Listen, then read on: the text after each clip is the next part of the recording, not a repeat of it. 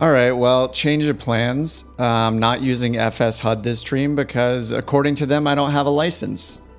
Even though somehow last week I was streaming for like 5 hours using it. Now that I've reopened it, it says that I don't have a license. So I don't know. I just spent about 20 minutes trying to figure out how to do it, uninstalling it, reinstalling it, using the software from Flight 1 that looks like it was created in the 80s, and it's just a complete nightmare. So I'm not able to use the software I paid for today, which is extremely frustrating to say the least. So I had to update the stream thumbnail and the stream title and change my plan, I guess, because of their coding or lack of coding, I guess. Yikes. Not good. Hey guys, sorry, I'm super frustrated right now because I'm never late on the stream, and now I'm 20 minutes late because somebody can't code software in a modern way. I don't know. I'm super frustrated. And yeah, sorry in advance for anyone that's not subscribed that I have sub-only mode on. I really don't want to deal with banning robo spammers today, so I just turned it on for the stream, so sorry about that. All right, yeah, and I'm back in the CRJ, so I was at, where are we at? Lewis, it's called like Lewis University or something, KLOT, Clot. So I'm going to start there and fly back towards the east. Actually, maybe, I don't know. I'll fly where, I'm not sure where I'm going to fly yet. So I'm going to load up OnAir company and figure it out. But yeah, it's extremely frustrating when you pay for something and then it works. And then the next time you use it, they tell you didn't pay for it. It makes no sense. I think I know what the issue is. I know that I'm confident the issue is most likely that my email address with one flight is different than my email address with FS HUD, and now it doesn't know that I'm licensed or something. Because the services don't talk to each other probably, so it's and of course there's no way on the FS HUD site to change my email address, so I can't do anything to fix the situation. And if I change it on the Flight 1 side, it doesn't have any effect. So there's something completely wrong there. I feel like last stream I was recommending people check out FS HUD, and after this I'm not going to recommend anyone check it out until this is resolved, because you could run into the same issue as me and then not be able to use the software. Hey Bloomin'. Yeah, it's all good. I'll fly without it. I mean, part of the reason I'm frustrated is I liked using it last week, and now suddenly I just can't use it for, whatever the technical reason is, but nothing that should be my fault. In an unfamiliar flight deck, you said, yeah, the 208. Yeah, I'm kind of trying to make my way back to the 208, which is at Teterboro. So because I'm using OnAir company, I just go where my actual pilot is located. So I'm going to make my way back to Teterboro at some point. I can also just ferry my pilot from one place to another if I want to, instead of actually flying myself there. But I haven't done that, so we're here at KLOT. What's FS HUD? It's another ATC replacement. Well, it's kind of more than that, actually. It does both ATC replacement and it handles the moving of all of the AI planes in the sim. So it actually integrates with FSLTL that came out, live traffic liveries. So that's a free traffic replacement and injects live traffic. It's kind of a live traffic replacement and a livery package at once. That has kind of been hyped up the last week or two. What level do you have to be to rent the Caravan? Do you mean an OnAir company? You don't need to be any specific level. You just need to have enough money to do the rental. So if you don't have enough money, you can do a loan. In the interface, there's a section where you can take out a loan. So it's up in the top menu here. You can't see the drop downs because of streaming software, or because, I don't know. You can't see the drop down menu, but there's a big drop down menu that's open here. And as part of that, there's a spot called loans you can go to. So if you go to loans, you'll see I have like a 1.5 million loan here. So you could take a loan if you really want to get into a bigger plane earlier and not have to work your way up the ranks, so to speak. And to take a loan, you have to go to a skills. Oh, you're not certified? Yeah, so you have to do a check ride. So when you go to the aircraft menu, on the little dots menu, there'll be a little option to do a check ride. So whichever plane is rented, hit this little dots icon, like over here on the right where it says manage. Oh, sorry, not the dots. Whoops, I hit the wrong thing. Hit the manage button rather. Actually, it might be under the dots menu too, but if you hit the manage button, it'll open a menu, which I'm guessing you can't see again. And then, yeah, there's a little check ride button there. Something I've noticed though is that it doesn't let me take a check ride in a VA owned plane. I have to rent the plane myself personally. I did report that bug in their Discord, so hopefully they're going to fix it at some point. Yeah, that's the way for now. So worst case scenario, rent the plane first personally, and then do the check ride with the manage button. And then after that, you could use the VA version since you'll be certified for it. There is another workaround too. Like if you don't want to do all that right now, you can actually hire an AI employee, hire a pilot, and then you can fly as the AI pilot who is certified for it. So it's still a human doing the flight. I thought this was a bug. But you could actually pretend to be an AI pilot instead of using your own like avatar or character that doesn't have the certification. You would fly as the AI that does have the certification, but you would still fly it, you know, yourself as a human. You did a check ride in the TBM last week. It should show up on your employee page. Like if you go to employees and find yourself in the top left menu. So here's mine. If I go to manage, then down here, I can see my things down here. My certifications. I've just done a couple. I did the multi-engine last week sometime. Dude. I don't know if Gabe's actually flying an Airbus or whatever that is, but or it's probably like a 787. I can't even tell. Okay, so I'm at KLOT, so let me get this started. Find a job, find a flight, sip my coffee. I'm gonna have to email FS HUD support at some point to get this solved so I can use it on the next stream, but they don't have a Discord, so it looks like my only option is to fill out a web form to contact them.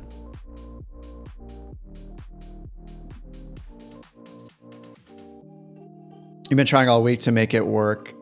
Yeah, yeah, I'm not sure if it is in the manual. The manual is pretty good, but there are some things that are missing. Like I was trying to learn more about FBO jobs, and I think I couldn't find stuff about it. But their manual's online. Yeah, maybe there's some holes in it. What about JFFS traffic? I'm not familiar with that one, but I've been using, for ATC replacements, I've used Pilot to ATC. I've used Pro ATC SR, which is the new speech recognition version of that one. Oh, sorry, I'm getting an error for my stream. It says I need to change my video resolution. What? No, I'm not changing my resolution. Stream status poor.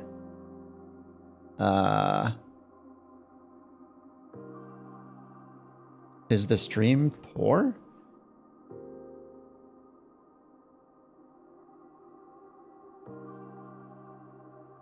Oh, is it only putting me in 480p? I don't know why YouTube's telling me this now. I'm worried that the stream is messed up. Looks fine to you. Looks fine there. Okay. I don't know why it's saying that. Okay. Is it, let me load it myself too to make sure. Is it giving you guys 1440? Oh, it is. Weird. I think it's because I chose, they have an option for stream latency. So like how long of a delay it is before I see your chat or you hear me respond to your chat. And I turned it to ultra low latency today instead of normal. I think that may be why it's complaining, but maybe it's just working and they're yelling at me anyway. All right, let me get this started. Let's go to OnAir. Let's go to the company screen, do some couple couch captains flights. I don't know if I'll do one or two. We'll see how. I usually try to do at least two. Yeah, I'm pretty new at this plane. I've probably done like 6 or 7 flights so far. And last stream, Logan, who's a member of the chat and the Discord community, was in here. He was giving me tons of tips, so hopefully I'll remember some of that. Because he actually flies the CRJ in real life. And yeah, it was super helpful in just getting my speeds right and knowing the right procedures for certain things, like shutting it one engine down after landing after 2 minutes. There's a lot of really cool stuff he shared in the chat. So I'm going to try to remember that today. We'll see how it goes.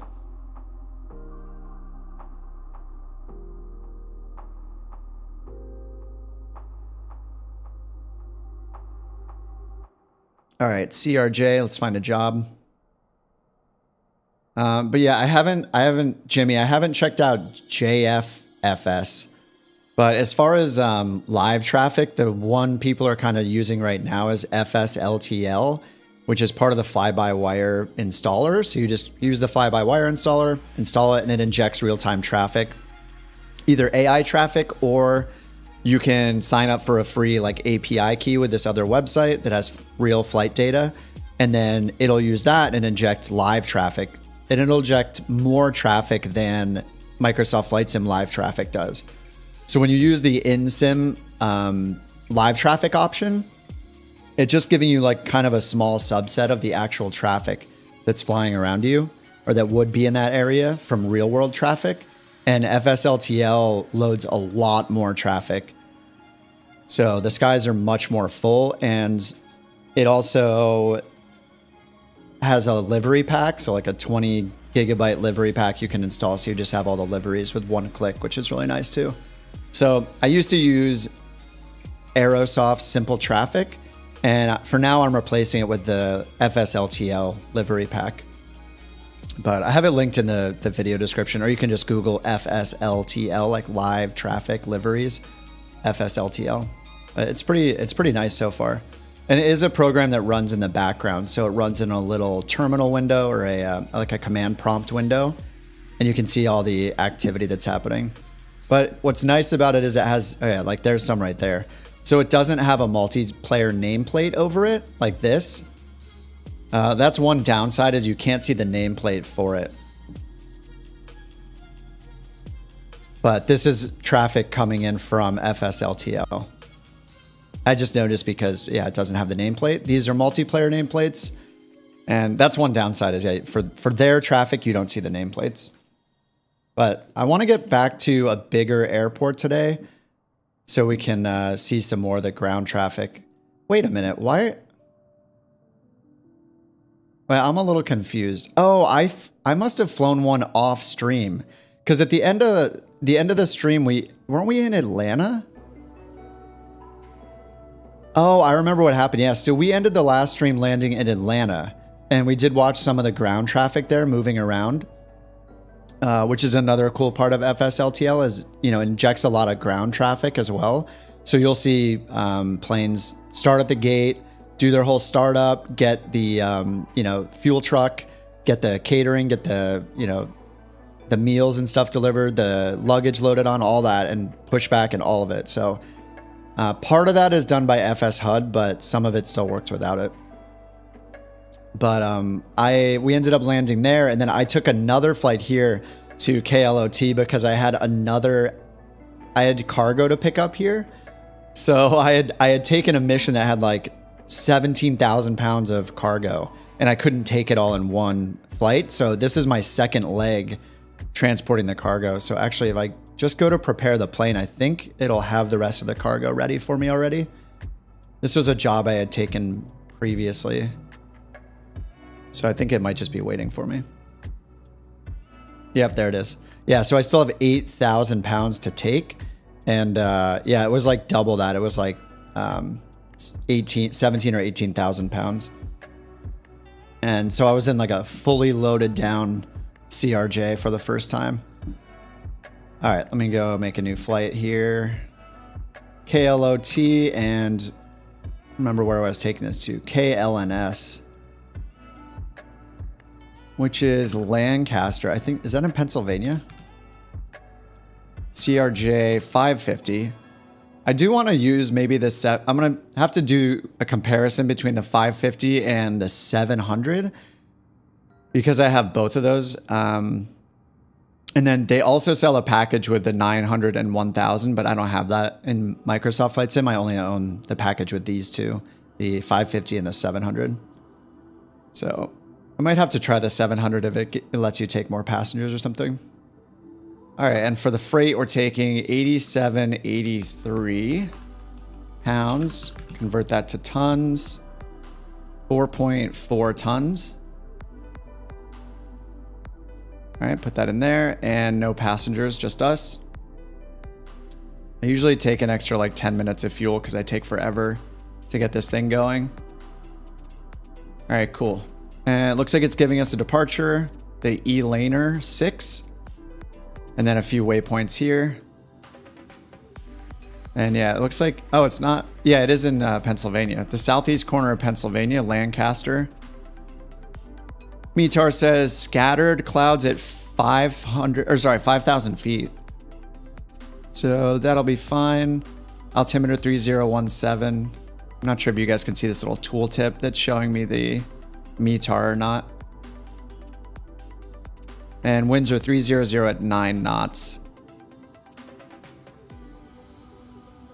And then here at KLOT, we have, as it shows in the sim, clear weather. So that matches up.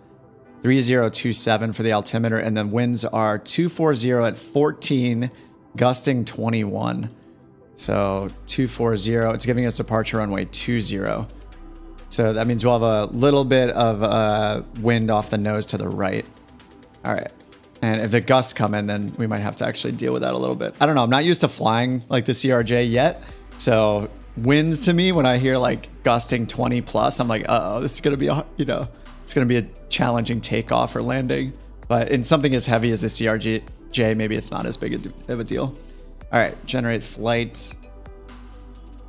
Oh yeah, something I can use today is I finally set up, I'll see if I get in the habit of using this, but I set up Sim Toolkit Pro, so we have little stats in the bottom right, like a lot of streamers do, to show, just show our departure and our route and our airspeed and time on route and stuff like that. Nav data mismatch. What? There's always something to update with flight simming. I think I need to use the Navigraph FMS manager and update the Sim Toolkit Pro. Yeah, I do. Okay. All right, I'm going to restart that really quickly. Yeah, new cycle. What's cool is I guess it automatically does it in SimBrief when it's like a minor revision. I know sometimes you have to choose the new one. Okay, I updated that. Restarting Sim Toolkit Pro. Navigraph and Flight Sim both updated. Oh, is that the update I got in Microsoft Flight Sim? I hadn't played much this week since the stream, but yeah, I just got that update today. It was like a 40 megabyte update, so I guess it was the flight data. Cool.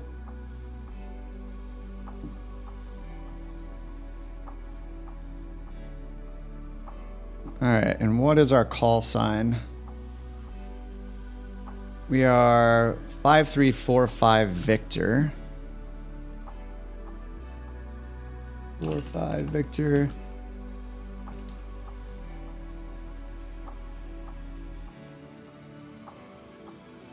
All right, I think that should work. Flying now.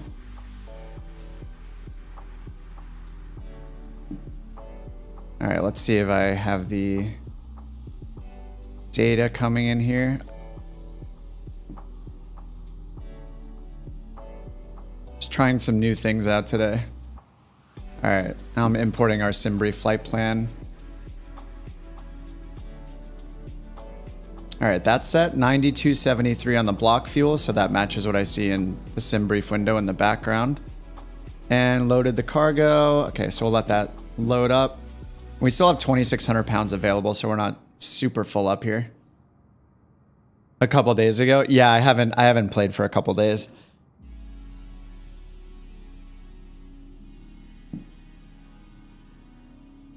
You want them, but Xbox. Yeah, I mean, the plus side is that there's so much stuff coming out on PC that, you know, first of all, it's hard to decide what you even want to try. And there are cases like, you know, like I'm running into today, which is like suddenly something's just not working. So I have to, you know, I was sitting there for 20 minutes troubleshooting, trying to get an add-on working instead of just starting the stream and flying. So it can also be a little frustrating, but yeah, for the things that work really well, it, you know, especially something like OnAir company, I really hope something like that comes to Microsoft Flight Sim natively or in the marketplace. It'll just be awesome. Just the same reason why the Xbox launch in general was good and getting more people involved in simming. I think, yeah, having a career mode available on Xbox as well will be the same thing, you know, get more people into it, get more people, you know, doing the career mode thing and just having some direction, which is something I totally need.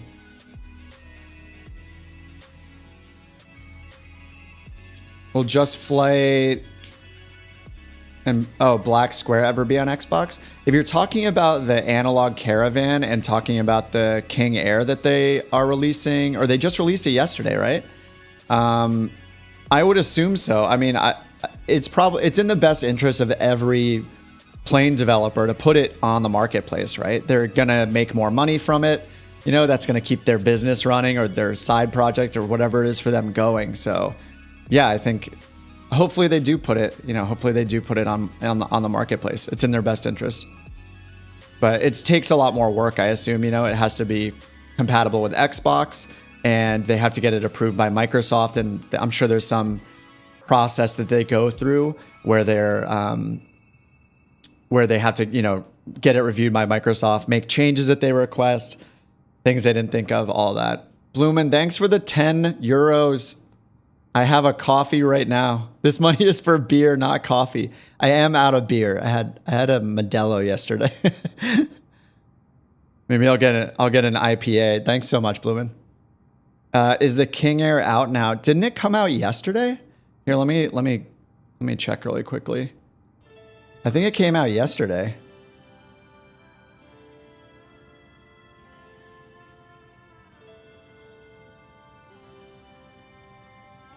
Black Square, King Air. I assume it's on Just Flight.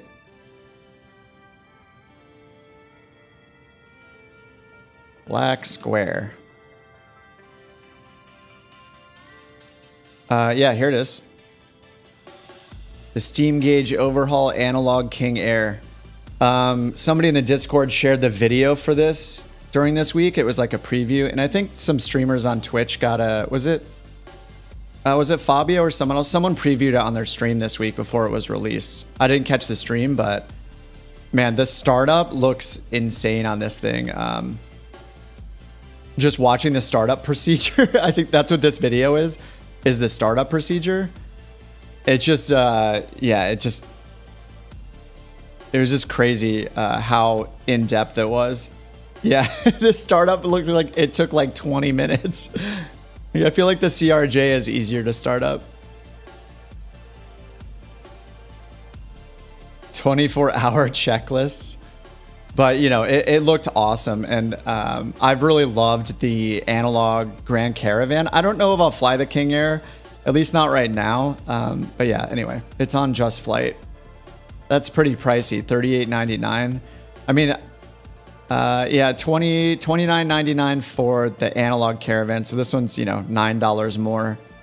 But I mean, I don't know. I feel like it's up there in the quality of like a Milviz plane. So Black Square seemed to be killing it. I didn't realize they had, well, actually I do have their taxiways bundle as well, which is great. So it replaced, oh, there's a South, wait, is this a real, this might be FSLTL traffic coming in. This is a pretty small airport, so yeah, actually I hadn't seen any traffic here until this one. All right, so we're chatting a lot. Let me get this stuff going here. Sorry, I always end up talking for like a half hour before I actually do anything in the plane. Checklist is used at the start of the day. Oh, I see. Yeah, it's intense. It's a lot going on there. Yeah, so we don't need to pick a job yet. We already have one. So I'm gonna close that window for now. Everything is loaded. We're gonna go real time. What time is it now? 1:43. So it's 3:43, 4:43, almost 5 p.m. On the East Coast. And the flight time is gonna be an hour and 30. So I think I'm gonna offset it just by 1 hour to be safe. I'm not quite ready to land this thing in total darkness yet. You know, it'll likely be at an airport with a major lighting system, but anyway. All right, set that up. All right, the plane weight should be good now. Wow, my frames are not great. This might be something to do with FSLTL. I actually turned down how many planes it shows. What I had on originally was their default setting is 85 IFR planes and 15 VFR planes. I changed it to 50 IFR planes and 0 VFR planes, and also 0 additional planes at parking. I think it like makes up some new planes at parking for you, so it looks more filled out. So I turned that off as well.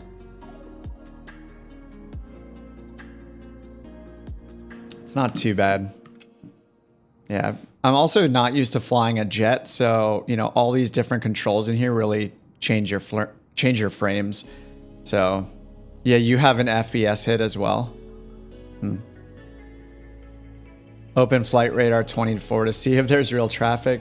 I could actually look, I could just look at the log. So what's cool about it is it has a little log that runs in like a command prompt window. So you'll see every time something happens when it spawns a new one or not. So I can actually just look through that and see if there is something at KLOT. And there's not. So I think that's probably multiplayer traffic.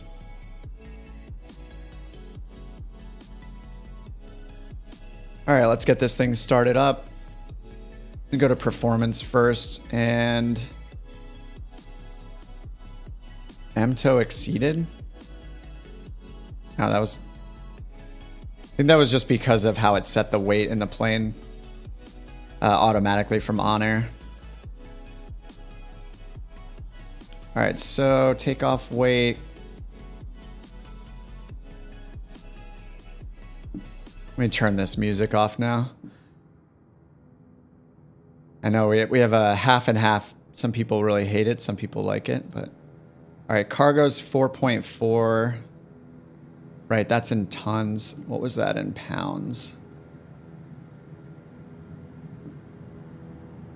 8,783 pounds. So 0 passengers. And we need... Oh, this is always a little confusing to me. So payload does it include the fuel? No, it doesn't. Okay, so payload is just the cargo. So we want that to read 8783, right?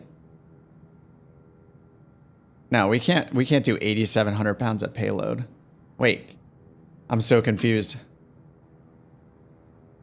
So according to OnAir, we can load this and the fuel that we have and be fine. Like we had 2,000 pounds extra. 8,700 pounds is the total payload, but what was the actual...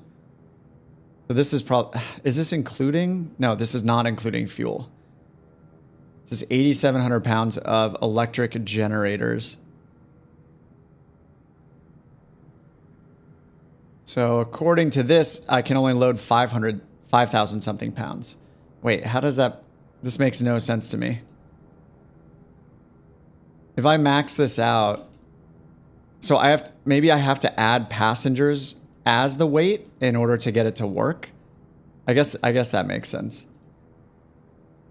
So I would add enough passengers to get the weight up to the payload. Yeah, just because it's configured for that. That makes sense. Yeah, Chris saying the same thing. Okay, right. 87, 83. So I'll just go up There are 30 passengers. I wish it would set this automatically when I did it with OnAir, but all right, 87, 83.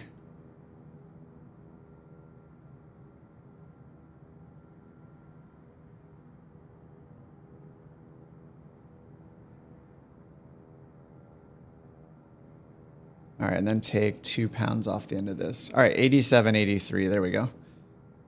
And then copy to FMS. I'm not sure if that works right away. Set all dry runway conditions. All right, cool. All right, let's go up here. I'm gonna try to start it for the first time myself, see how it goes. So connect ground power cart. Now up here we turn on DC, battery, AC in use. Air conditioning comes on.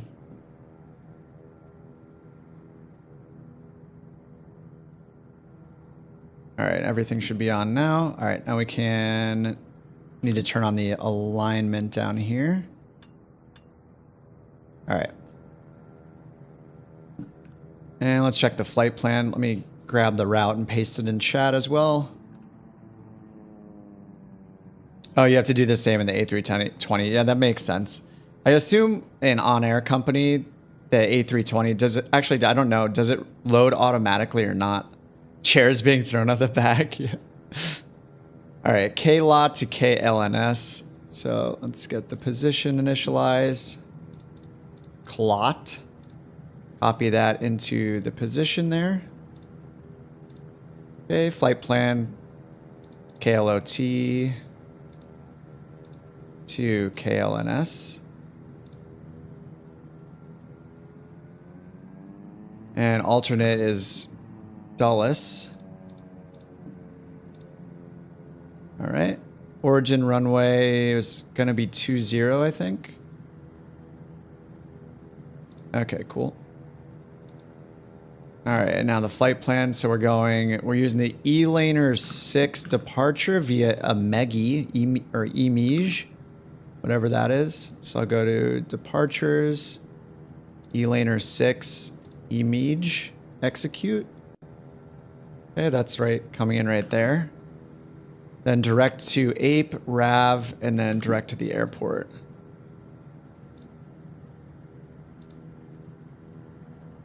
All right, APE. I think there's a manual segment as part of that, so that's why there's a discontinuity.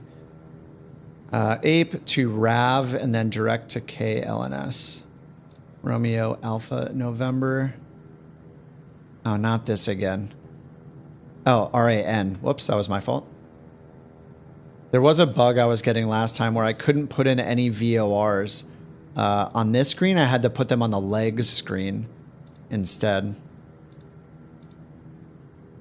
Oops, I'm messing up. I forgot it. It doesn't delete it. All right, direct RAV, and then direct KLNS. Until we get an arrival or a approach put in there. Okay. A320 you have to load via the EFB. OnAir turns off the auto loading. Oh, I see. Yeah, I'm used to it just auto loading everything for me in the smaller planes, so this is another change. All right, thrust reversers, I arm those once we're getting ready for takeoff. All right, that looks right. So there is this discontinuity right here. I think I'm gonna get rid of it. Like, we're supposed to be vectored, but because I'm not using an ATC that will... What? Again? Has this been happening all week? This happened, this was happening last week too. So because it's not gonna vector me, I'm just gonna have it go directly there. And speaking of that, let me go and turn on the in-game ATC. At least we'll have something for now. What's nice about it, even if you're not using it yourself or you don't care about what it says, it's kind of cool to hear the FSLTL traffic on the ATC. So that's another nice part of FSLTL is it'll interact with the ATC, you know, on the ground and in the air. So it's pretty cool to hear them. This looks like this is live traffic right here, right? There's no. Oh wait, did I turn off multiplayer? Oh no, that's Fredericks. Sorry, Fredericks. I didn't mean to call you AI traffic. Okay, we're on FMS 1 over here. All right, that all looks good. All right, let's go over to performance, B Nav setup. So yeah, target speed. Yeah, we don't really have to do anything here except cruise altitude. All right, so it estimated our cruise at flight level 390, 39,000. Okay. All right, cool. And let's open up Navigraph.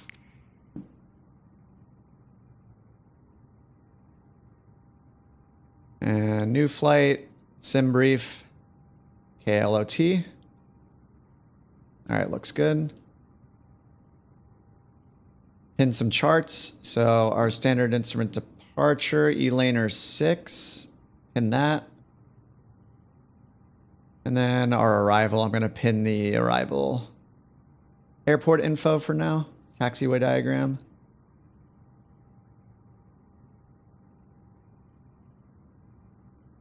Cool.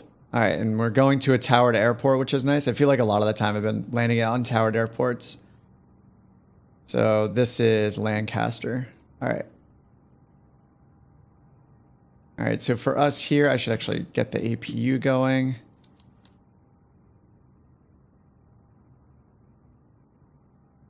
Okay, invite. Start that up. I actually don't know. I have to relearn this procedure. I think so when you're on ground power, so I'm using the ground power cart for our electrical power right now. But once I start the APU, I'm not sure, do I disconnect the ground cart then, or I wait until I have my engines totally started? I thought APU takes over for the ground power cart and then helps me get the engine started. And then after that, once the engines are both going, I can shut down the APU. Pretty sure that's the procedure. All right, APU is spooling up.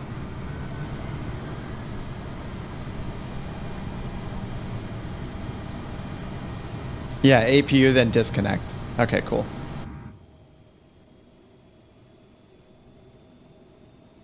All right, so it says available. So I think that's right, because it says I hit it on start, so now I think it can go. I think the last time I tried this, though, and I disconnected the AC, so I just hit AC here, right? Or I just removed the cart over here. Okay, yeah, that's good then. Okay, the ground cart's gone. I'm going to take the wheel chocks away because I always forget. All right, so now I can start up the engines. So fuel pump's on, and then right engine start. Whoops, hydraulics. I didn't turn these on. There we go. And I'll turn the beacon and nav light on. All right. And then these should be on as well. Or sorry, not these. These should be on auto. And arm. No smoking sign off. There we go. It's company policy. All right, 19. Start the right engine. Your flight will be monitored until you land and shut down the engines. Oh, thanks, OnAir company.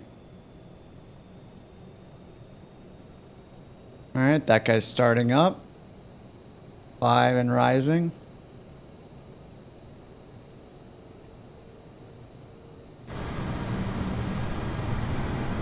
Yeah, this livery is the 550. So this is the Aerosoft CRJ. The 550 and 700, or sorry, the 550, which is what this one is, the comes with just the United Express and some other generic one that has no like logo on it. The 700 has like, I think it has like 20 liveries for it or something. It has a lot more. All right, that's at 20. So left engine start. Let me turn on my transponder. There we go. Just do 1200 for now. I'll see if I can get the in-game ATC working, but whatever. All right, 19%. Give it the fuel. Let's make sure my throttle's in idle. Hey, Jerry, what's up? Welcome back.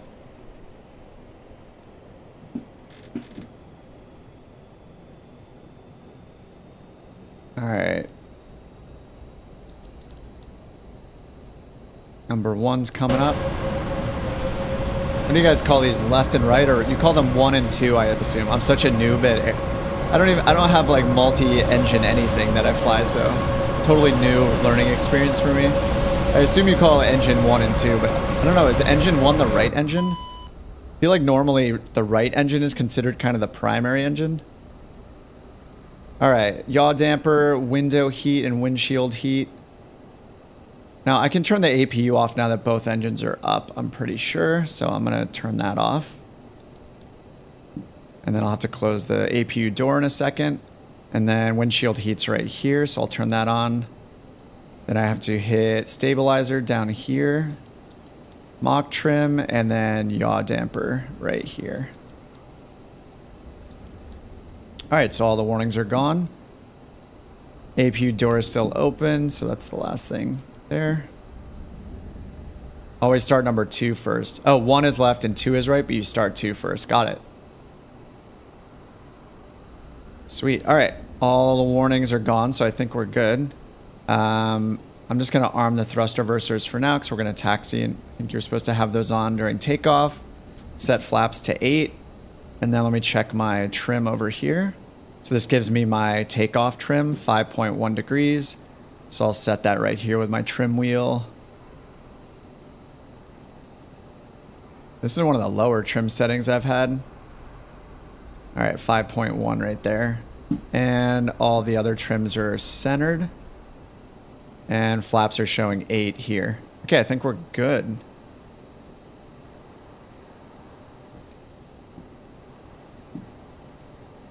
And then nose wheel steering armed. Lighting is good. And then our nav lights are on. Okay, so we'll just turn taxi lights on. Oh, nice. I don't even know half of the liveries. So there's just so many airlines and stuff. And there's 20 gigabytes of liveries in that pack, the FSLTL pack. So it's really cool to see all the different liveries that are in that pack. I felt the same with like Aerosoft Simple Traffic too. Like I would just see cool liveries. Hey Bonner, what's up? Yeah, you can fly along. I'm on the US West server at KLOT. And let me post the route again. So we're going to the east from, to Lancaster in Pennsylvania in the US. All right, so this is all set up. I'm just gonna hit set here again just to make sure that's good. And source select panel, I think I have it on FMS 1, yes. Cabin pressure panel, I did not check. Some of this stuff I just don't know about yet, and I'm not gonna try to learn absolutely everything while I'm on stream, but yeah, I don't know much about or really anything about the hydraulics and the pressurization systems or anything like that. I know windshield heat is on. Emergency lights are armed. I did that. I took the chocks away already. This is all the before. This is all the beginning check, like the before start or originating kind of setup checklist.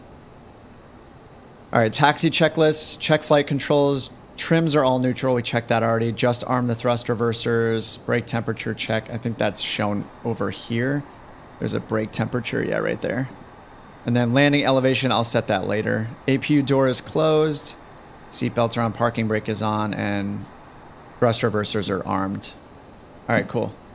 Now let me see if I can tell ATC what my flight plan is. I'll try this export trick we learned last time. 39,000. I actually unbound all of my number keys as shortcuts so I don't accidentally trigger ATC messages. All right, and we're down here at the terminal apron right here, and we're gonna go to runway 20. All right, let's do the weather and then set our altimeter.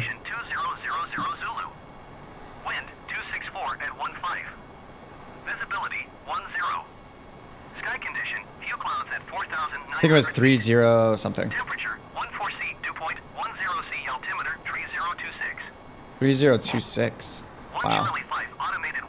All right, 3026 right there. Let's put 3026 on our backup instrument here.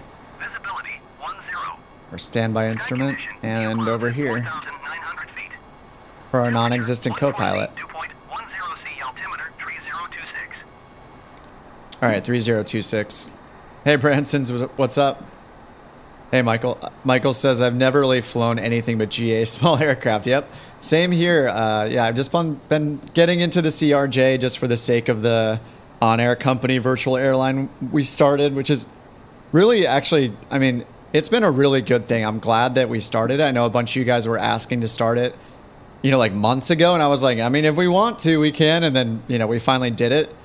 And, or I guess I finally started it to just get the ball rolling, and it's been really fun. Like we've all been chatting a lot more, or you know, doing planning and figuring out what to buy next, what to rent, what our financial situation is. I think we need to hire an accountant, probably, somebody said. So yeah, it's been really fun. Just being more active in Discord with each other. It's been a good time. Yeah, Jerry, that's a good shortcut. Yeah, I use B all the time. Except when I'm trying to learn and just do things more realistically, sometimes I'll do it by hand. But yeah, B is the best shortcut that exists. I don't know if you have a similar shortcut on the books are not balancing at the moment. Yeah, we might need some help. I don't know if there's a B button equivalent on Xbox or not, but if there isn't, I would definitely recommend if you're on Xbox, you set a controller shortcut, like a combo to that.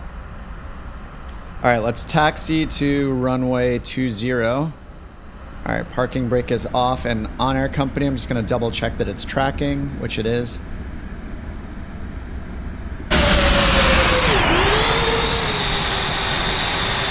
The books are in the green. We'll take your word for it. All right, we're gonna go to the right here, go to Juliet, and then take Golf all the way up to runway 20.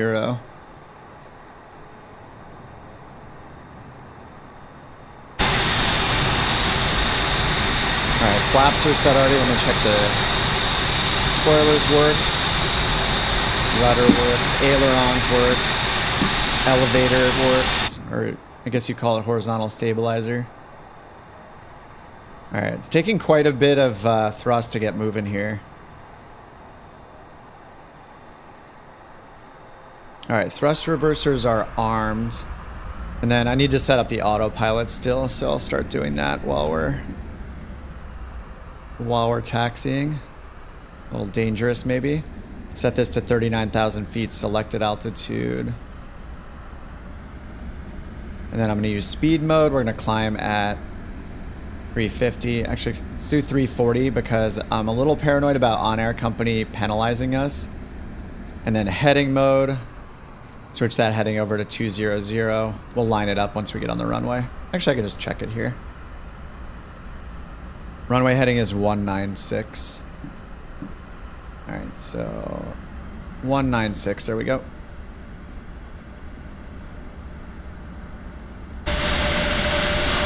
Look how... Wait, that's the 787, right?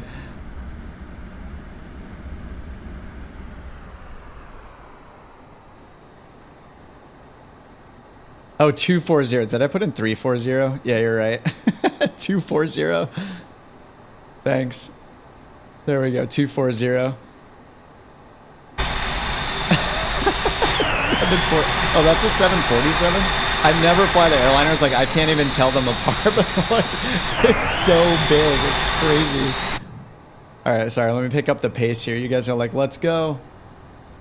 All right, here's Golf right here. We're turning right on Golf, taking this all the way up to 20. Let me listen to the weather again to see if the winds have changed. I didn't pay attention to the winds. Do I have the F-18 installed? Yes, I do. I do, Shorts. 264. All right. Oh, you know what? We should go. We should go to runway 27. I think we need to change. I'm gonna go change to 27. The winds are better for 27.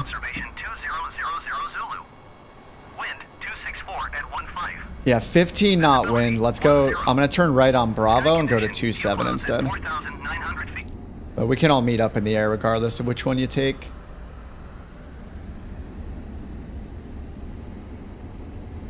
All right, this is taxiway Bravo. Take this over to 27.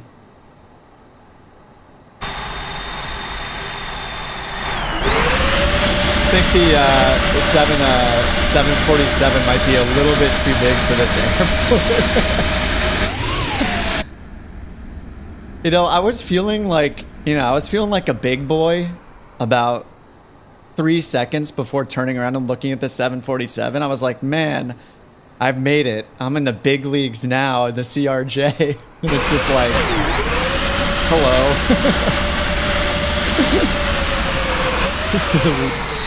the giant looming, like lurking behind us. It's very emasculating. Please stop.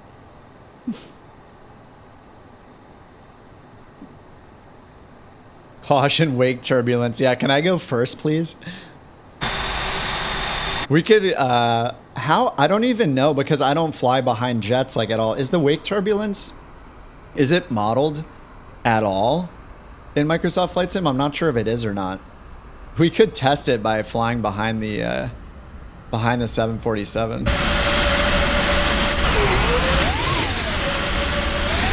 Oh, it's not? Okay. Let him go first. Yeah, we can try it out. Who's in the 747?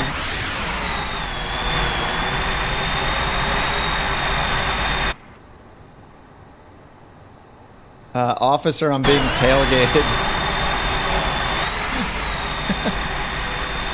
He's just right up in there. Alright, flaps are set to 8. Let's turn our landing lights on. Oh, I forgot my taxi lights. Whoop. Mistakes were made. Alright, we'll let the 747 go first. He can just warp through us. The queen of the skies. I mean, it looks beautiful. I assume they're in the chat. I never know for sure. They must be just because this is such a small airport. Hey, this is such a weird bug. Like, with the, I don't know what this is. I've been seeing this a lot lately. All right, go for it, 747 pilot. Oh, it's you, Gabe? Oh, I thought you were in the Southwest for some reason.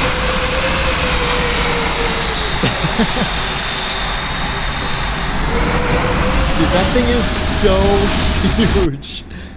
It is crazy. All right, our landing lights are on, and yeah, we have got our flight plan all set. You know, I didn't look at the SID actually. I'm just gonna look at it briefly. Oh, I also changed our departure runway. Uh-oh, that's gonna be a problem, right? I didn't update our SID here. Runway 27. There we go. And then it's probably not the same departure.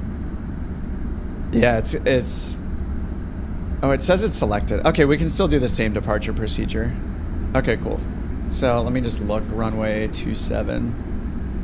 And we don't really care, but you know, if we did care and ATC was gonna do this correctly, we would care about our initial climb here from Lewis University, runway 20, climb on a heading 195 to 1180, then assigned by ATC, vector us to Earnard or whatever. And but for us, we're just gonna go directly to Earnard, just because we can't rely on ATC to do anything. And then it said direct on a 194 heading, which I think that's what I set up before. 196, sorry, let me double check that. 196, Lewis, climb on heading 195. All right, we'll do 195. We're partially listening to it. All right, cool. And I think I did this, did we do the same flight before? I think we might have taken off from here the last time. Oh, 27. Man, there's so many mistakes I'm making. Yeah, sorry, we were on 20. Climb on heading 269er. Thanks, Big Mac. And you guys are saving me. 279er. Wait, it can't be 279er. That would be 269. Nice. All right, 269. There we go. All right, Gabe, hit it. That thing is, dude. It's just super impressive. You guys have known this is impressive forever. Me, and not looking at jets like forever for 2 years of simming. All right, rotation speed is 124 today. Is he gonna do a grass takeoff?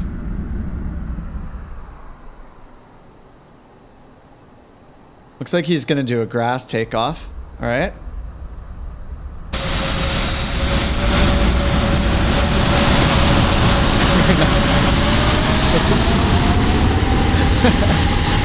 Short field 747 takeoff. He needs more runway. He needs less grass as well.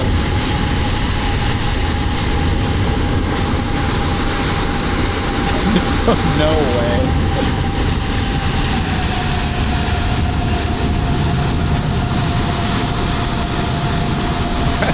This is not gonna happen, is it? Oh, he's rotating.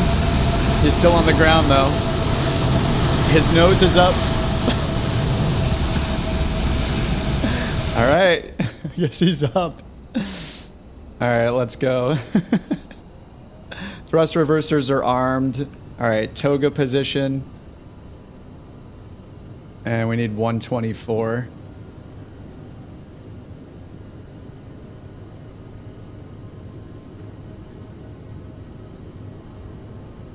All right, there's 100. 120. There's rotate. I need to pull back on the stick more force. Airborne time log. All right, gears coming up.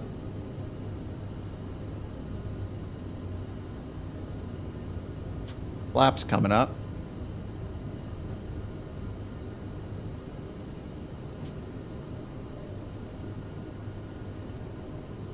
Too low. Terrain. Too low. All right, climb D10. Autopilot is on. And nav mode is on. And we're gonna need to turn around here. And thrust reversers are off.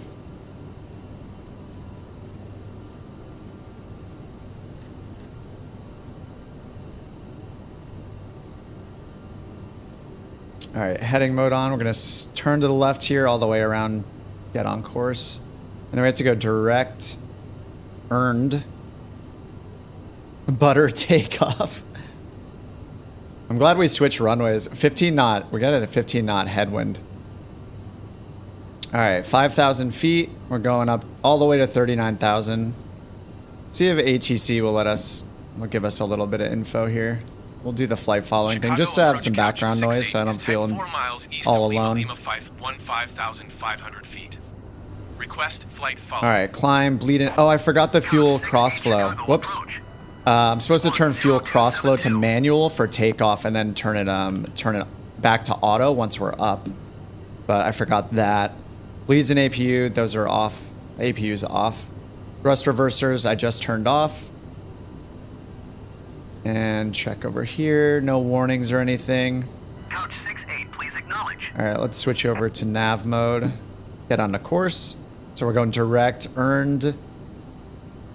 Hey, Deuce, what's up? Where's Gabe at? I think he might be behind us. Oh, there he is right there. Yep. He's on his way over. So here's another example of, like, I don't know. I recommend everybody on PC to check out FSLTL. Like, I really like it. The skies are so much more active. Like, you may have to tweak the numbers to make sure it doesn't bring in too many planes and really mess with your frames. But it's free. It's on the fly-by-wire installer. You just install it. It opens up and it gives you a few commands to run. You sign up for a website and get an API key if you want the live traffic instead of the AI traffic. And it's really nice. And then you get the at 0272. Let me squawk that. You get the livery pack as well with it, which is like 20 gigabytes. So I mean, if you have the space, it's pretty awesome. And then for those of you that do VATSIM, it's VATSIM compatible with model matching. So there's in their FAQ, their instructions, there's a file you copy and then set it up in vPilot for VATSIM with that software, and it'll do the model matching for you. So it's pretty amazing. You're getting, you know, AI traffic, live traffic, and VATSIM model matching, and a livery pack for free. So I think that's why people are pretty hyped about it. Going to I think it's pretty awesome. 6 couch 68. All right, over to Chicago Center. Chicago Center, couch 68, 13,300 feet. And my flight, my toolkit thing isn't working. Why isn't it working? Streaming. I spent time and set this whole thing up, and now it's not working. Chicago Center on 132.5. Good day. What did I break in it? I'll figure that out during the flight. 132.5 for couch 68. All right, so we're going direct earned for now, and then we'll follow the SID. Take us to the south, eventually to Emoji, I guess, and then from there we go east towards Lancaster. Sandwiches are being served. Hey Simzu. Yeah, sorry I have it on subscriber only mode for the chat today, just so none of us have to deal with the 18-year-old plus spam messages we get in the chat every time. So so we don't have to deal with that. I feel bad about turning it on, but at the same time, yeah, I don't want to deal with the spam. It's pretty annoying. All right, they're changing us again. Let's turn on the autopilot AI, or the co-pilot. All right, 3026, that checks. We're still good there. Passing 18,000 feet. Should have had my landing lights off already. Beacon and strobe on and all that. All right, let's change to standard baro. There's 2992. Let's do it everywhere else. Standard, and over here, standard. All right, 2992.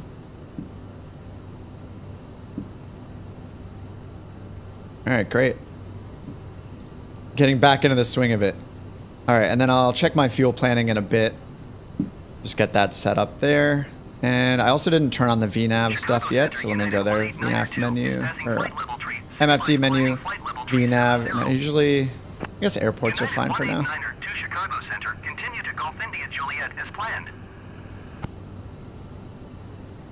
All right, it doesn't look like we're going direct earned right now. Yeah, we're still being vectored, so let me go direct, earned.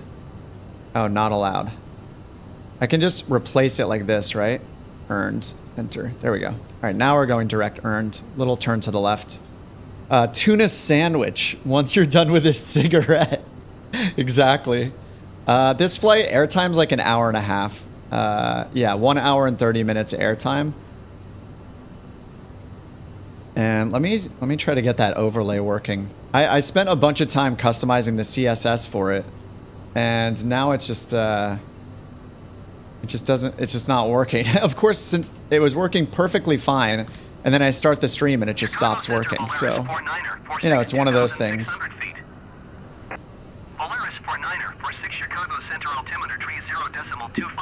I don't understand why it's not working.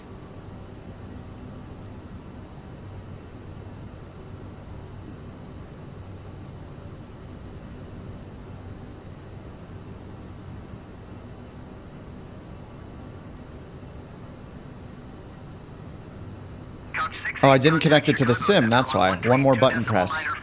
Come on. There we go. Fancy. Maybe I'll customize these a little more. I'm not 100% happy with how it looks, but at least it gives us some info down there. There, I'm like a professional streamer now. And I need to make sure that it's on. Okay, yeah. All right, let's copy. What? Our autopilot, or our co-pilot's not doing anything. How long will I fly today? I'll probably do 2 flights. So it could be another 3 hours. We'll see how it goes. All right, we just passed earned. Next waypoint's Elaner. So just checking that here. Elaner, 10 miles in 1 minute. Got a nice gust here from the right.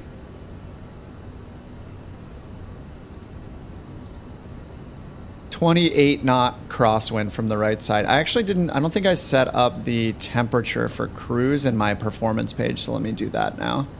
Performance, VNav, cruise. Or is it just under performance? Performance init. Oh, the passenger weight and cargo wasn't set here. I thought that gets set over here. Maybe I didn't hit the button. Copy to FMS. There we go. And then cruise altitude's correct. And ISA deviation, let's check that here. Contact Chicago Center on 127.8. +3, put that in. All right, we're still in the climb detent, right? Let me double check this. Yep, still in climb, 25,000. And, oh, I didn't update my speed. 127.8. We should be at 270. Or no, is it 290? Let me check. I think it might be 290.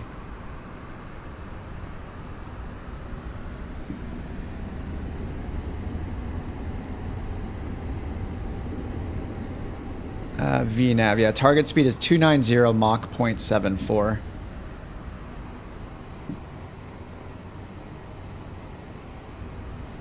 So it's gonna pitch our nose down for a bit until we get up to 290, and then it'll pitch the nose back up.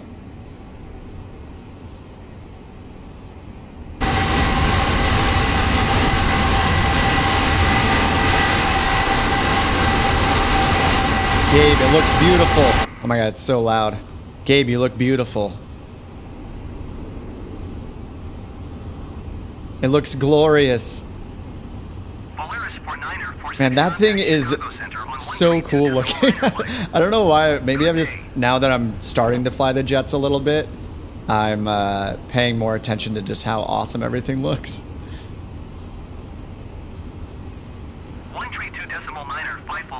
What's my favorite thing to do in the sim? What I'm doing right now. I like the career mode apps. To me, I would be completely lost if I didn't have something like OnAir Company, NeoFly, or Skypark, apps like that. You know, there's also like FS Economy, Air Hauler. There are a lot of them. But yeah, my favorite thing is, of course, learning. Like learning a new plane, like learning the CRJ is really, really fun.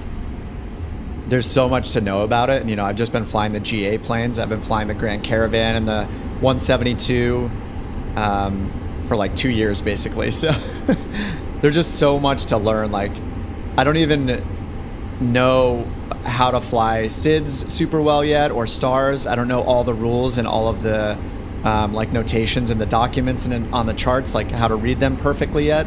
Like there's just always something to learn. Whoa. Gabe disappeared. Oh, he's back.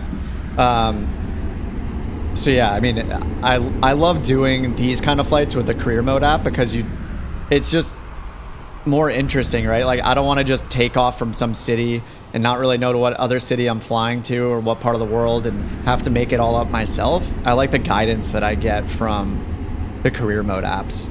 Like that helps me. I'm kind of lost otherwise. Like I wouldn't know where to go. And we just started doing the virtual airline thing recently on the Discord, so that's been really fun. That's why I'm actually flying this plane, like after so long of not flying these planes, like not flying the CRJ, not flying any of the airliners, even the business jets, like very rarely. I'm only really flying these because of the VA. Like I want to help earn money for the company, you know, the virtual airline. Unfortunately, you can't use them with Xbox, no. The only thing you can really do is run them separately and like have it kind of pretend that somebody recommended like you can have AI pilots fly the routes for you, so you'll still get credit for them. But I think if I was on Xbox, I would, and I had a computer separately, like I had a laptop or you know, a separate desktop computer that maybe I couldn't run Flight Sim on, I would probably use something simple like Skypark. Even though I can't connect it to the sim, I would probably use something like that just to find cool routes to fly. But you could also do that with like NeoFly, and somebody said you can use an AI pilot to do the flight for you, so you'll earn the money and all of that. You know, it's a bit of work, but if you do it with NeoFly or OnAir Company, I wouldn't use OnAir Company, honestly, if I had an Xbox, just because a lot of what's cool about it is like how it integrates with the sim. You wouldn't have that option. You know, how it loads the cargo for you and everything like that, tracks the flight. I would consider trying NeoFly first, and having the AI do it for you. Yeah, but in any case, all of them will help you find routes to fly. What's different about NeoFly and OnAir company is that they'll tell you like how many passengers you're taking and how much cargo you're taking with you. So in that case, like if you didn't have that, you might not do the weight and balance, the fuel calculation stuff, use sites like SimBrief to do that for you. Load the passenger weight, you'd just be flying the plane like empty. So I don't know. It's just up to you. It matters how much extra work you want there to be involved with flying. I like the variety it gives me. The variety in routes, the variety in how much I'm loading on, passengers, fuel, cargo weights, all that. It makes each flying experience a little bit different, right? Depending on that. So yeah, Skypark is really flexible. I was using that for a long time. It's really good for just finding the routes, really, is the best thing about it. And they also have ones that are not, they're not just simple passenger jobs. They have ones where you like tour the Caribbean, tour certain parts of Europe. Like they update it here and there with like more editorialized routes, like ones they come up with, custom routes, not just computer generated routes. Good website for commercial flights for realism. Well, you could, one thing is you could use like flightaware.com and sites like that to look up real world flights. All right, 34,000 feet. I just need to remember to pull the throttle back once we get up. Yeah, you could look at sites like flightaware.com. Yeah, Flight Radar does the same. You can find a plane that's flying near you in real life and just be like, oh, where's that plane coming from? Where is it going? And then look up the actual route they flew and then put that into your plane and fly the exact same route. FlightAware does the same thing. It'll show you the actual route. Basically it'll show you text like similar to this right here. So it'll show you all the waypoints and procedures they're using on that route, and you can just recreate that yourself.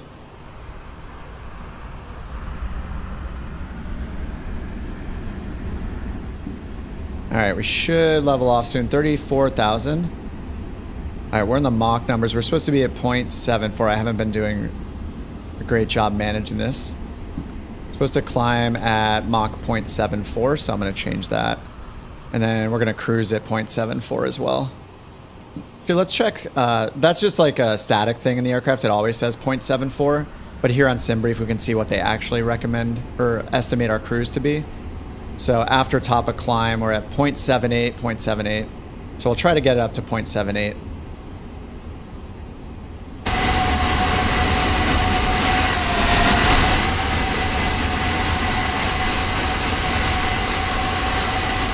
What's the difference between doing that and randomly picking places on the world map? Yeah, that works too. I mean, it's really just up to you. So if you want to follow a detailed flight plan that is a real flight plan that real flights in the real world are using and recreate those, then you could use a site, like Flight Radar, FlightAware to do that, to look up the real actual route they're using. If you do it on the world map, that's totally fine too. Just pick 2 airports, and if you change the flight type in the top left to IFR, low or presumably high altitude you would choose for an airliner, then it'll automatically generate a recommended route for you, a flight plan for you, and you can just follow that. But yeah, if you really want to fly the exact same route that a real world one takes, then you would do that. But yeah, I do that all the time where I go and just let Microsoft Flight Sim's world map choose the route for me. It's just whatever you want, you can do anything you want in the sim. You can take it as seriously as you want.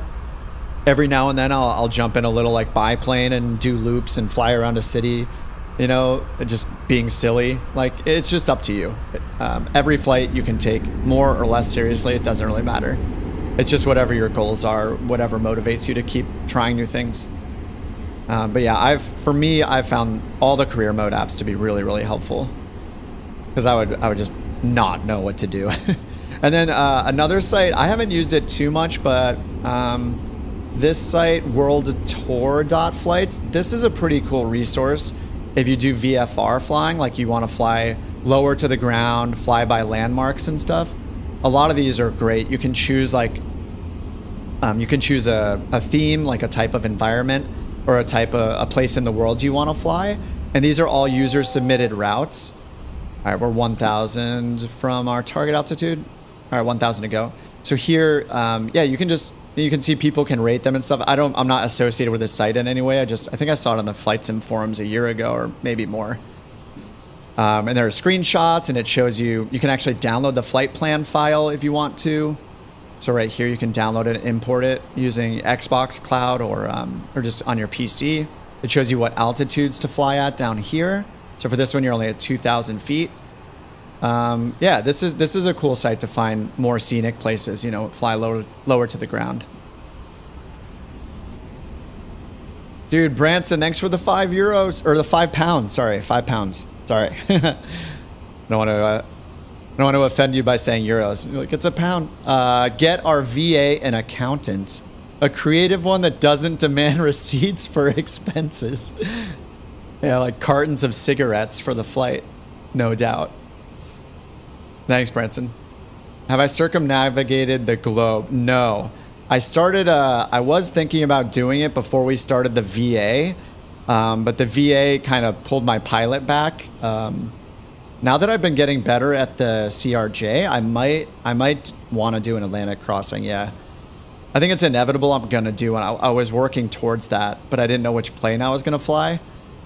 Now that I have some experience in this plane and some more in the CRJ, it's seems like a more realistic possibility.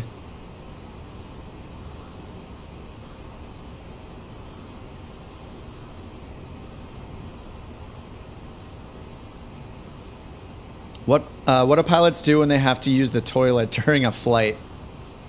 Well, on a plane like this, you know, one pilot would, you know, the co-pilot would continue flying while the pilot goes and uses the restroom. But on a smaller flight, like generally, they're not going to have a bathroom, right? In like a Grand Caravan. So including the passengers, right? They're just going to have to go before they get on and not drink too much beer on the flight. Or they'll have to bring a bottle or something. I don't know about any like longer hauls in smaller planes without bathrooms. I assume they've come up with some ways to take care of business though. You know, bring like a plastic, like a bladder they can fill. Just like a portable urinal solution. I don't know. I'm not a real pilot, so I would just be guessing. Hey Delta, what's up? At work, we'll fly along with the replay later. Awesome, thanks for dropping by, dude. Co-pilot will continue flying. One of the flight attendants have to stay in the cockpit. Oh, because there must be two people. Right. Yeah, I've seen some of those disaster videos too where, yeah, unfortunately one of the pilots like brought planes down intentionally, and that rule, I assume it's a global rule. I don't know for sure, but I know, yeah, that rule was established after those incidents happened, which is just insane. All right, that's some turn anticipation right there. Half bank is on by default too for passenger comfort, I guess. All right, so we're at 39,000. Mach 0.77. I think we were supposed to be at Mach 0.78, so I can give it a little more thrust here. Actually, I can't give it more thrust. I actually have to pull it back a little bit. So up here, this number, so Logan, who was in chat last time, who flies a CRJ, was saying this number right here is the maximum operating power in cruise. So you don't want to be above this when you're in cruise. So we're at 85 right now. So even though I want to go a little bit faster, based on the Simbri flight plan, we're going to not do that yet. All right, now we're going direct to Ape is our next, it's our next waypoint. Way out there. Let's turn off the airports on the data here. Oops. There we go, clean that up. So 24 minutes until we get to Ape, and we're just cruising at 39,000. Indianapolis Center. The co-pilot hasn't been taking care of the ATC. Saw a video about a vacuum system for pilot relief on a King Air type vacuum system. That sounds like some space shuttle technology.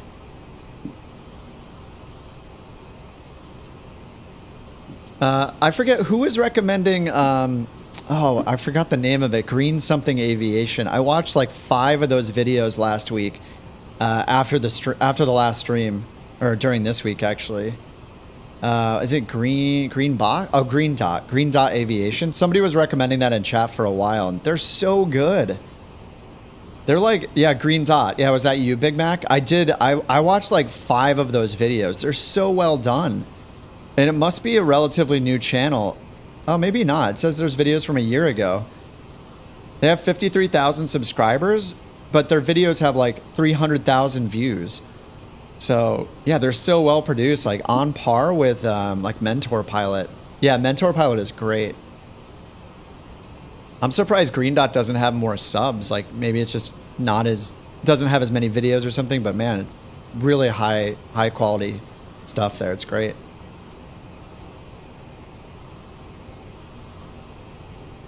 Oh, did it? It looked like it. I'm not sure if I advanced or it auto advanced the checklist, but all right, fuel check. So this is for descent, but I'm going to go ahead and check our fuel anyway to see how our progress is. So progress button, and it says that at Emig, or I don't know how to say some of these. Amig, 8190 was what our fuel was supposed to be, crossing that waypoint. And right here, is that right? Or sorry, 89 is what we had. Okay, according to the estimate, we only needed 6.8 at Amagi. So direct at Ape, that's Appleton VOR. We're supposed to have 5.8, 5,800 remaining. It's estimating we'll have 6,400 remaining, so we have plenty of fuel. I think it's probably just from the extra 10 minutes of fuel that I added. I should probably just stop doing that so we fly a little more efficiently. We just have more fuel and therefore more weight than we need to have. There's another plane right there. This is some FSLTL. Oh, let's see, actually. Yeah, that's some FSLTL traffic right there. So, yeah, it's so nice. I see so many more planes flying along with using FSLTL. It's just, if you fly it, especially at these altitudes, like I would use it. Even at lower altitudes, like I was flying the Grand Caravan, and I was parked at Teterboro, and every like 5 minutes there was a flight going over my head, like towards JFK or something. It was just awesome. It's just such a different experience compared to the default live traffic in Microsoft Flight Sim. Sounds like I'm like sponsored by FSLTL, but I'm not. It's free. I mean, it's free for everybody. Just go get it. It's awesome. It's worth the like 5 or 10 minutes it takes to set it up, and it's not hard to set up at all. Delta 56 Tree Heavy, contact Indianapolis Center on 119. I do wish that I could see the multiplayer nameplate show up for the AI and the like live, the real world traffic it's injecting, just because it's so cool to just see that and listen to it on ATC as well at the same time and just match it up and be like, oh, there's a Southwest flight or whatever. But unfortunately it doesn't do that. I'm not sure. It's probably a limitation but on their end, but.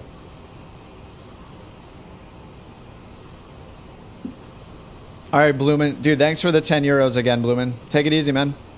I will buy beer with the money. Appreciate it.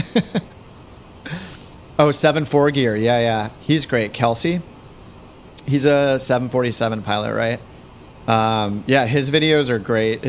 I even like his short little viral debrief ones where he just reviews some of the latest viral aviation videos, 3 minutes of aviation, that kind of stuff. Really cool. What is the number below the name? It's just their altitude. Yeah, their current altitude. Yeah, I think some of the other nameplates, this one is the most simplified variation you can choose from. So it just shows their username or their call sign as well if it's a AI traffic and the altitude. There's some others where it'll show the type as well. So it'll show the type code for the plane so you can tell at a distance what type of plane it is, assuming you know the codes. Some of them can be a little confusing. Like the CRJs is the CJ4 is C25C, I think. And I don't know most of them. But the green one, this green version 2 one they call it, shows up the best, I think.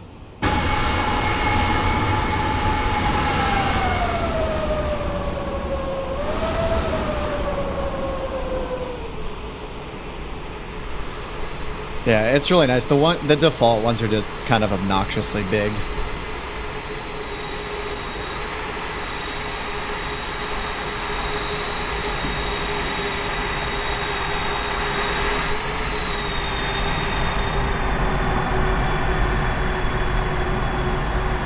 Getting a bit airsick from the plane, from the rocking left to right of the plane. Oh yeah, it is doing that a bit, isn't it? Oh man, we're at Mach 0.80 now. You know, something I noticed this happening on final as well. We're almost at the service ceiling of the plane. So we're at, I think the ceiling is 40,000 feet in the CRJ and we're at 39,000. It's probably just because of the autopilot. We can check the winds here. Progress page 2. 57 knot tailwind. Woo! Dude, we're hauling 525 knots or 521 knots over the ground. And we're going Mach 0.8.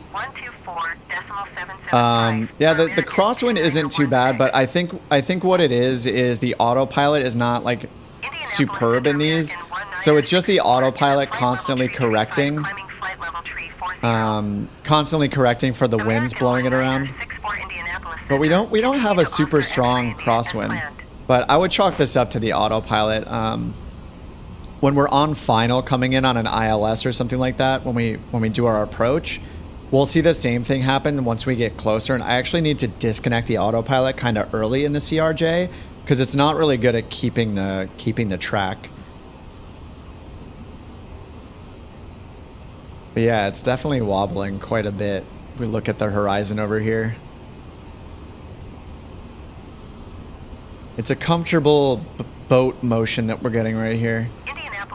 If you fly around the Caribbean, would you like to see OnAir planes? BN2 Islanders. Oh, I see. No, not if you're talking about FSLTL. Yeah, okay. No, I don't think so. So they do have some VFR and smaller planes, but I don't know. I mean, I haven't put it to the test myself.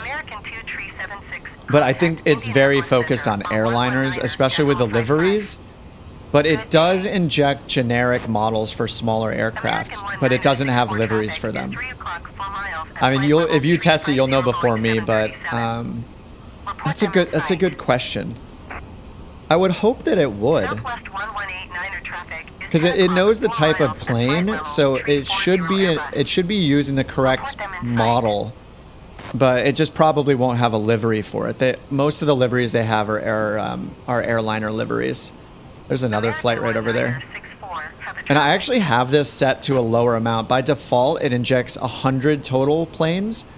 I have it limited to 50 right now just to try to save on some frames. But I mean, look, we're seeing 2 right here already. There's one right there and then one right there. You know, you might be able to barely see it, but it's about to come over the horizon. A little higher than the horizon right here.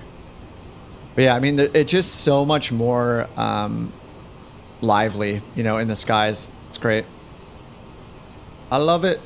I think you should try the Phoenix A320. I know I should. I will. I will eventually, because I'm basically going to do what the VA needs. And right now, we need to earn a bunch of money. I'm trying to help get us a bigger, like, kind of nest egg. I'm trying to get us just a lot of spending money, actually, not savings. 135.125 for couch 68. I don't know why the AI is the AI radio comms are not doing anything.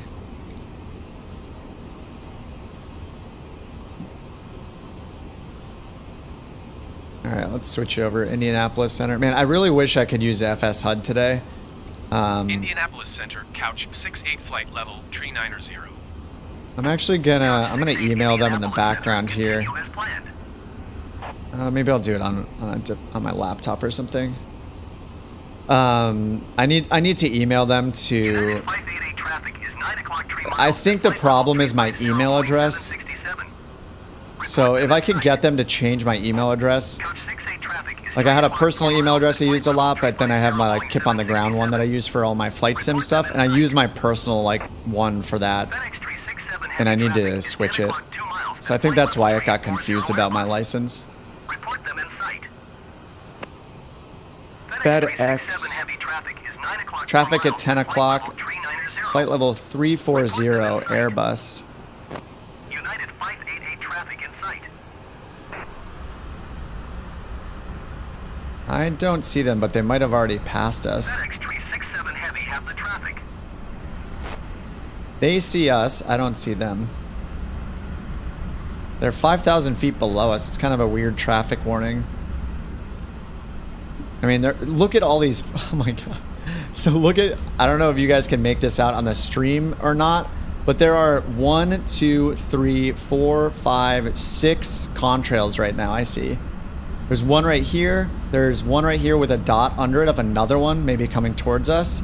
Then there are 3 in a row right over here. Like, this is so cool. Oh, there's another one over here. And then there are 2 more over here. There's so many. We're just crossing like a highly trafficked airway right now or something.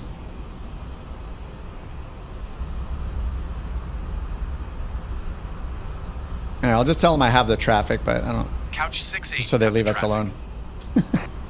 Totally safe. 2057 traffic. A lot of airliners, but they're small airlines. Oh, not necessarily GA. Yeah, they could be. Yeah, they could be flying King Airs and yeah, turbo, twin turboprops and stuff like that. What like, isn't like what is like a Dash 8 a popular twin? Is that a twin turboprop? I think, or a twin prop used for flights of like a dozen people or so, similar to the King Air. Forget if a Dash 8 is a jet or not. Anyway, yeah, I know what you mean, and I don't know the answer.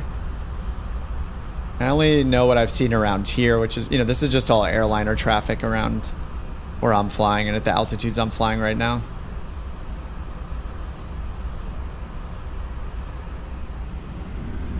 Squishy Squish 19 is taking off. Indianapolis Center on 120.475. Good day. Turboprop holds a lot more than a King Air.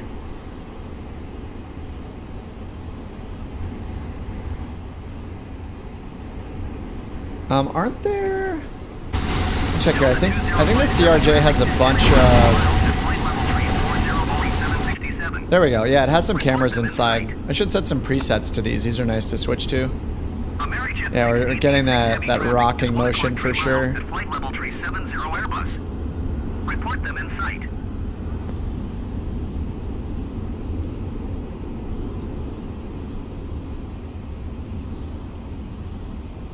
Delta 2057 have the traffic. I really need to try again to make a Couch Captain CRJ livery. For some reason I wasn't able to load. No, I think I found the model. No, that was the 320. The 320, I was trying one too. I just need to figure out how to load the model in Blender. Like, it wasn't working the same way it was with the other planes that I was able to make one for. Oh yeah, definitely. You can see the ailerons moving. Yeah, it makes sense. It's the autopilot compensating for the winds. Yeah, it wavers like that a lot when we're on final. So yeah, I think just the autopilot in the CRJ is not amazing in this implementation, at least. I don't know if that's a realistic thing or not, but I doubt it. There's also a turbulence setting.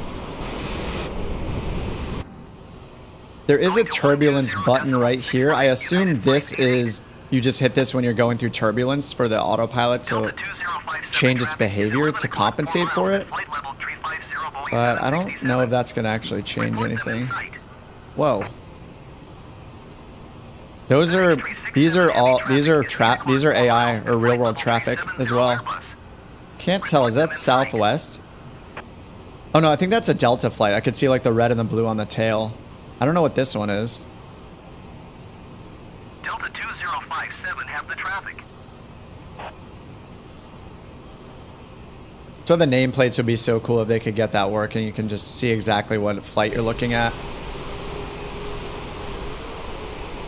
Oh, maybe American. I think I can. Let's see if I switch and hit T. Supposed to be able to jump around to the different planes flying, but it never works for me. Oh well. 120.475 for Couch 68. All right, 120.475. Have the Airbus in sight. There's so much traffic here. I wish it wouldn't do the traffic, like the traffic alerts so often. Like these planes, I don't know specifically these, but like when they gave us the traffic warning, we're at 390 and it was at 340, like a 5,000 foot difference. I'm guessing that wouldn't actually warrant a traffic warning from ATC. This one's 2,000 feet. 7 o'clock, 3 miles. How am I going to see that? 7 o'clock. Good luck. Yeah, it's right there. Airbus A321. Couch 68 traffic. If we had a rear view mirror, we could see that traffic. 134.0 FedEx 554 heavy.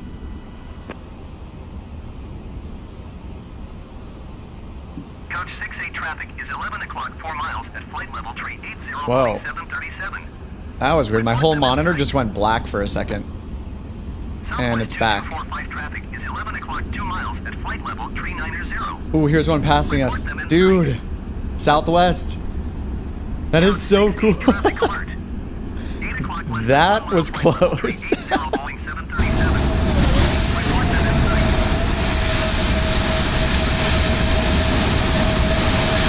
Man, that is crazy how fast you pass each other.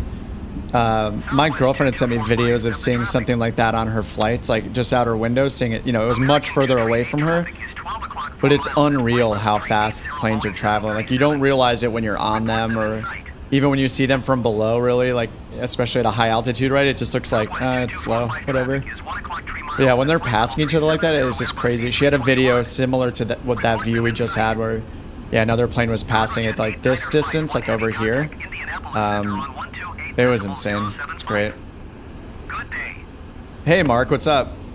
I'm a B744 captain pilot on Lufthansa. Dude, welcome. That's awesome. I'm flying a little baby CRJ right now, but what is a B744? I know it's a Boeing 744, but what's a 744? I don't know all the variant differences in a 744. Like 744 over 747, all that. Oh, a 747-400, right? I see. Yeah, I'm very unfamiliar with airliners. Because I generally fly smaller planes, but I'm just dipping my toes into the CRJ for now. Eventually, I'll get up to flying some of the Airbuses or Boeings. All right, let's check how we're doing here. All right, 18 miles from Ape. This is Appleton VOR, and then after that, we just have one more. We just have one more in our flight plan, right? Yeah, RAV, and then to the airport. So we'll listen out for the approach once we get closer to RAV. Here we go. This is Appleton VOR, Ape, and then we have a pretty long leg out here to get to RAV. What is RAV? The Belgrove Indianatown Gap. Oh, sorry, no, Ravine. Whoops, I'm reading the other VOR. Or this isn't even a VOR. This VOR right here is Ravine VOR. That's where we're going next. You're on an IFR flight plan. Yes. Why? I'm getting flight following because it won't let... It doesn't... the Microsoft Flight Sim flight plan, as far as it's concerned, I don't have a flight plan added. So this challenge is kind of there with different mattering the plane you're flying and the avionics it uses. Like with these custom like Collins avionics in this specific plane, when I program this, it doesn't synchronize with the Microsoft Flight Sim flight plan system. This was kind of like the classic problem that I was pointing out with the NXI over the last year with all those updates that they recently solved, you know, with Sim Update 10, but it just doesn't sync it. And somebody in chat a couple weeks ago showed me this feature in Navigraph here, and I tried this. Maybe I can try it again right now. If you go to Navigraph and go to export, there's this button right here that says load as active Microsoft Flight Sim flight plan. So theoretically, this would inject the flight plan data from Navigraph into the Flight Sim navigation system. It wouldn't necessarily affect the avionics, but it would tell it what you're flying what route you're flying, and you put in the cruise altitude. I'll try it again. And my screen just went black. Wow, now it's back. That's so weird. I don't know what's going on. So we'll see, like, it worked for me once before when I did this through Navigraph, where it revealed the option to request an IFR clearance. Yeah, and it's not still. And also, when I'm able to do it, with Microsoft Flight Sim ATC, it makes you request flight following and go through the whole process of squawking the code they give you and then acknowledging it and all that, and then it lets you say request IFR clearance. So unfortunately, it's not doing that. Yeah, it's just there's so many limitations with Microsoft Flight Sim ATC. Yeah, whenever I can, I do get the IFR ATC experience, but it looks like we're not getting it this time. And that means that they're not going to give us an approach. They're not going to assign an approach to us. They're just going to tell us when the airport's in, in our vicinity. American 1212 traffic alert. 6 o'clock, less than 1 mile flight level, 290 Airbus. Report them in sight.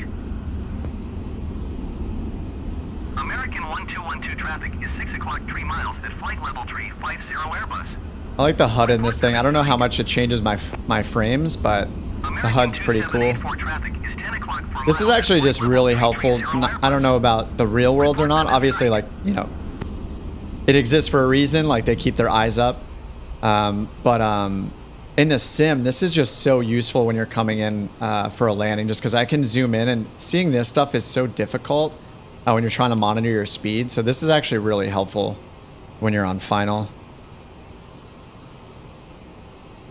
And we have an awesome tail at 82 knots. We're getting 83 knots of tailwind with no crosswind right now. 460 true airspeed. Over the ground, we're going to be like, what, 520 or something? 544 over the ground. Oh, it feels good. I should probably start descending soon. We're coming up on Ape, and then Ravine VOR is right near our destination airport. So I haven't been thinking about descending at all, so I probably need to do that. And it didn't give us there's no arrival procedure, and we just have to pick our own approach because ATC doesn't work. So let me try to pull up the ATIS at KLNS. That is 25,675. So let's pull that up on COM2. 25,675. There we go. Activate that and turn it on. All right, not hearing anything yet. Indianapolis Center, American 2 So I'll leave that on monitoring on COM2 until we hear it. Level 370. American 238 Indianapolis Center, continue In the to meantime, we Alpha can just Echo pull up our Plan. VFR map and look at the METAR. Yeah, what's weird is that Microsoft Flight Sim's not letting me do the IFR thing, but here you can see that it's aware of our route right here. So yeah, I'm not sure why it's not working. All right, Lancaster, ATIS, winds are 300 at 9. And then altimeter 3017. Temperature is 13, dew point 02. Broken at 5,500 feet. So we're fine for like every approach they have probably. And it shows an ILS with an ILS frequency right here, so we'll probably do that. It's on runway 8 though, and winds are 300 at 9, so... I don't know the rules, like you guys that fly airliners all the time, like do you care as much about the winds? Like is a 9 knot wind in a CRJ something to pick a different runway based on? Like would I go to runway 31? Well, it's only 4,000 feet long. I also don't know the landing, our runway length requirements and all of that yet. But would you, for a 9 knot wind, would you change runways to 3-1 and not take the ILS? Tailwinds are all that really matter. I see. So yeah, in this case, 300, if we're landing on 08, the reciprocal would be 260 roughly. So we would have a little bit of a tailwind, right? We would have like a, whatever, 4 or 5 knot tailwind, something like that. 120.4 couch 68. So, and I know that with the CRJ, we can't fly an approach really. We have no precision approaches besides an ILS. we can't use an LPV approach if there is one. So I should check. I'll check what approaches are in the database. Or I'll just check it up here on our charts. So yeah, the ILS is for runway 8. And the rest of them are VOR and RNAV GPS approaches. Runway 31 just has a GPS approach. So even if this is like an LPV approach, which it is, we can't use this for vertical guidance in the CRJ. So the only approach I'm going to get vertical guidance on is the ILS, but that's on runway 08. 10 to 15 knots usually the limit for tailwinds. Okay. It's kind of cool how this commercial airliner has a HUD like a fighter jet. Yeah, does the 787 have a HUD like that too? Cleveland Center, couch 68 flight level, tree 90. Couch 68 Cleveland Center, continue as planned. Hey Skytation, what's up?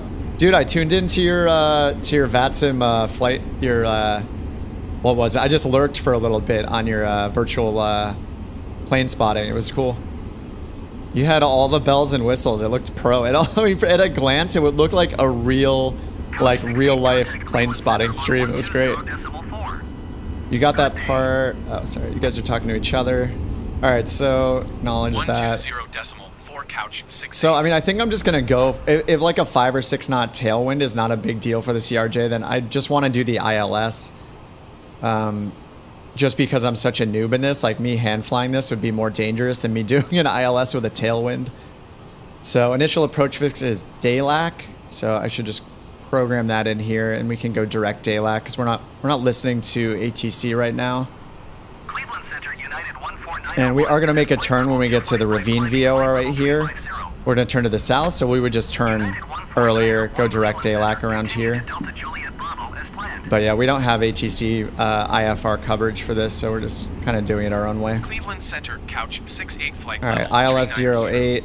Oh, it's only giving me LRP, which is that? That's Lancaster VOR right over the field. So we'd have to go outbound and do a procedure turn. Why doesn't it have DALAC?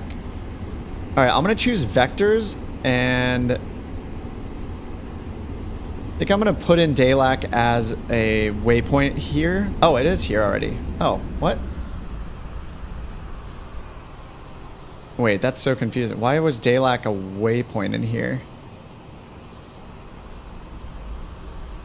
Huh. Wait, what just happened? And it has the missed approach procedure. I'm so confused. Wait, I went to ILS 08. DALAC is not listed here. And it's selected on vectors, but when I hit execute and then I go to my legs, it puts DALAC in as the initial approach fix, which is correct. That's what the chart shows. Here's DALAC right here, IAF. But it's not, that's so weird. So why if I chose vectors would it put DALAC as the IAF, but not offer me DALAC as an IAF choice? That's so confusing. ILS 08. Vectors will send you to the IAF, but why wouldn't I put, so I don't choose that here? I'm used to, like on the G1000, for example, I'm used to seeing all initial approach fixes listed as options. So I'm expecting to see DALAC in this list, but it's not. I only have Lima, Romeo, Papa, that Lancaster VOR, which we would have to do a procedure turn here, or a hold in lieu of procedure turn. Going to 134.9er, United 142. That's interesting. I get that vectors would have me go over the IAF, but yeah, that's just I mean, maybe that's how it is. It's just confusing me because I'm not used to it. So then we should not really, it doesn't make sense to go all the way out. Yeah, it would just be a total south route, I guess. We would just set our course directly south from there. That's interesting. The naming is weird. Yeah, I mean, maybe that's just how it is in the CRJ. But I expect to see DALAC listed in the possible transitions for the approach. All right, so we're at 39,000 feet. Let me look at the altitudes here. So at Daylac, we need to be at 3,000, then down to 2,500 to intercept the glide slope at Polsu. I wish, is it just me or are most fixes not easy to pronounce? Like, you know, like ones in the LA area, like they have ones named after like Kobe and Gigi, and, you know, they'll have ones like just based on like pop culture references or music or cinema references, things like that. But, you know, you'll see like arrivals that have, you know, like in Vegas, like poker terms or gambling terms, you know, ones that are based on Marvel superheroes, like all sorts of stuff. But then there's all these random ones, like if I don't, like just phonetically, it's so hard to pronounce these. Polsu? Dalek? Like it's so weird. Oh, they had named the entire Cavs team from 6 years ago. That's awesome. Yeah, those are great. Like I'm probably just not familiar with like what the references here are on these, but they're so hard to say. It's like hard to understand what the reference is or what the theme is, if there even is one. All right, so for our descent landing elevation, let's check that. Airport elevation is 403. Touchdown zone elevation 399. So let's just put in 400. This is the most awkward thing to put in here because the knob for it is way up here, and where I see it set is way down here. So I have to kind of squint. All right, 400 is put in for the landing elevation right there. Fuel, we know we're like 1,000. We have like 1,000 extra pounds of fuel. Knowledge handoff. Landing data set. I do have the approach set here. And then you can check our VNAV. Okay, so VNAV is working this time. So it's showing me 12 minutes, 106 nautical miles. We start our descent down to 3,000, at or above 3,000. And then here on the on the direct screen here, we can see our required vertical speed to get to that. So for Daylac, it's 1,800 feet per minute. So I should probably remove KLNS or move it to the... Actually, I think I can just delete it. I'm just going to delete KLNS so we don't get confused here. And there's top of descent shown on the screen. All right. All right, 10 minutes. And then we'll see if we can use... actually, I'll turn... I tried the turbulence mode or whatever that was. It doesn't seem to have done anything. So the CRJ doesn't actually have a VNAV mode on the autopilot, so all we can do is use vertical speed mode and then follow there's like a little snowflake symbol here, and it shows our required vertical speed for the profile here on the vertical speed indicator. So we'll use that. But we got 85 miles to go until we start that descent. Nice panel layout. Have a happy landing. All right, Mark. Hey, thanks for dropping by. Fly safe. Thanks for dropping by, dude. It's so cool when you get like actual pilots in the chat. I know a bunch of you guys have like at least flown discovery flights or maybe have your private and stuff like that. So it's just super cool. And you're watching some dork who hasn't even taken a discovery flight, learning the ropes of a CRJ. So, but thanks for hanging out. You're probably not learning as much as I am.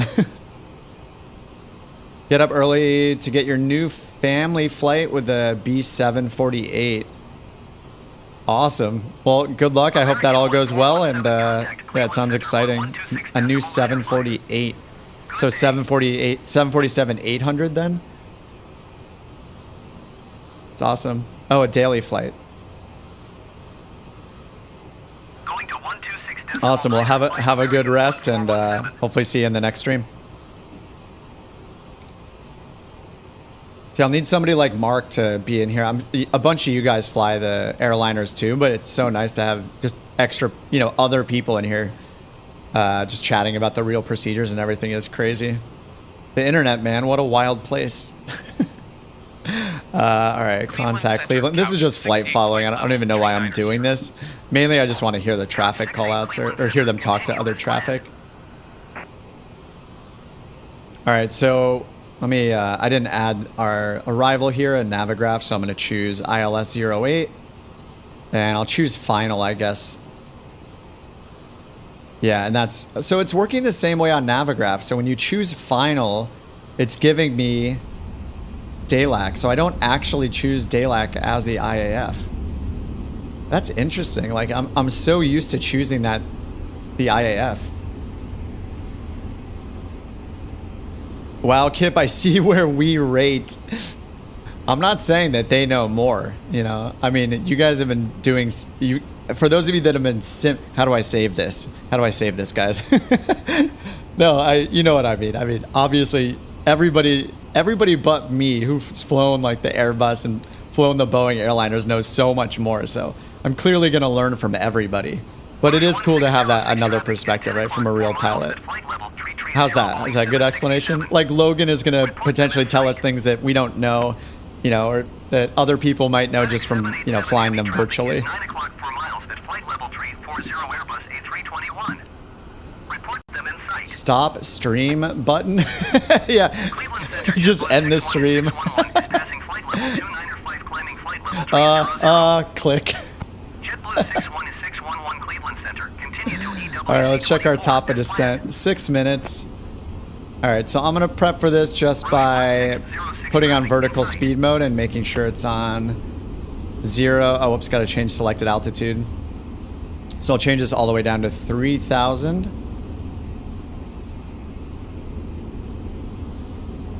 All right, there's 3,000 feet on selected altitude. So we're just going all the way down to 3,000 or above at DALAC. And then after that, we need to get down to, I think it was 2,500 by Polku for the glide slope.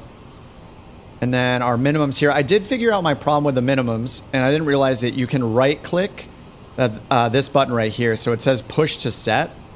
It's just a little weird with the right click, left click thing. It doesn't work as you'd expect, as it does in Flight Sim with the other buttons like this. You normally hold left and then right click. But on this one, you right click and then left click, and that pushes it. So it's a little weird. And then I can set the DH or MDA. So in this case, it's a Cat 1, right? So that means we don't set, I mean, it is a DA either way, right? But we won't use decision height. We'll use decision altitude.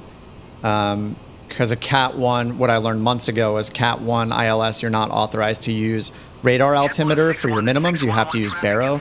So I think we do MDA here. So then we can set our, oh, it looks like we can set both actually.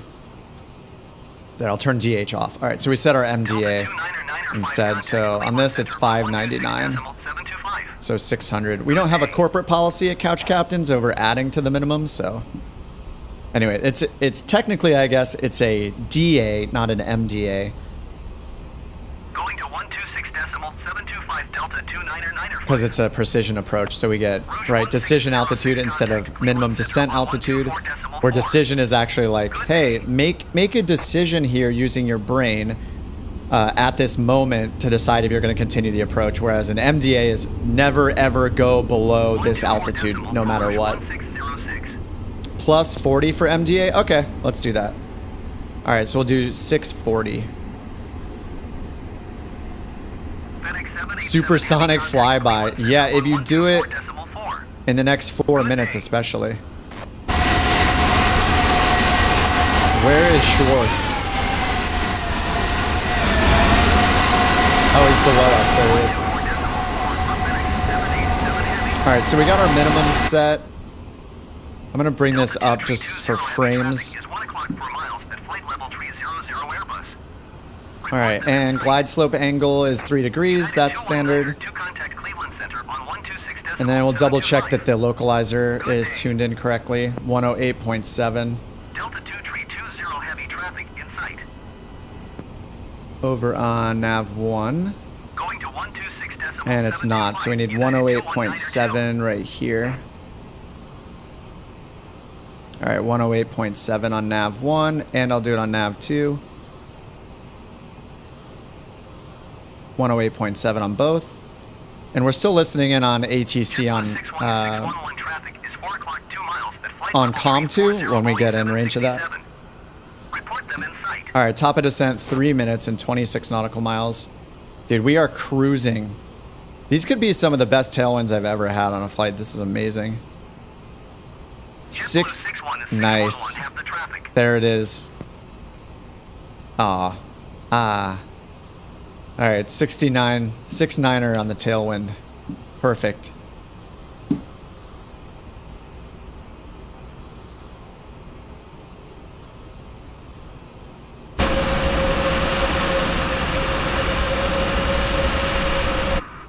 All right, we're gonna have to start our descent soon here. All right, so I have that set up. Let's go to vertical speed mode and make sure it's at 0. So now we're ready to follow the advisory VNav in 2 minutes. Cleveland Center on 121.2. Good day. Going to 121.2. I don't know why it's so loud. Yeah, I actually have engine turned very low in my sound settings, and engine environment turned low, and environmental turned low, and it's still so loud when I'm outside of the plane. Cleveland Center. So yeah, I'm sorry about the. I don't know if I can do anything about that. Couch 68 Cleveland Center. Continue as planned. All right, here comes Schwartz. Wait, why is it showing an airliner still? Dude, I swear, I installed the Hornet. I saw people flying the Hornet on the last stream, but it's still showing him in an airliner. I don't know why it's doing that. I saw Hornets flying recently. I have the whole Maverick expansion installed. That is so weird. It keeps showing him as a 320 or something. I have no idea. It's performing like an Airbus as well. Wow. Is that an Airbus? How do I even tell if it's a Boeing or an Airbus? Like, how do I tell the difference between like a 737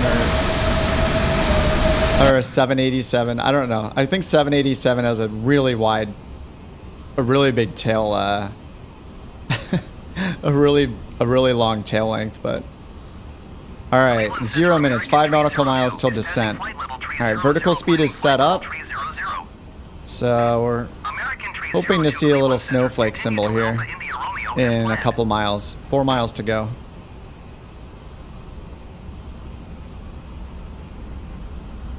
.737 engine cowling. Oh, I'll need to learn how to do that. Yeah, it's a little embarrassing. I'm not able to tell the difference between these iconic planes when I see them. Really damages my credibility as a virtual pilot.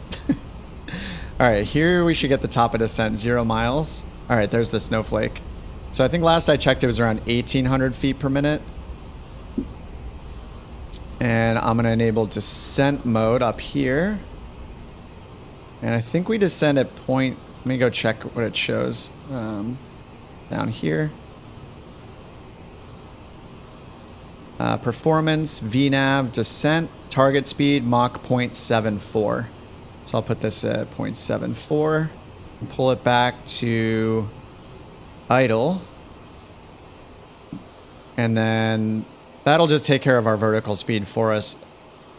Wow, this might be way too fast.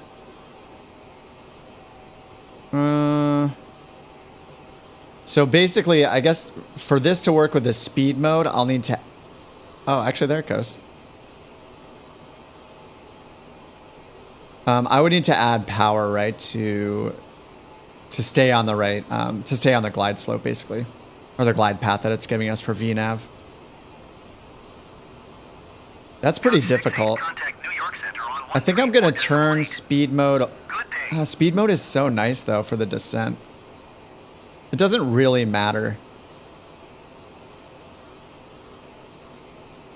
Yeah, I think I'm just gonna go with idle and let it handle the descent. I mean, the other option is to leave it in idle and just use vertical speed mode instead of descent speed mode.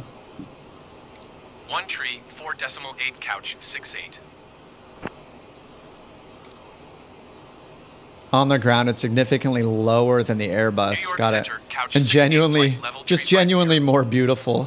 Couch 68 New York Center. Continue as planned. Sim beta 10. No, the beta ended. So, well, I don't. No, I don't have the beta on. when the beta came to an end, I opted out of the program. So I'm on the full release of Sim Update 10. I actually ended up reinstalling my entire sim the next day. So I'm, yeah, completely fresh, no beta program.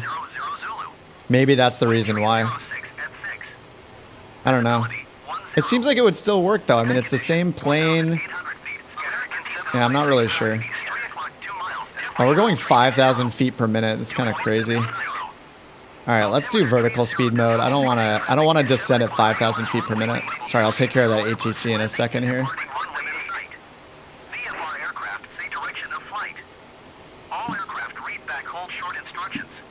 All right, let's listen again to the. That was ATIS conflicting with. I'll just turn off VHF1 for now. We'll just listen to the ATIS. See if anything's changed. Well, we were listening to it. It's gone now, I guess. Wait, what? I'm not on. Huh. That's so weird. You can't listen to You can't only listen to number 2. I guess if I switch to 2 here, maybe it'll work. Yeah, I see. Visibility 10. Sky condition 4,800 feet scattered, 13,700 feet scattered. 4,800 scattered. 2.10. Altimeter 30.17. ILS runway 8 in use. Landing nice. Departing runway 8. VFR aircraft say direction of flight. All right, cool. ILS 8 is in use already. Advise controller on initial contact. You have Oscar. All right, we got Oscar. Okay, so that's cool. It was ILS 8 is what's in use anyway, so we're good. All right, let's switch over back to VHF1 and listen to random traffic and just monitor our descent right here.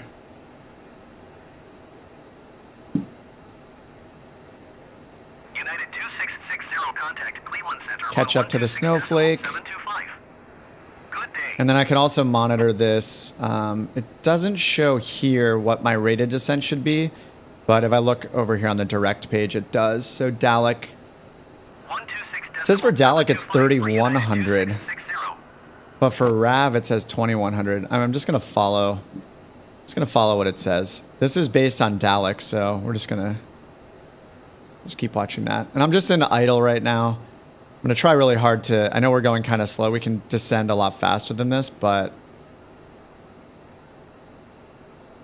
a little. Yeah, I need to learn to do this correctly, which is maintain our speed and have the right VNav profile at the same time. So our rate of descent's not going to change if I increase our speed because vertical speed mode's taking care of that. So I could increase our speed up to like Mach 0.74 right now. Because ultimately, like if I want to take it seriously, then I need to try to stay on our schedule, right? Like by slowing down so much, I'm wasting time. But I'm paranoid about, yeah, to the barber pole. I'm paranoid about getting the penalty for being at overspeed, over 250 at 10,000. So that's why I'm not excited to speed up too much. I always miss it. I think that's what the HUD is good for. It'll help me just remind me of what altitude I'm at. Just another place to see the altitude.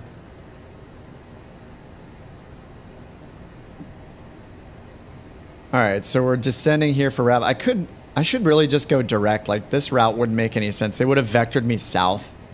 They wouldn't have me come up here and then like cut the corner like this and then make more than a 90-degree turn. So let's just go direct Dalek right now.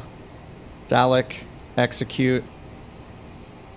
And then the VNav profile is changing because of that, because it's a shorter distance that we're flying. So I'm going to catch up to that. 68 contact New York Center on 132.5. Good day. Going to 132.5, couch 68.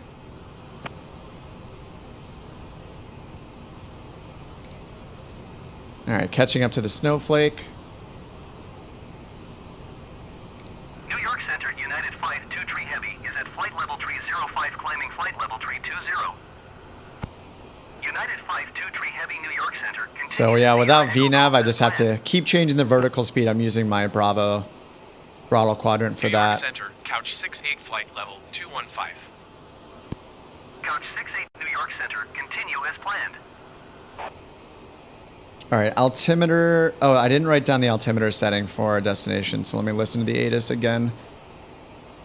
Lancaster Airport information, Oscar 2100 Zulu.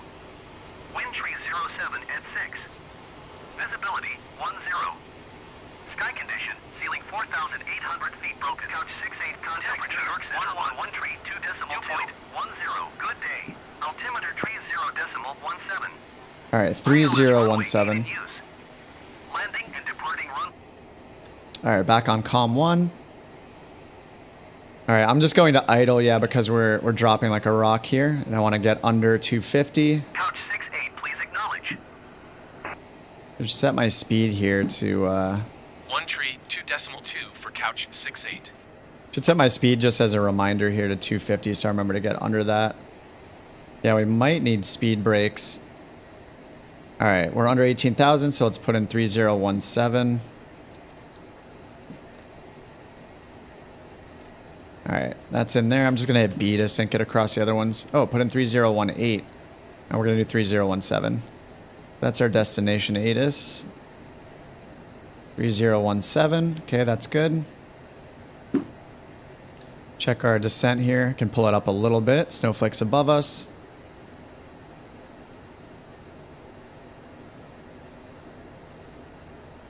All right, and then after that, we're going to go down to 2,500. I don't have the spoilers on. We're at 280. I guess I'm going to need them, huh? All right, we're going to put this, put the speed brakes on. All right, spoilers are out. Yeah, we need to get under 250 pretty soon here.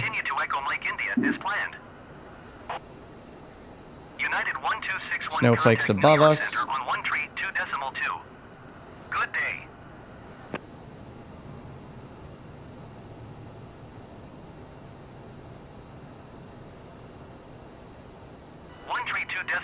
United 1261. All right, it's getting a little more shallow, so that's good too. Thanks to the speed brakes. Delta 85 Heavy, contact New York Center. All right, let's check our before landing checklist. Sorry, descent first. So I set the landing. I already set landing elevation. Fuel, we had plenty this whole time, so we're good there. Landing data is set. Approach briefing is, well, we already looked at this, but Lancaster, ILS runway 08. We have the localizer tuned already. ILNS 108.7 right here is activated. We'll look for blue needles once we get closer. Missed approach I'll look at in a bit, but climb to 1200, climbing left turn to 3000. We're going direct Dalek. We need to be at 3,000 feet by the time we get there, and then after that, 2,500 by Polku to intercept the glide slope. Our minimums are set, 599, so 600 plus 40. 640 is set already, and that's for straight in runway 8. And visibility is 10 miles, so we're good on the minimums. And that's it. So then missed approach, yeah, climbing left turn direct to this waypoint that'll be in the FMS. So once I am on the glide slope, I want to set our selected altitude to 3,000. And we'll have less than a 90-degree turn here because we went direct Dalek. Cool. All right, that's all good. And then before landing, passenger side on, landing gear down, flaps, and so on. Okay. All right, passing 10,000, landing lights coming on. And we're under 250. I'm going to take our spoilers out now and see how we do. We can also make this more shallow, the snowflakes above us, so we'll see if we get towards 250 or not. The little snowflake, this is like advisory VNav, so it's showing us our descent profile. To get to this waypoint, we need to follow that, so that's showing if we're above or below where we should be. When it's above us, that means we're lower than we should be at this moment. So what I do is I slow our descent down. So then the snowflake will catch back up. So when the snowflake's right in the middle, that means we're on the VNav profile. If you've ever flown like the G1000, it's the equivalent of the little like left-hand, like less than sign that shows up showing you where you are based on your vertical profile. Logan, what's up? Oh, perfect timing. We're coming in for the approach soon.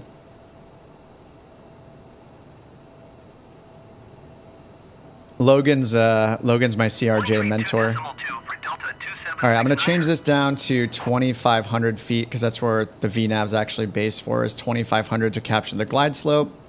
And we see blue needles down here, so localizer 1's tuned in.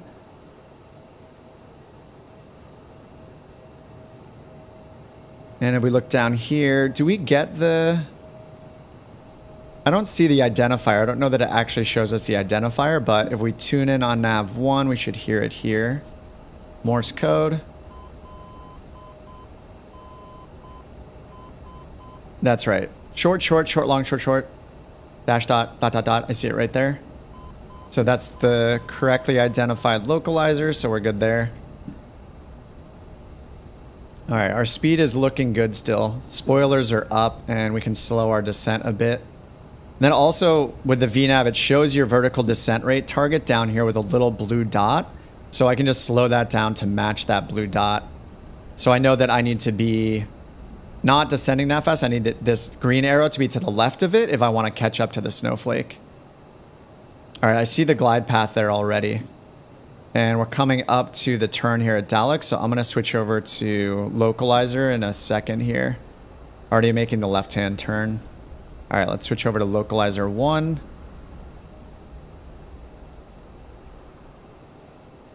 And it switches back to roll mode, so I'm going to switch over to approach.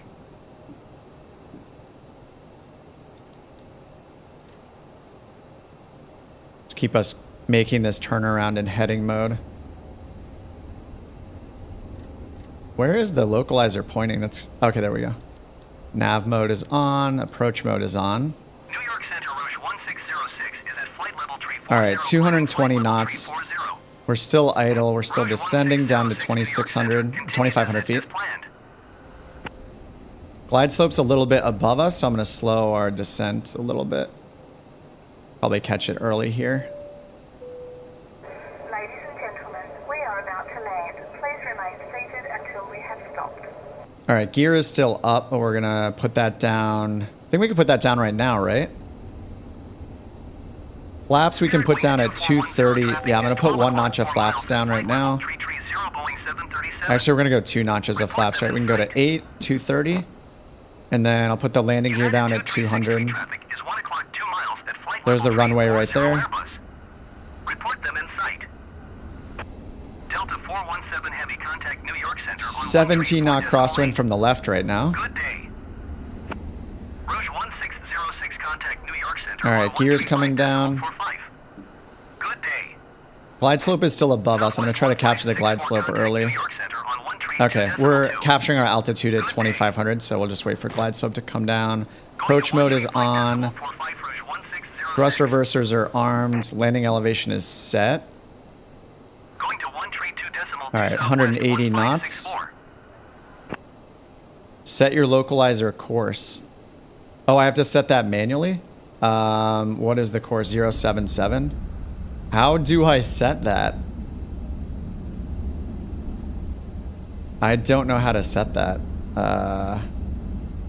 Is there a course knob? Oh, here's the course knob. 077. There we go. Oh, I haven't done that before. There we go. Okay, now that looks right. All right, we're at 140. I need to get up to like 60% on my thrust. Whoops. Sorry, autopilot. All right, we're on the glide slope, so I can set our go-around altitude, which is 3,000.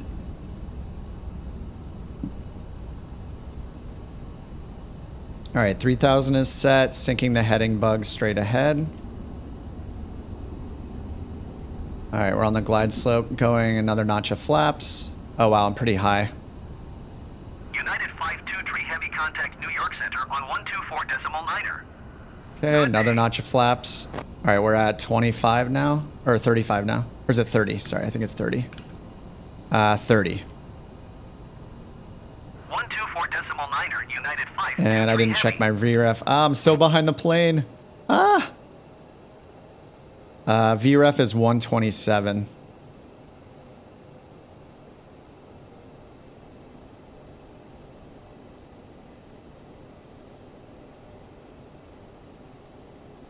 New York York Center, Boeing Papa Hotel, Bravo Quebec Kilo is passing flight level 345 climbing It's flight 1,000 feet, so we're at MDA's 640, so we got about 800 feet to go. Continue to Alucy as planned. Here comes the wobbling. All right, last notch of flaps is coming out. Just want to make sure that our thrust is set correctly. Nice, Schwartz. It's at 40, but I know it needs to be more like 55 or 60, right? 2.2. Good day.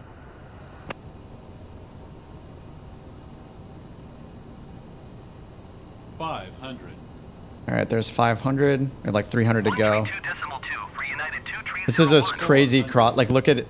It's crabbed in so much. I'm turning off autopilot right now. This is just 300. It's swaying too much. Minimums. All right, there's our minimums. 200.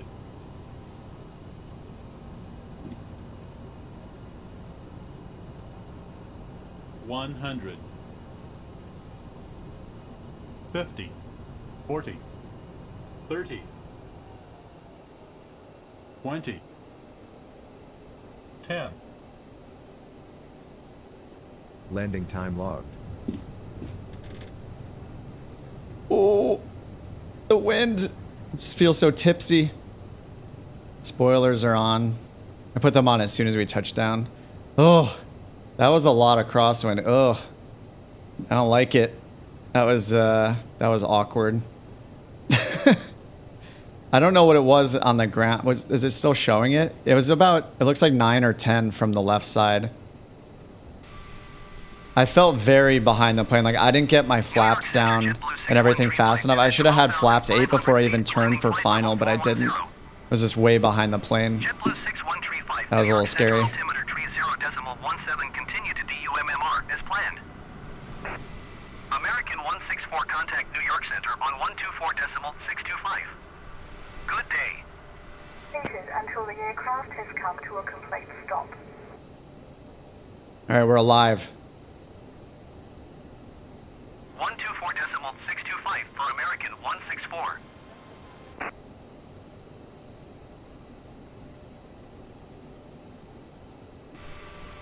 New York Center Delta 85 Heavy is passing flight level 335 climbing flight level 340. All right, I already took the flaps up. Heavy, New York Center, continue We need to get the wiggle like APU started, right? I think that's what Logan said last time. Taxi light on, landing lights off, strobe light off. Good day. Turn off the thrust reversers.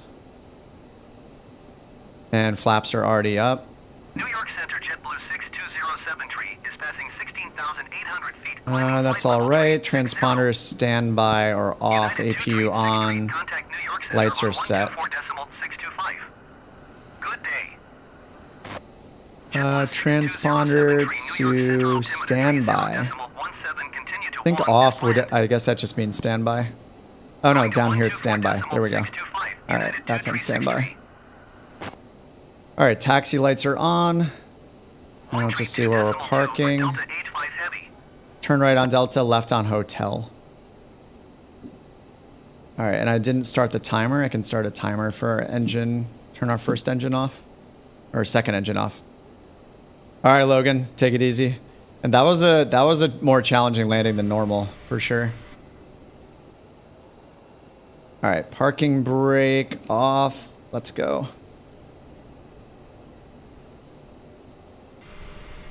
Is the where's the 747 that was in front of us? Oh, there's Gabe. Oh, is he going to? Wait, is Gabe landed already? It says 487 feet.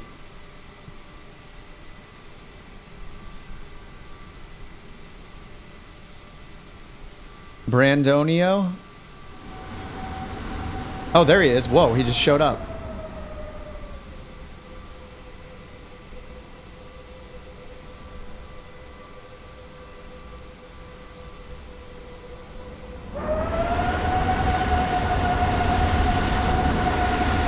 Nice.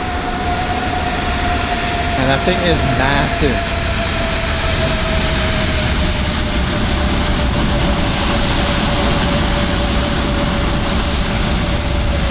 Right to the end of the runway. It's only 4,000 feet, I think. Just so you know, when you said, all right, we're alive, you had the intercom button pushed. There actually is an intercom button you can push right here. There's a PA button.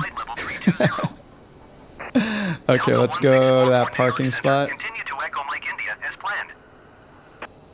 Boeing Bravo Quebec Kilo, contact New York. I really wish I could use FS HUD so we had some good ATC. 1644, contact New York Center on 13210.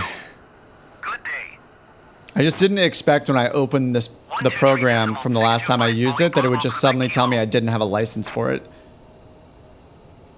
So yeah, I intended to use FS HUD on the stream, but as soon as stream time came, I was like getting everything opened up and ready. I opened FS HUD and it just says, you don't have a license. And I haven't changed anything since I last used it. So yeah, I don't know what's going on. I think it's because my email address is different between like Flight 1, which is like some software made from the 1920s that you use to install FS HUD. All right, let's change. I'm going to change the frequency. Sorry, that was super annoying. Yeah, so for some reason, I think it's because of my email address being different. Like it worked at first, and now it doesn't work. So I even tried changing my email address back so they match, and that doesn't work either. So it's pretty annoying. So now I have to contact support. You thought it was malware? I know. I don't even... I don't know. I guess I don't... Sometimes, like, there's so much work put into, like, anti-theft measures that, like... I'm sorry, but these products are not being built or... They're not being pirated by, like, thousands and thousands of people. It's just not the reality. Like, this is not a AAA game that was leaked on some illegal site that everybody's downloading that needs DRM on it, you know? Like, just the amount of software thrown in the way to solve a problem that's probably not even a problem is just insane. It just makes it more difficult for your legit customers to deal with it. So, like, why... I wish we could just download, like, pay on their website and download an executable. Just email me a link to some secret URL that I downloaded. I don't know. It just seems over-engineered to me, and it results in, like, a frustrating experience for the people that are legit trying to be, like, loyal customers of yours. So, yeah. I'm a bit annoyed by it. Like, I shouldn't have to deal with it. I paid, I downloaded it, it should just work. Too much emphasis on the DRM side of things for software that's, you know, in a niche market. I think this is the right turn here. Yeah, okay, this is hotel. Take this over to Bravo, or sorry, cross runway 31 to Bravo to Alpha. There's parking right there. Michael, thanks for the $4.99. Buying Kip a beer to calm his FS HUD nerves. I just feel bad, like because I set up the stream like info with the intention of trying it or using it again, because overall it was a good experience, and their developer was in the chat, you know, here on the stream earlier this week, and it was great. And I really want to keep using it and see how it does, but yeah, I'm just not able to, so it's a little frustrating. But thanks for the beer money. I do need to restock my fridge, so. I had a 6-pack of Modelo's the last, I don't know, how long did those last? A week or so? But yeah, I definitely need to replenish my beer supply. It's one of those things where, like, if I have them, I'll drink them, and if I don't, I'll just not worry about getting more, but...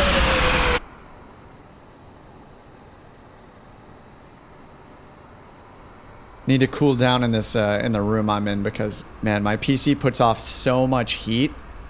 It probably raises the temperature in this room by like 10 degrees. This 3080 just puts off so much heat. It's crazy.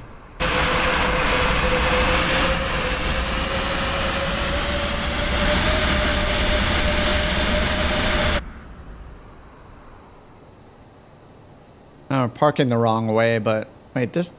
Oh, it's not a parking spot line, whatever. This will work.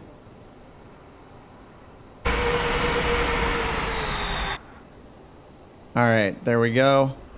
Turn that off. Turn those off. And I think the shutdown procedure is fuel pumps off and then engines off. I'm gonna do this in a quick way that may make Engine people off, some time people off. uncomfortable, The but flight is there we go. finished. It has been monitored by OnAir. All right, thanks OnAir. I don't know why the OnAir text-to-speech is suddenly working now. I haven't heard that for a long time. Parking brake is on, thrust lever shut off, done. Anti-ice is not off. Let me turn that off. Anti-ice off. Air conditioning off. Oh, I didn't even get the APU started. Whoops. Battery master off. All right, we'll get credit in the sim. Hour and 24-minute flight in the books. And then lights can come off. The whole sim's frozen right now. Whoa. Whoa. There we go. I think Navigraph looks like it was messing it up. All right, and all these back to their normal positions. Oh, I turned the landing lights on by accident. Taxi light off. And hydraulics are all back to the off position. DC service. Okay. It doesn't remember the state. I don't really need to do this. All right, and fuel pumps are off. Beacon off. Terminating. Did all that. The APU is off. Hydraulic pumps off. I don't even know where that is actually. Hydraulic pumps. Oh yeah, right there. That is what I turned off. Okay, cool. And then nav and strobe off. Sweet. I'm just practicing, you know, figure out where those are. Nice, Gabe. Oh, so these are the cowlings. These are the giveaways, at least on the 747, like the whatever you want to call this, like cutaway part of the cowling. The ribbed part.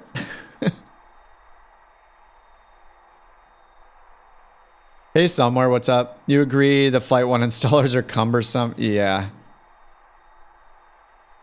You worked there from 2002 to 2019? Yeah, it just seems very outdated. I really like something. So like Just Flight, for example, I just go to their website, I purchase it, and it gives me an installer to download. Like that's it. It doesn't. Does it need to be more like I guess I don't understand the like obsession with like extreme security on some of these products. Like I wish it was just as simple as Just Flight does it. You pay for it, it's in your library of products.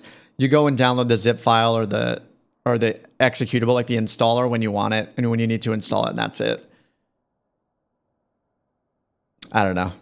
Sales support full time during that time. Oh man. Yeah, I'm gonna have to contact them or contact FS HUD because I can't use what I just bought last week. I used it one day and now I can't use it again. So yeah, it's a little bit frustrating. All right, sweet. So let me go to, what is this program? Oh yeah, Sim Toolkit. So I use that so I can turn off. I think I can disconnect it. Just have like those, oh well, whatever. It'll be fine for the next flight. All right, let's go to, whoops, back to Sim Brief. Let's go check OnAir company. What time is it? 2.5 hours. All right, I think I should do another flight.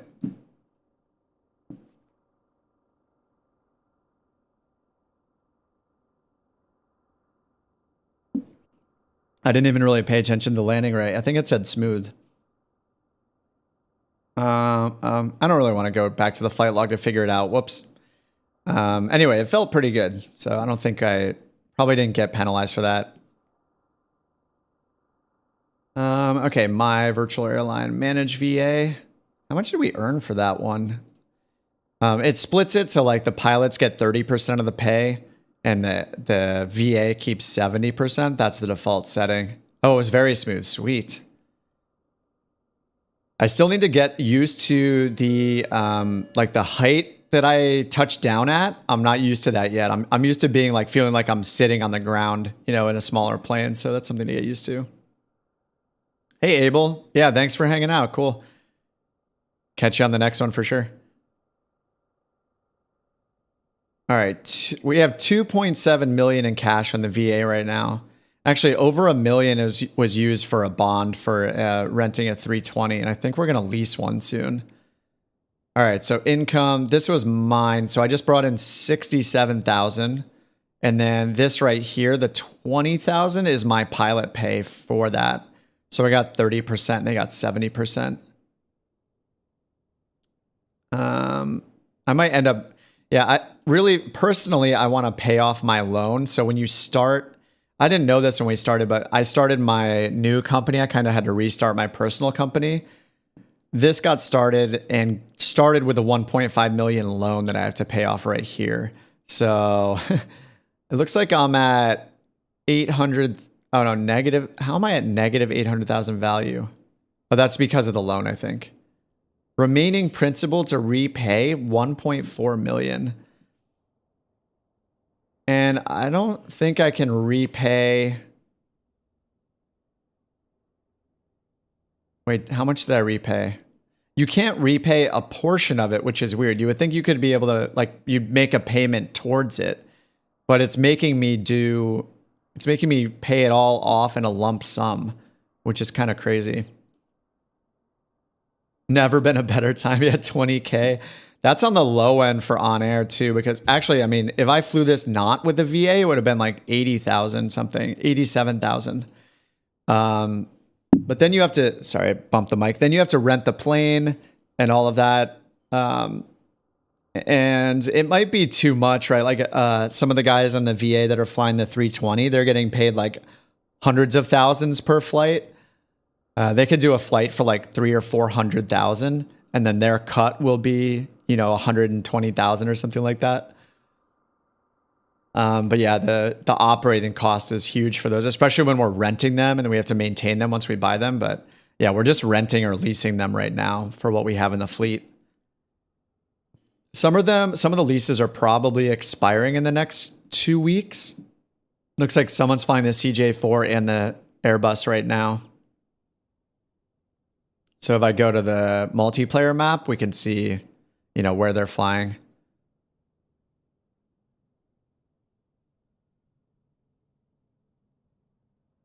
So the CJ4 is flying from North Bay, somewhere in Canada, down to Dover Air Force Base.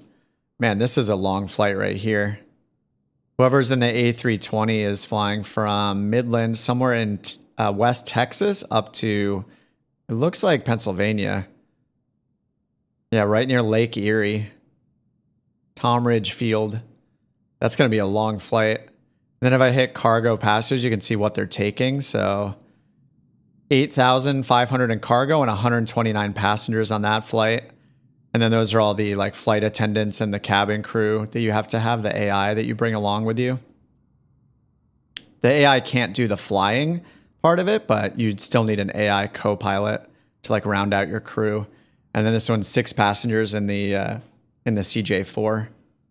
The CJ4 is pretty fun too. I think I should go to Teterboro. It's probably not a very long flight, and I kind of want to get the CRJ back to Teterboro. So then maybe next time I can do some smaller flights. I'll get back on the analog Grand Caravan for a little bit. All right, let's see if there's... Whoops, I'm on the wrong screen. See if there's a job going to Teterboro. Probably going to fly tomorrow. Oh, busy all week with development work. Well, that's not a bad thing, right? Do you do freelance or what do you do? Development as in programming? All right, here's KLNS, find jobs. Bring up the plane in the other window. Probably see me like rapidly switching between the 2 windows on the stream, but I have them in 2, spread out on my desktop a little bit. Microsoft Flight Sim development?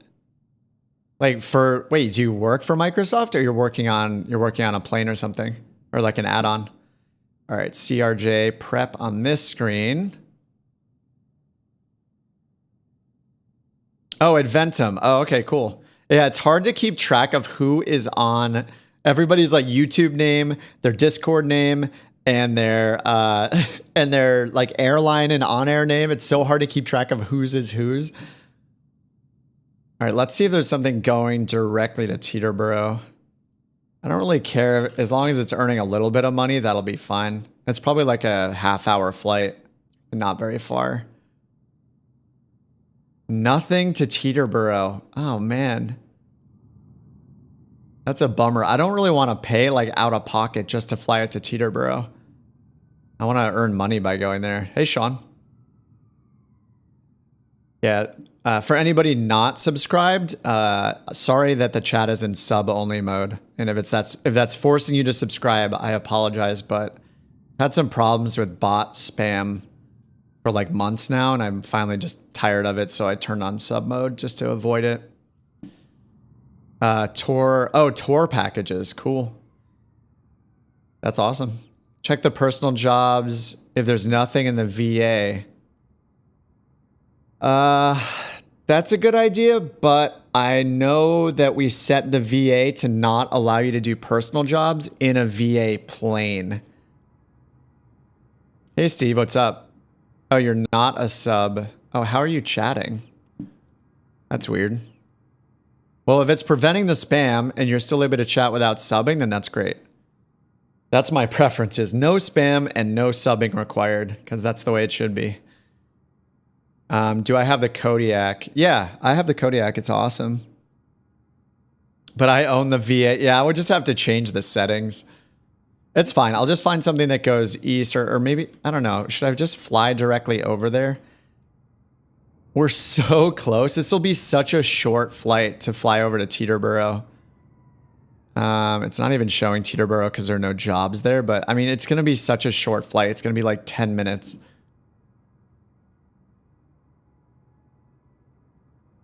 Yeah, I could fly somewhere else, and then I could just ferry the plane back. Yeah, I could just ferry it back if I want to fly something else. That's not a big deal. I do want to earn more money though. That's the thing about flying the CRJ is, even if I'm tempted to fly something like the Grand Caravan again, it just earns so much less money. Like I think at a max I would earn 10,000 maybe, but with this I can, see I can get up to like 80,000. Here's a single leg that pays 51,000. I should probably include, I'm excluding military airports right now. I kind of do that just because I want to see more traffic on the ground there. What's KGAD? Gaddison Municipal? It's 44,000. 596 miles, and that's taking a bunch of passengers. 24 passengers, 1,600 on the cargo. Maybe I kind of want to go south more. I feel like something along the coast would be cool. Yeah, like down towards this area. Less money, but a manual co.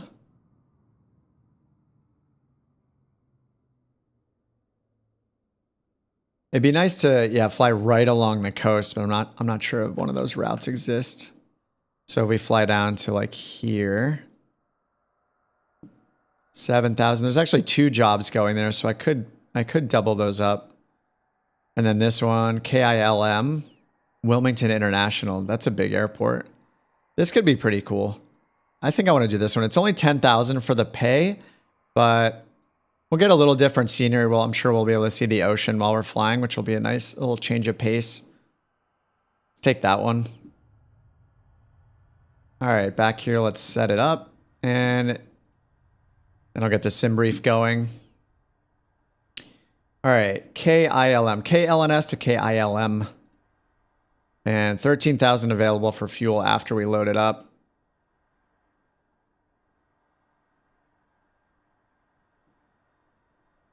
KLNS, KILM, India Lima Mike. Yeah, that's correct. CRJ5. And we have 11 passengers, 591 pounds of cargo. All right, 11 passengers and 591 pounds to tons gives us 0.29. So we'll do 0.3. All right, and then we're flying on a Tango Airway, LRP to Louis, and then to Colin, and then ISO. So there's our route. That looks right down to KILM. And then Charlotte is our alternate. All right, that looks good. Passengers are set. I'm going to leave the extra fuel alone this time because I just end up having a lot more fuel when I do that. We had like 1,000 pounds extra last time or something. So, all right, generate flight, overwrite. All right, Fredericks, take it easy. Thanks for stopping by again. You picked up Freedom Fox. Next one you're going to get is the analog. Yeah, dude, the analog Caravan is great. They just made a bunch of updates to it, actually. Let me see if I can look those up really quickly. They added a bunch of stuff. 1 second here. Analog Caravan. Yeah, they just released an update. Let me make sure the release notes are on the page. I'm not sure that they are. I saw the update in Discord. Someone pasted in a link to the update.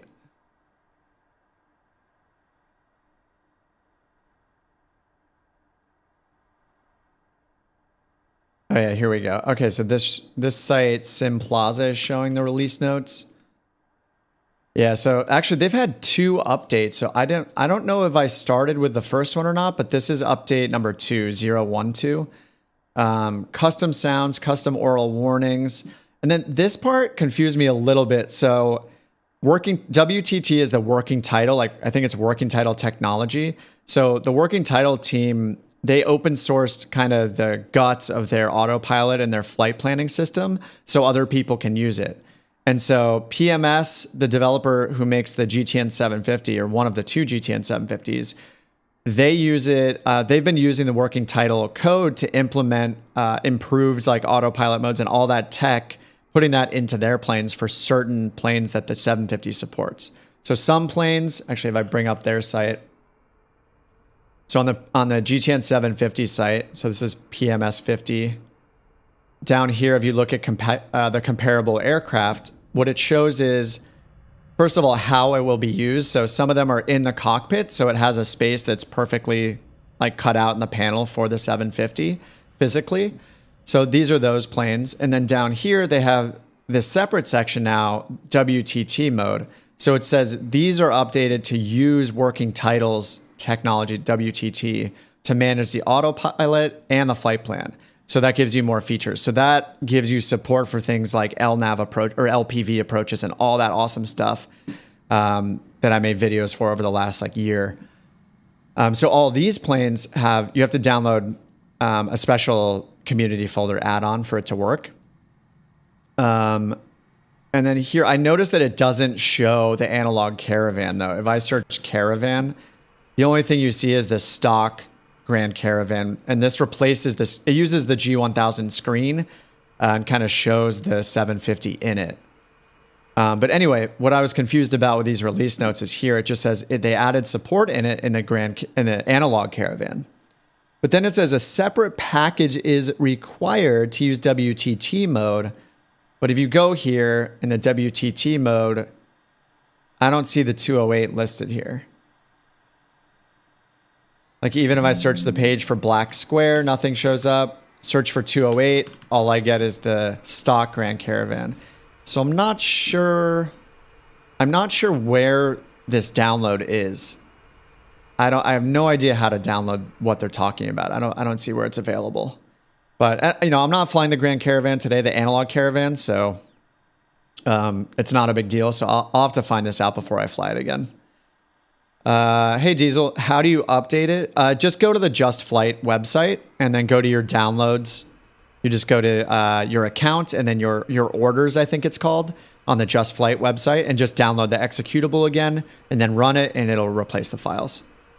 I didn't get an email from them yet about the update being available, but I thought usually they email you to let you know there's a new version. But if you go there, you can just download it. I did earlier today. Yeah, then they say, yeah, new aerodynamics and engine performance tweaks. So fuel flow, turbine torque tables, ground handling parameters. So that's pretty awesome. And then there's just a bunch of like smaller improvements here. So like better displays on the radio. So the KX155B, I guess that's the regular just nav comm radio that you can use. And they have changing the spacing and things like that. And then they improved the display of the RNAV system, that RNAV computer, the KR87. I think that's what the KR87 is. So the text is just more improved. It says it's more legible, higher contrast, things like that. Inertial separator reduces torque when applied, and it functions as engine anti-icing. So I guess that was not working perfectly last time. Hey, sweet livery. Yeah, so then there's a bunch of bug fixes here too. So yeah, really cool stuff. So if you have the analog caravan already, check it out. And yeah, I want to fly this again on the next stream, which is partially why I want to bring the just bring the CRJ back home. I'll probably just ferry it home using OnAir company, but yeah, good stuff. I love the man. Black Square is killing it. Like the analog caravan's awesome, and they just released the analog King Air yesterday.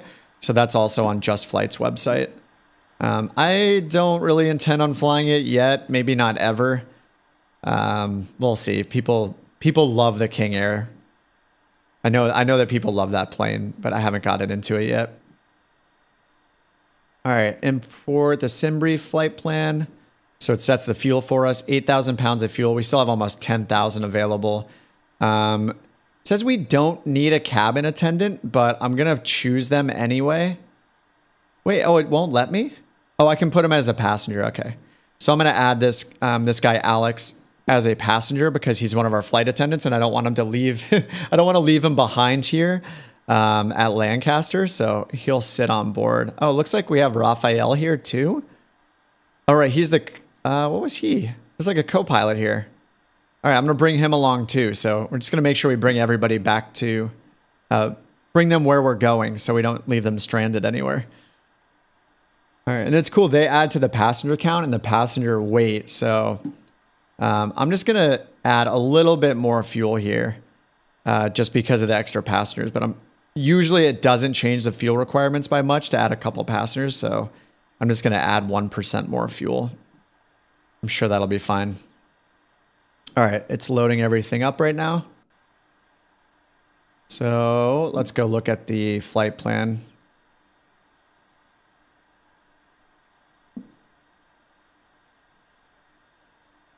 All right, if I check the METAR here, winds are 310 at 6. So that's similar to what they were before. So we're going to use runway 8 to depart again, most likely. We'll check the ATIS. And then ISA. So we're going to have a headwind like this whole time. So minus 30 knots for the overall wind component. So that's going to be crappy. Unlike our flight over here where we had like 70 knots of tailwind on the way out. All right, and then here's the whole flight plan. I'll paste this in the chat as usual. All right, let's get this thing started back up.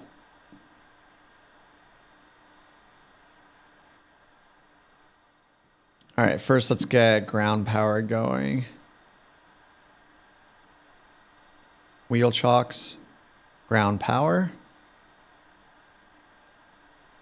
Open the stairs. There we go. Beautiful.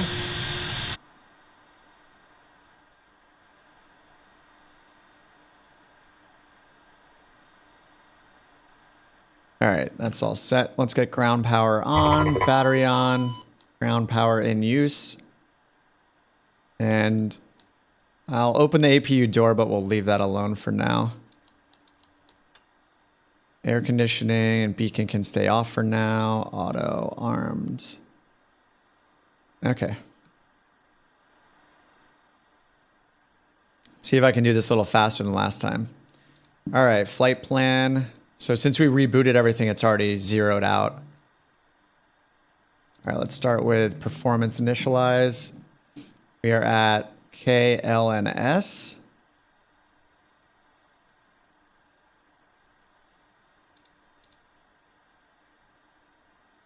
I need position initialize. Where's that? There we go. KLNS is invalid.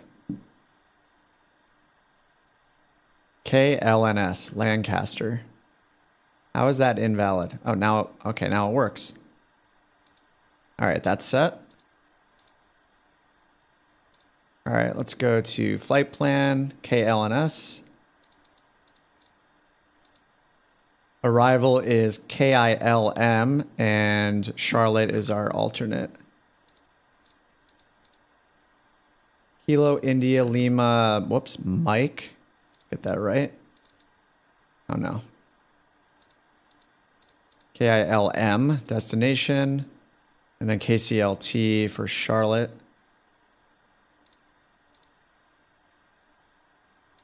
Origin runway is probably 8. Wait, not in database. Did we not just land on runway 8? We did the ILS for 8. Maybe I'm crazy. Lancaster Airport information, Papa 2200 Zulu. All right, new ATIS information.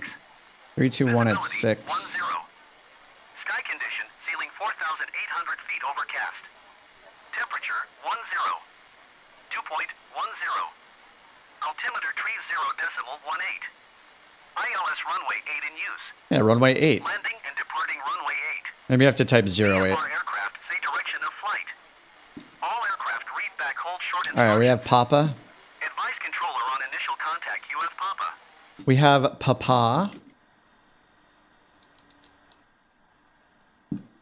Oh, I should start the alignment, right? I think it's set to instant anyway for this, for the for like the attitude indicator and all that.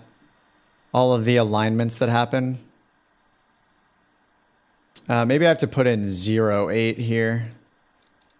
Oops. 808. Great. 08.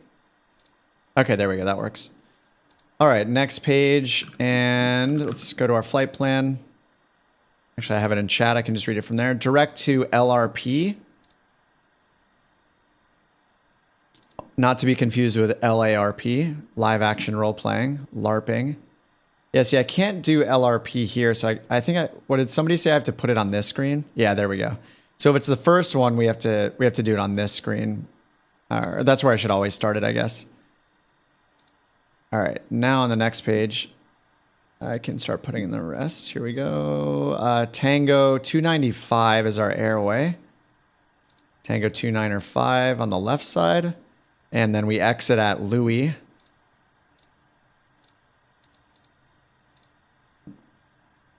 Okay, then direct Colin. Colin on the right. LARP. Direct ISO. India Sierra Oscar on the right side. And then our destination. KILM on the right. Execute. All right, so if I switch this format here over, we can go through each of the waypoints on the leg screen. Make sure it all connects, which it does. All right, that looks good. Let me turn off our MDA for now.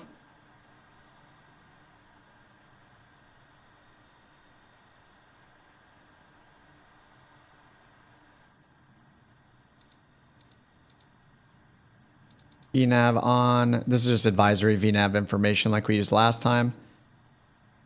All right, cool. That's all set. Runway 8 is chosen for our departure.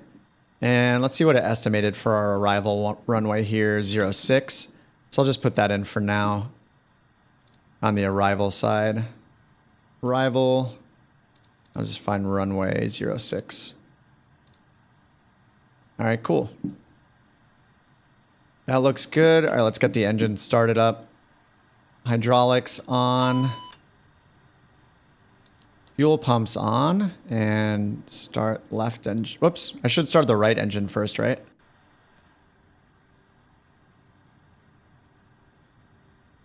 Oh wait, I didn't start the APU yet. Yeah, SOV open. APU is off, which is why I'm not, why the engine isn't gonna let me start it yet. Okay. And then air conditioning switches are on. I'll do anti-icing in a second. All right, so we're gonna turn beacon and nav on. All right, APU starting. So I'll turn off approach mode. And then let's see our cruise altitude. Probably, what are we gonna get, 380? Oh, 400. All right, taking it to the max. Put in 40,000 up here. Let's see if we can get flight or actual, like, get the ATC to follow us this whole time. Give us a real approach. Door. Yes, the door is open. All right, APU available. Wait, does available mean it's on? It does, right? Because when it's off, the other option here, I think, shows... Yeah, start. Okay, so APU is available. Oh, left engine started now. All right. All right, we're going left first, I guess. And they're telling us to close the passenger door. Because that would be not good. I assume you generally don't start the engine till everything's closed and ready to go. And actually, you don't even really start them until you start them during pushback, right? To watch our cabin crew display the safety features of the aircraft. All right, that's spooling up. And actually, APU's on, so I can disconnect the ground power cart. Should have done that before. Ladies and gentlemen, please pay attention as we display the safety features and procedures of the aircraft in case of an emergency. During an emergency, please remain in your seats. All right, that's stabilizing, 21%. Let's go right engine start. In case of a drop in cabin pressure, breathing masks will drop from the ceiling and should be placed over your head. And then we're waiting for around 20 on N2. Evacuation of the aircraft, the Can the A320 go to 40,000? I have no idea. Cruise, SimBrief gave you 10,000? Did you choose the right plane type? It gave me 40,000. Alright, whoops, there's 20, 21. Remind you that you should turn off all electronic devices. We thank you for paying attention during this brief presentation. Alright, engine starting, 30%. Sorry, 5% on N1 now.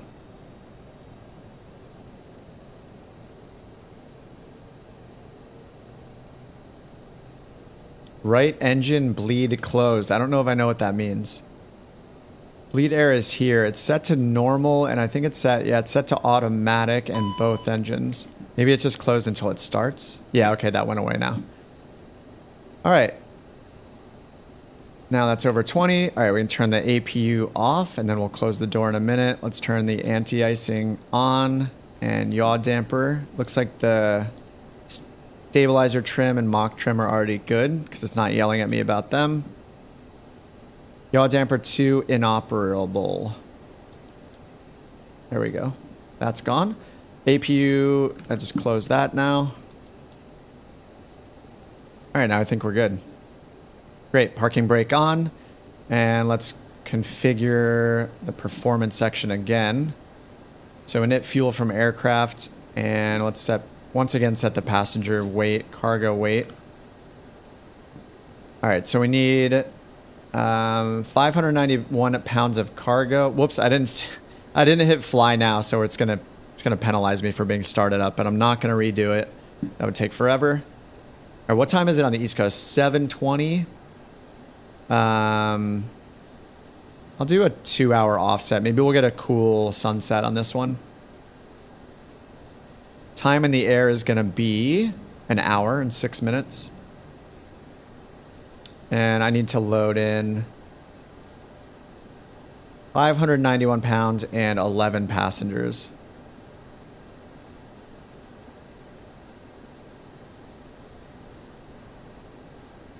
So the total payload, 2681.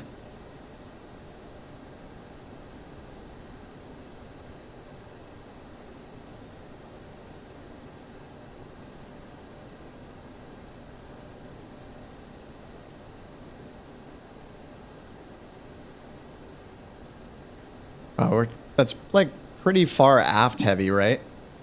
I know as long as it's not yelling at me, we're probably fine, right? Well, this is good, right? I mean, all of this area is like nice. A lot of my other ones when we're heavier, like I'm more in this area where it says max takeoff. So I assume this is okay. Total payload 2681. There's 25, 2683.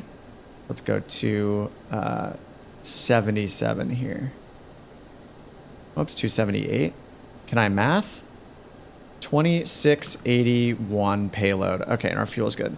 Takeoff trim is 5.4, so we'll set that. It's 5.3 right now. All right, 5.4 with my trim wheel. Set it to 40,000 already, and then speed and heading mode. So speed, climb at 240. I'll do 245. Just as long as we don't break the speed limit. And let's check our legs here, make sure they're good. That's fine. I don't need, should I put, I don't know if I need runway 6 in there or not. I'm just going to leave it alone. All right, and altimeter 3018. I'm just going to hit B to set it. 3017. All right, 3018 is what the ATIS said, so we're going to use that. 3018 on all 3 spots, and I need to change over to FMS. We're still in localizer for last time. All right, there's FMS, I think.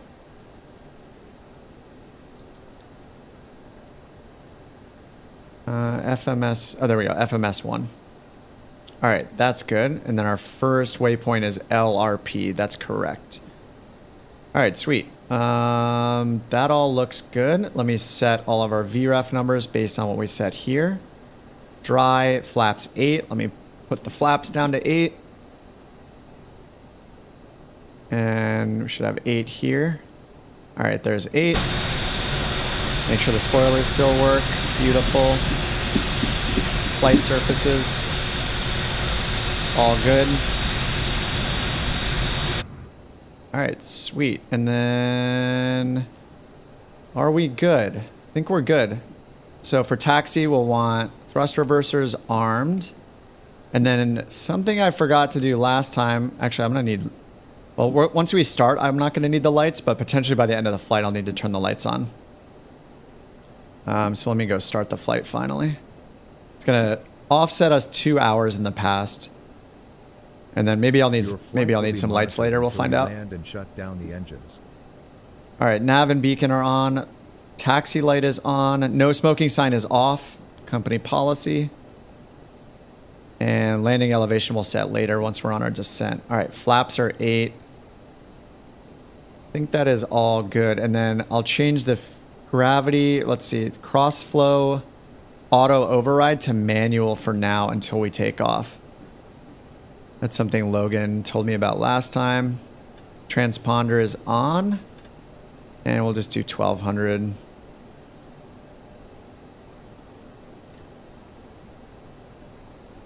Altitude reporting mode on.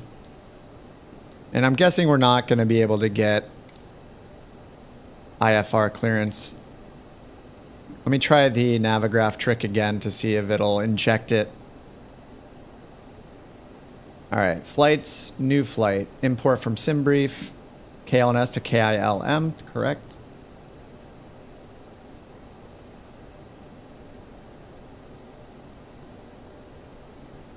Bring our taxiway diagram back up again. And we have no departure procedure this time. And then under flights, let's try to export it to Flight Sim. Cruising altitude 40,000 and see if it lets us. Yes, it worked. So I don't know if you saw that, but just here, number 8, this popped up. So somebody a couple weeks ago, I should start writing down who gives these great tips. Sorry that I forgot who gave the tip. But somebody pointed out that with Navigraph, you can have it transfer the data to the Flight Sim flight plan in Microsoft Flight Sim. So when I do that, it lets me request IFR clearance. It didn't work last time because we were at an untowered airport. But right now it's working, so we're getting IFR clearance. Couch 68 ready to copy IFR clearance to New Hanover. All right, let's write this down. Couch 68 Craft. cleared to New Hanover Airport as filed. As filed. Take off runway 8 climb and maintain 5,000 Runway 8, feet. 5,000 feet. Departure frequency is 126.45 squawk 7307. All right, so that's, I'm just going to read it back. So yeah, take off Couch as filed, 68 runway cleared 08, to New climb and Hanover maintain 5,000. Airport as 126.45 on the Take frequency, off runway 8 climb and maintain 7307 5,000 feet. on the squawk. So we're going to Departure change that right now. 126.45 squawk 7307. 7307. Readback is correct. Contact ground on 121.8. All right, 7307. Good day. And over to 1218 for taxi. So we'll just request it from Lancaster here. ground, couch 68 with Papa ready to taxi. All right, runway 08. Hopefully it'll say, it's not going to say Alpha Delta Echo. Hold short of runway 8, the taxiway Alpha. Oh, well, it got Alpha right. Tower on 120.9er when ready. 120.9er when ready. Okay. Knowledge. Taxi 2 Sweet. and All right, we hold have short runway some 8 by IFR, taxiway, or Alpha we have couch some 68. ATC coverage this time. Wonderful. All right, and then the last thing I'm going to do in the background is I'm actually going to restart. Just restart FSLTL really quickly.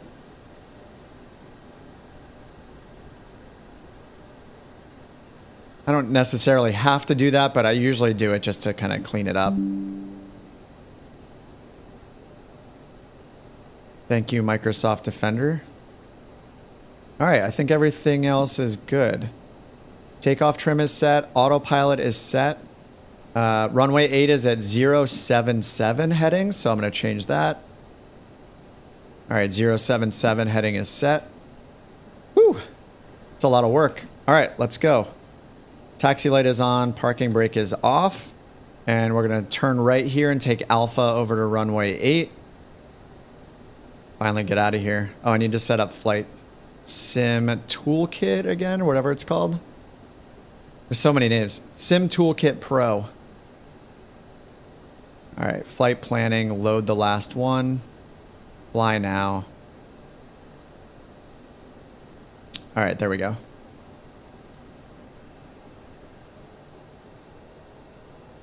Oh, the wheel chocks are still in. That's why I can't move. There's always something I forget. All right, wheel chocks removed. All right, now we can go.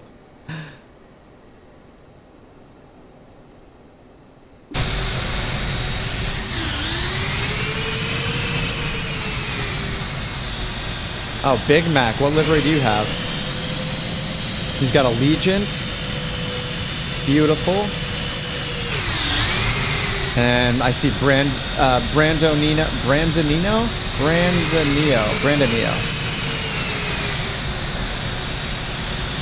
Nice United livery. And then we got, I assume this is Gabe here. Oh, yeah, this is, wait, Big Mac's in Frontier. Oh, it's Frontier? Wait, it shows you in an Allegiant for me. Who's in the Frontier behind me then?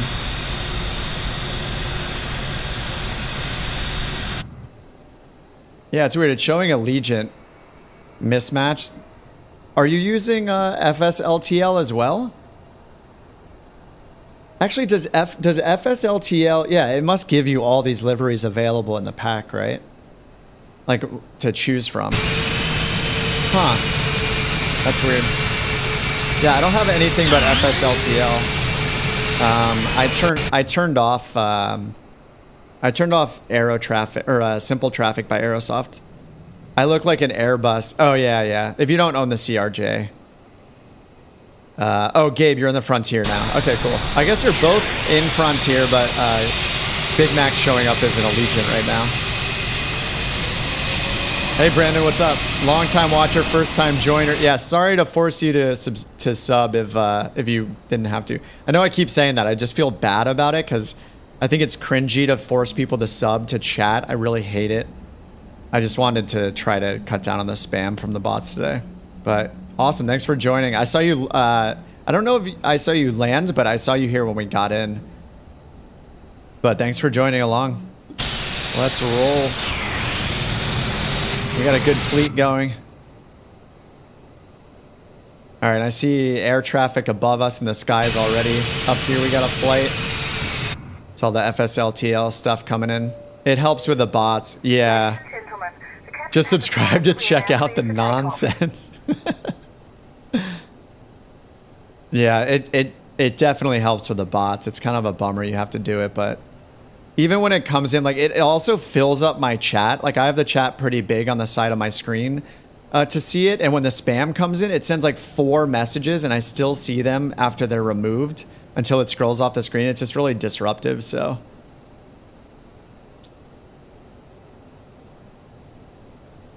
All right, so I have the fuel flow set to manual already. Thrust reversers are armed. Our autopilot is set. We tested all our flight surfaces. Flaps are at 8.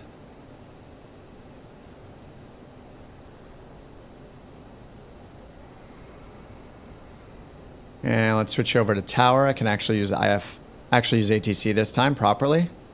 You know, as proper as Microsoft ATC will let us get. Lancaster Tower Couch 68 ready for IFR departure runway 8. Couch 68 altimeter tree 0.18 wind tree 21 at 6. Cleared for takeoff runway 8. 3, 2, 1 at 6. So we're going to have a crosswind here from our left. All right, clear for takeoff. Cleared for takeoff runway 8 couch 68. And our rotation speed is going to be 124 knots, and our VT is 173. So that means flaps go up around 163.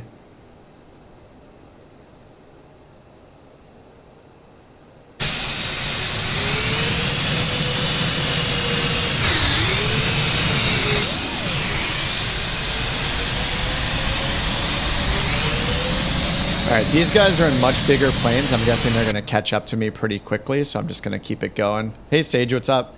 Thought I'd take a flight with you driving across West Texas. You're in the, like, passenger seat of a car and driving through West Texas right now? Awesome. Well, thanks for joining the stream. All right, here we go. I'll bring the HUD up just so I can see this better. There's climb detent. There's toga. All right, 124 for rotation. Thrust reversers are armed and fuel flow is on manual. There's 120. There's rotate. Minimums. Airborne time log. Minimums. All right, gear coming up.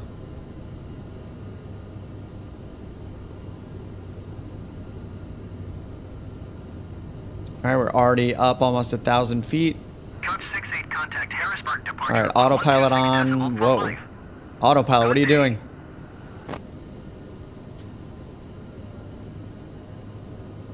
Why is autopilot pushing me up so hard? Oh my god. Autopilot's trying to kill me.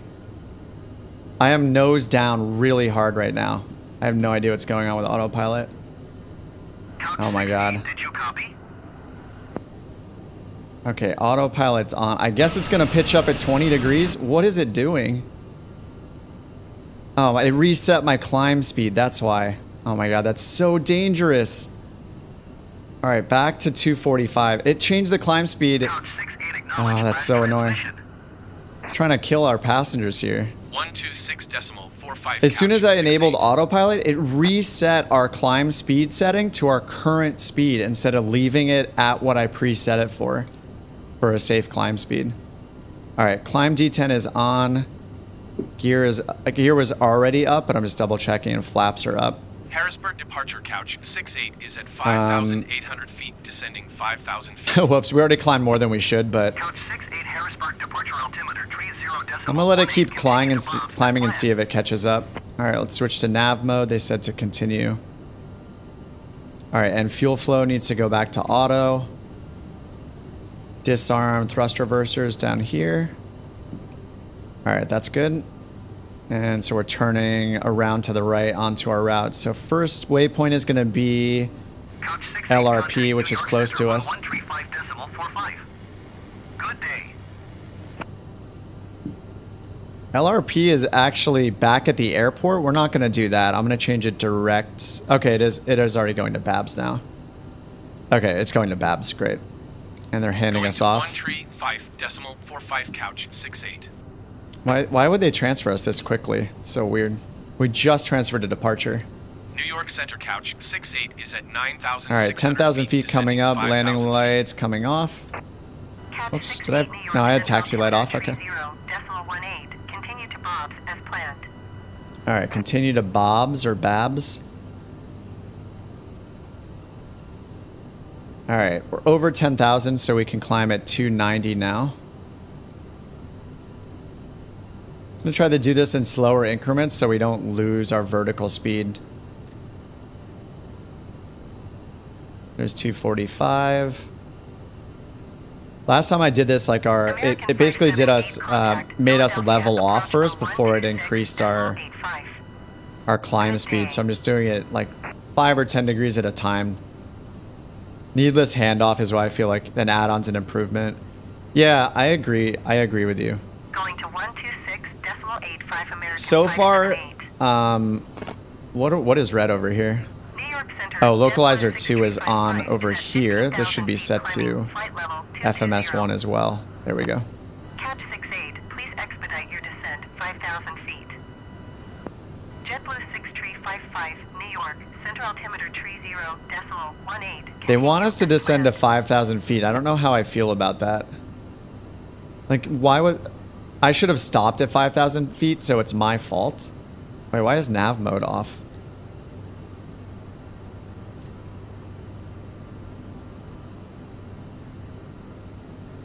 ATC add-on problems are worse, to be honest. Yeah, FS HUD performed the best of all the ones I've tried so far. It'll never let go of that 5,000. Yeah, until I descend. Maybe I'll just descend. All right, let's go down to 5,000. Let's try to make it happy. We got an hour in the air. We got plenty of time. Good day. Couch 68 contact New York Center on 1 tree. All right, I'm gonna descend down to 5,000. Good day. 132.5 American 1437.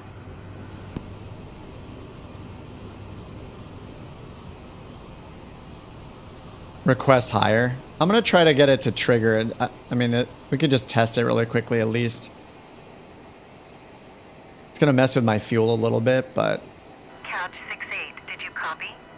I wanna see if it fixes it if I do that. 1 tree, 2.5 couch. It just takes so long. I have to do like 5 requests to get up to 40,000 on the selected or the requested altitude, so it's kind of annoying as well. It's kind of all annoying. It was my fault. Like, I should have leveled off at 5,000. I wrote that down. That was in our clearance, so I should have done it. I didn't. So in this case, it's kind of realistic that they're yelling at us. Cancel. I'm just gonna go to 5,000. It's fine. We're descending as fast as we can. I'm idle. I set descent here to 245 knots, so we don't break the speed. We're just faking our passengers out. It'll be all right. Landing lights come back on for going under 10,000. We'll just see if it fixes itself. I think I'm at fault this time, so I'm willing to listen.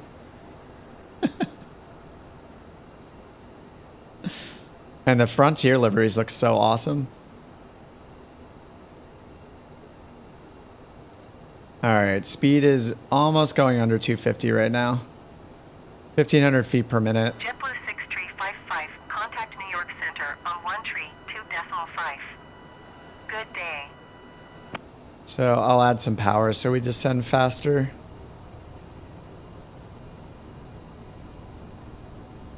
FS HUD is the third one. Yeah, it is. Yep, pilot to ATC and pro ATC. Yeah, FS HUD seems pretty, I mean, we just used it that one stream. It seems pretty good to me. The other part with FS HUD is that it, oh, I didn't see Gabe. Oh, we're in Gabe's stream. The other thing is FS HUD integrates with FSLTL, which is really cool, and it handles moving all the planes around. So it's even better ground handling for all the AI traffic or the live traffic. So that's why I gave it a shot. Yeah, the first update to FSLTL added FS HUD as a supported third-party program. But it worked out really well for the most part. So, and you can fly both GA and like airliner with it. So you don't have to set your call sign to like SkyWest, whatever, like I was doing with FS or with Pro ATC, which is kind of annoying. And I didn't have any problems with it calling out nav data that wasn't in my database. I had used Navigraph to update all 3 of them, And I was still getting problems with pilot to ATC and with pro ATC using incorrect or like non-existent SIDs and stars. So that kind of put me off from using those pretty quickly.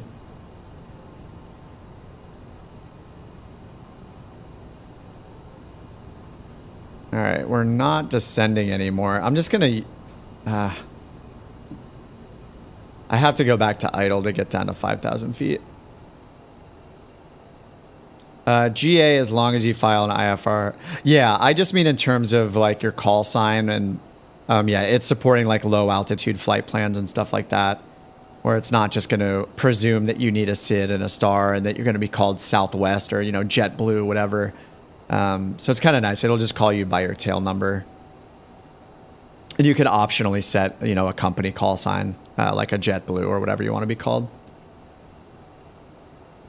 Yeah, in a pro ATC, you are forced to be called and to call yourself an airliner, even if you weren't one.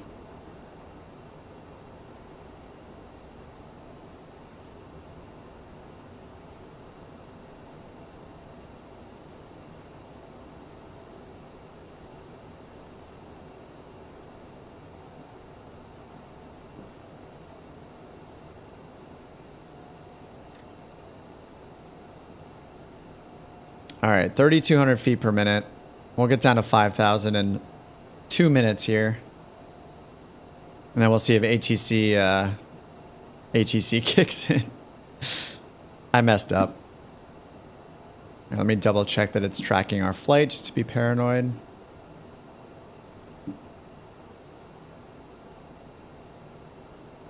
Definitely gonna waste fuel doing this, but yeah, it's my fault. Probably be fine considering we have 30 minutes of reserved and we have, you know, our fuel for our alternate. But yeah, this shouldn't be happening. All right, still on our way to Babs. 3 minutes to Babs.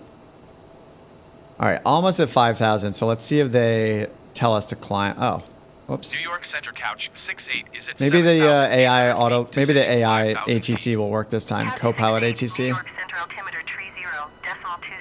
Continue to Bob's as All planned. right, 3020. Babs.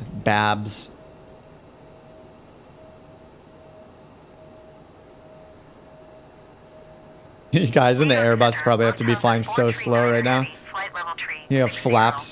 flaps extended. I guess we're not going that slowly. 439er heavy New York Center. Continue as planned. All right, so once we get down, we'll see if they let us climb, and then I'll have to switch back to climb detent, all that good stuff.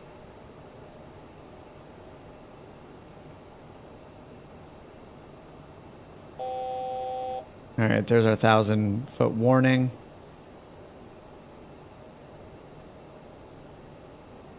All right, it's capturing.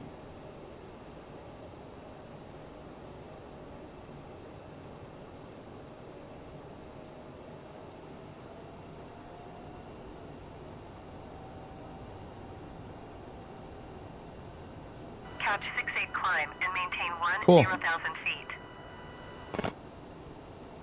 Whoa, what was just happening? All right, 10,000. Climb and maintain Copilot is 10,000 not feet, helping at all here. 68. Couch 68 contact Washington Center on 13.2.525. All right, back in the climb detent, speed mode. Frontier Flight 9er 1187 contact Washington Center on 132.525. Good day. All right, back up to 10,000.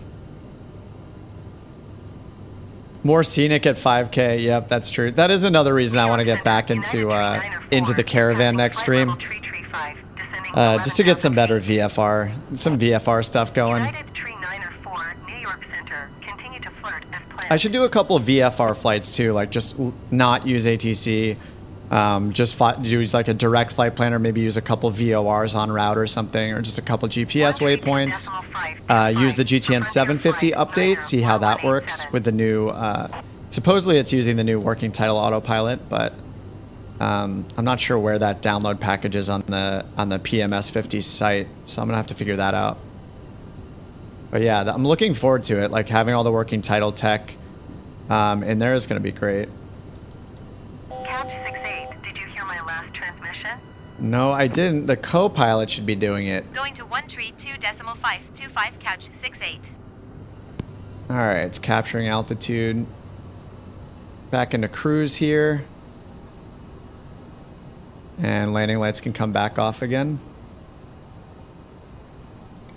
Our co-pilot is not very helpful Washington here. Center, couch All right, we're 68 turning at left now. 9,800 feet. Course Climb 185 direct 10,000 feet. Louis.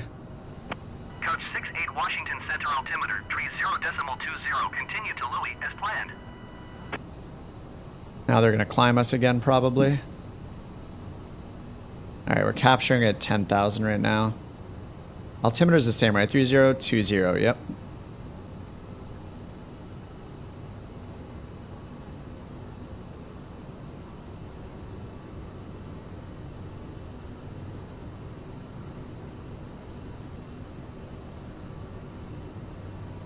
Faster, faster.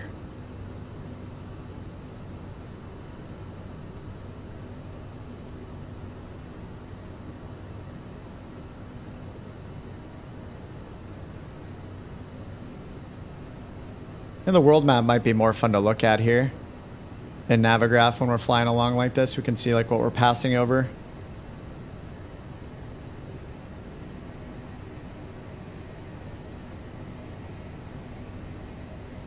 All right, so they're not climbing us just yet. Oh, I'm right on the barber pole there. Let me pull that back a little bit.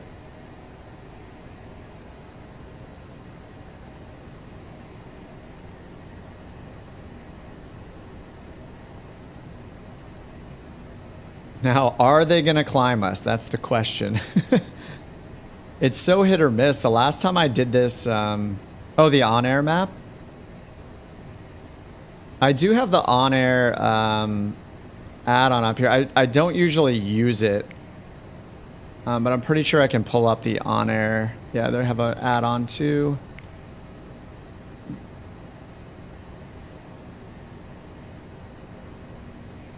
Washington Center Frontier Flight 9er 1187. Yeah, this is pretty Passing nice. Flight level tree 15 climbing flight level tree 20.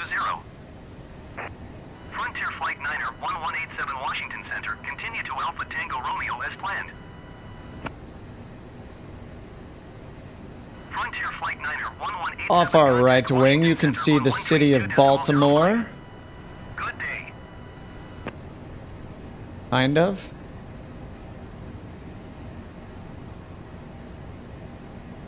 Probably back this way more. 132.0. Pressurization issue this whole time. Realized the co-pilot's window was open. And I don't think I could even open the windows in these, so I'm glad for that. I mean, I guess we're going to do this flight at 10,000 feet because Microsoft. It's supposed to set the cruising altitude too. Like it prompts me to enter the cruising altitude when I use that feature in Navigraph. So it should know that we wanted to fly at 40,000. Oh, this is kind of more fun anyway. I don't know that well, check our fuel really quickly to see if this is going to be a problem. So Louis, we're supposed to have 6,100 at Louis. Yeah, and we're going to have 68. So we're going to be fine at this altitude with our fuel planning. You can see more of the terrain, so it's fine. It's kind of fun.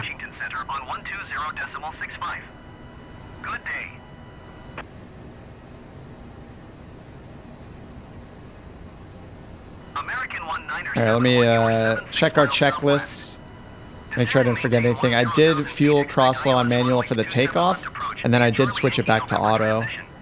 Thrust reversers I also turned off, so yeah, that's a pretty easy checklist. The last flight, or the first flight we did, I forgot to change the fuel, the crossflow to manual. I guess you're supposed to do that during takeoff. Report them in sight. United 880 heavy traffic is 8 o'clock 4 miles at flight level tree 60 Airbus A321. Report them in sight. Gabe's just crop dusting us here. Descend and maintain Very 1,000 rude feet. behavior. Runway 27 left approach via Charlie Yankee November transition cleared to Charlie Yankee November American 1971.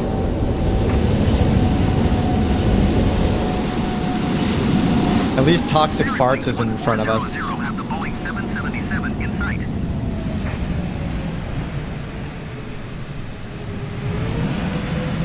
United 880 Heavy have the Airbus A321 in sight.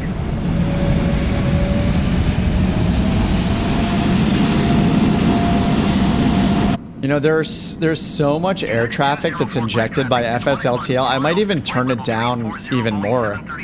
I have it at 50 right now. Maybe I'll bring it down to like 20 or something. Because it does spawn them based on your current location, right? So it's constantly, you know, deleting and then adding aircraft to what's around you based on all the real traffic. So I think that is a decent option. And, you know, it'll help with frames too. The lower you make the number, the fewer things it's rendering and all that. All right, no warnings on here anywhere. We're looking good. Can go a little bit faster than this, I guess. Just have to keep an eye on my fuel. I don't even know what GSX is, actually. Is that like where it shows your passenger's comfort level and all that kind of stuff? I'll have to look that up so I know what it is. GSX Pro. Oh yeah, pushback that services vehicles. Okay. Yeah, animated passers. Yeah, I remember looking at this recently. De-icing. That's really cool. Oh, follow me cars. That's so cool. Maybe once I fly the Airbus or something like that. Do you guys use it and do you like it? Baggage loading, cargo loading, catering. Oh, global jetways. I already have global jetways, but I guess I won't need the add-on that I have. And the ground vehicle replacement. Is it in the marketplace? I'm guessing it's not. This must be like a separate program you're running again, right?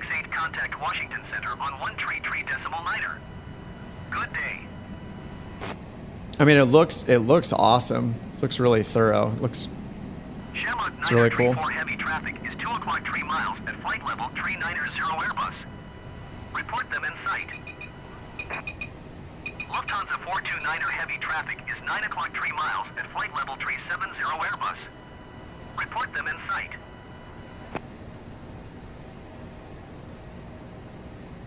All right, we just passed Louis. We're on to Colin now. More immersive. Yeah, it looks, I mean, it looks awesome. It's so cool that they actually walk out to the buses. They're fully animated, huh?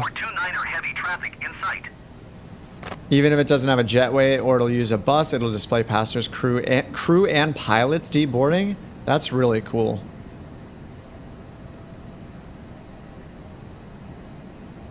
Washington Center Southwest the follow me car is really, really cool. Baggage, cargo, catering, jetways, and ground vehicles. Oh, they have different regional voices for pushback de-icing.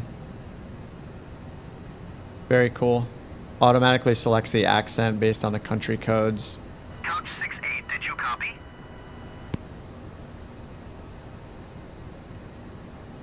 Airport customization. Wow. Washington Center, It takes an age to have on the extended conversation. Oh, it just takes a long time. Virgin 76 Heavy Washington Center, continue to Vega as planned.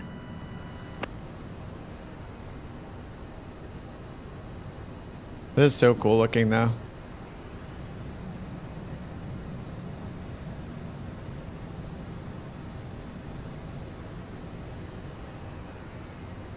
Very cool. Spirit Wings 1400 contact. I mean, I think inevitably I will fly the Airbus or the Boeing. I'd probably start with the Phoenix. Washington Center Spirit Wings 54 is at flight level 335 climbing flight level 340. Spirit Wings 54 Washington Center, continue to Sierra Bravo Yankee as planned.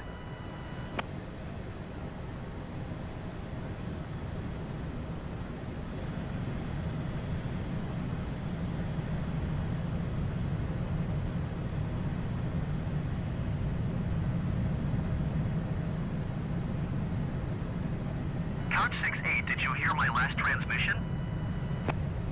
What'd they tell us? Another handoff, of course. For couch 68. Watch somebody that uses it on stream. Oh, you watch somebody that uses it on their stream. Yeah. Washington Center. Fly by wire? 10,000 feet. Over the Phoenix? I think I bought the Phoenix when it came out because there was so much hype, and I flew it like one time and not since then. I do that too often. I'll be like, whoa, people are hyped about this plane. I'm going to buy it and check it out, even though I don't fly these. All right, 3021 on the altimeter. Let's fix that. Good day. American 179er for contact Washington Center on 120.65. Good day. United 158 contact Washington Center on 120.65. Well, here's our top of climb coming up. Good day. Going to 120.65 American 179er for 120.65 for United 158.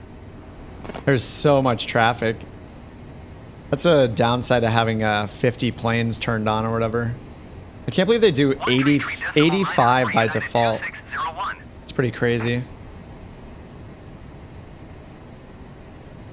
You think I'm gonna like the Dash 7 when it comes out? It's a twin turboprop. Is that what a Dash? Let me look up Dash 7. Dash 7 plane.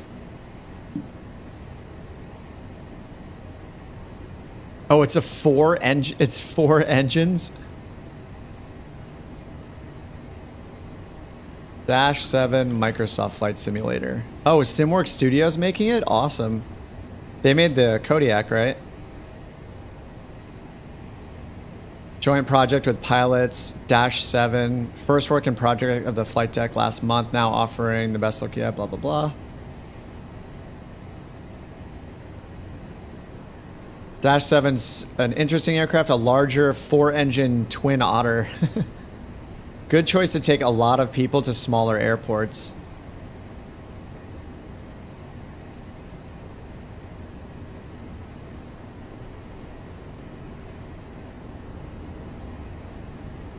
First in progress images of the flight deck.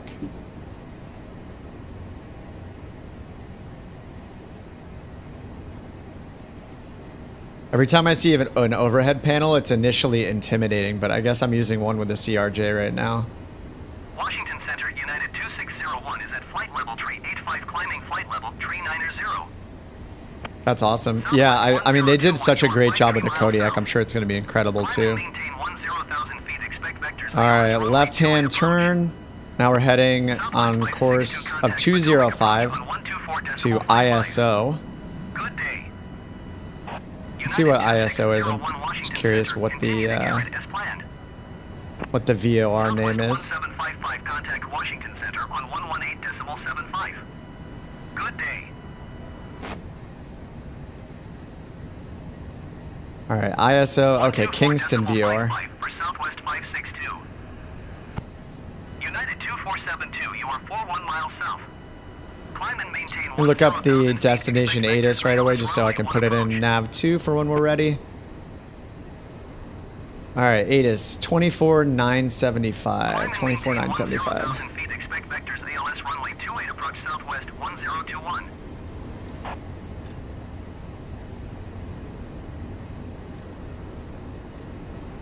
$975. Oh, for short takeoff strips. $975. There we go. All right, that's set up.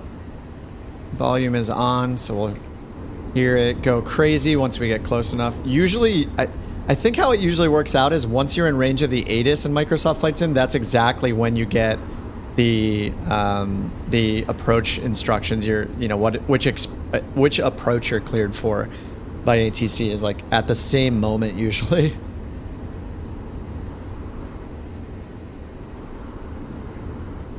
Big Mac is here. Gabe is doing aerobatics of some sort. And Brandon is far ahead of us. Crushing it. Probably because he just continued on without descending. Or no, he's at 10,000 as well. But yeah, this is a pretty inefficient flight as far as fuel goes. But we get to see all the terrain, so it's kind of nice. So I guess Richmond is going to be off our right wing over here. Maybe a little too far to see. More air traffic over there.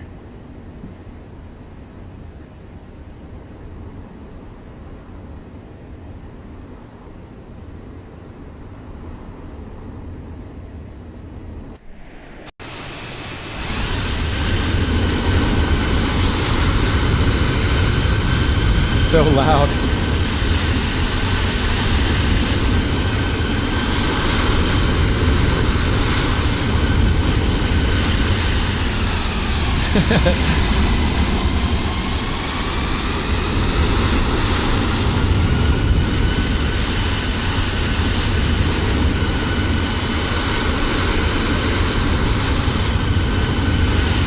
Actually not sure how to turn out the external sound. Like,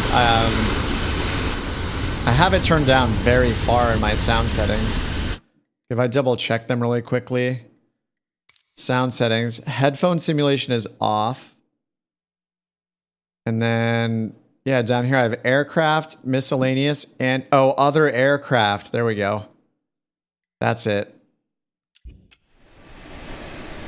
Oh, that's so much better.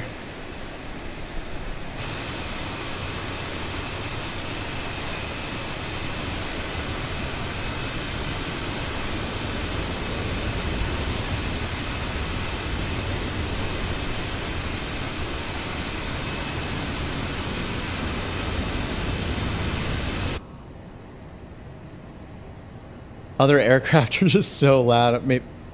I'll see how they sound when I'm close to them while I'm in the cockpit, but man, on the external, those external cameras are just destroying my ears.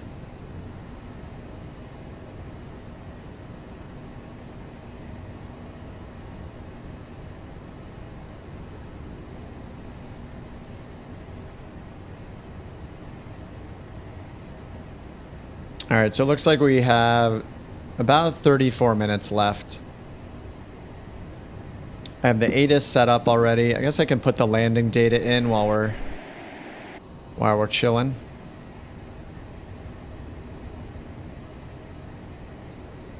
What is going on with the wind right now?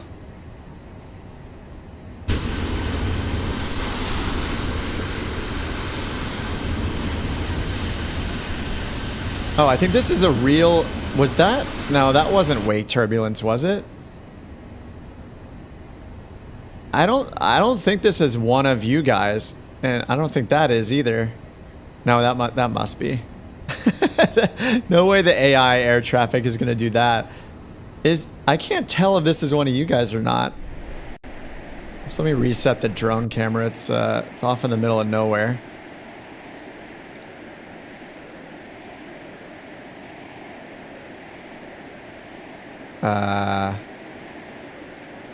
It'll eventually get back to us. There we go.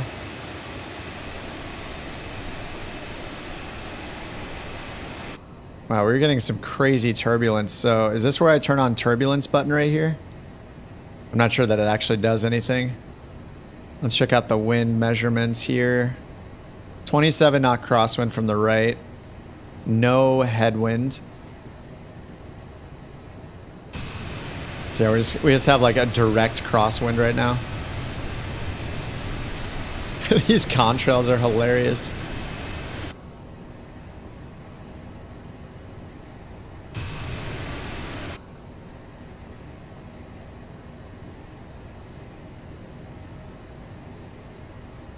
All right, 21 minutes until we get to ISO.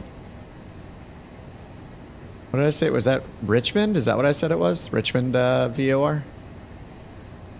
Something like that. Give it a little more power. And let me double check our fuel as well. Since we're cruising at such a low cruise altitude. ISO, it's planned to have 5.2 left for us. And here, 4.7. So we're going to have an extra 400 to 500 pounds of fuel when we get to... Oh, it's the Kingston VOR, not Richmond. And then direct to Wilmington is our arrival.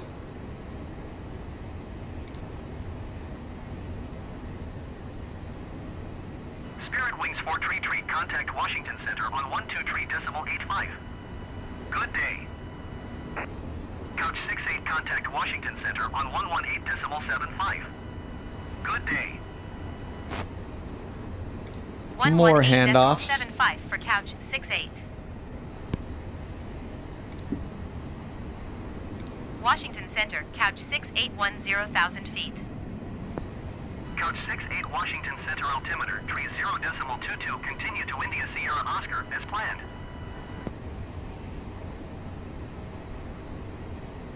All right, 3022. Change of 1 right there. What's weird is if I hit B on with the CRJ, if I press the B shortcut, it changes me to standard barometric, and then if I hit it again, it'll switch back to the local one updated. So it's kind of weird to hit B in this plane.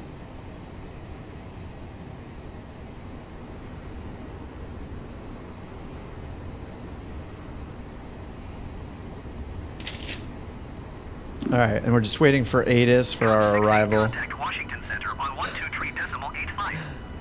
Good day. I should amend my list of like the things I really, really want, and add this one in where they don't hand you off so often with ATC. It's kind of insane.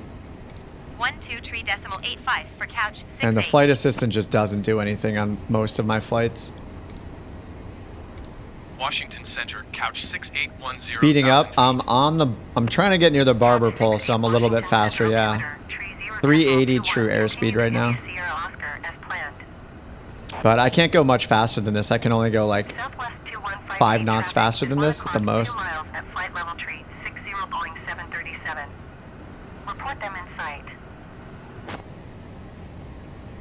So many planes. Oh man, those are headed right towards each other. Wonder if that's what the traffic advisory was right there, or the ATC. I don't know if you call that. I guess that's a traffic advisory, but not to be confused with like a TARA on the plane itself. I don't know the terminology. An ATC traffic advisory. We might get we're probably going to get a pretty good sunset here. 28 minutes left, and it's already almost down below the horizon. I know it's I can't do the, what is it, the stacked hand? What is it, 2 fingers on the horizon per hour in real life is a rough estimate. So I don't know how much time we got left here, maybe a half an hour. So maybe it'll just be setting when we get there, which would be perfect timing.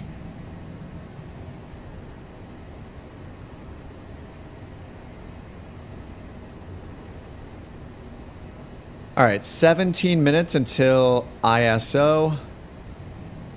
And then from there, it's like 10 more minutes until the airport.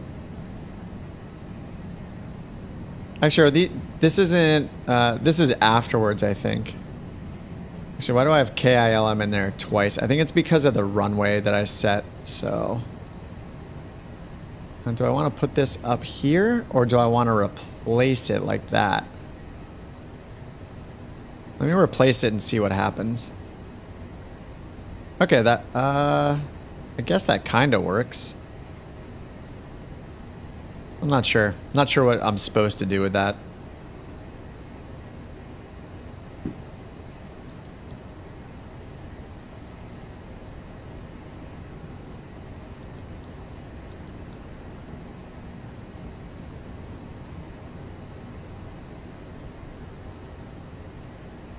I'm not sure the traffic button even works in this thing. I've hit this traffic button before and nothing happens.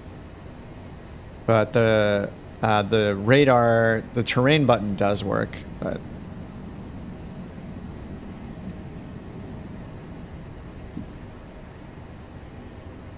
Yeah, the OnAir map is pretty nice. This is cool to turn on just as a, just information, just see where we're flying by. Kind of nice. It does seem to have like a little bug when it doesn't draw the next waypoint or something. How small can this thing get? There we go. Kind of neat. Top of descent in 60 miles. Are you at, oh, you're at my altitude, right? Yeah. You're at 10,000 with me, so. Southwest 1755, contact Washington Center. Center on 135.3. Yeah, I don't have an approach put in, so it's not giving me any top and descent on my side yet. But I could put in like the airport elevation, I guess, over here. Maybe I should do that. 32 feet. So if I put in 32 over here, whoops, I would put in /32, I think. Going to 135.3 southwest. Invalid entry. Yeah, it's going to expect thousands of feet. Going to 118.75. Anyway, we'll wait to see the what approach we get. Might as well pin the taxiway diagram.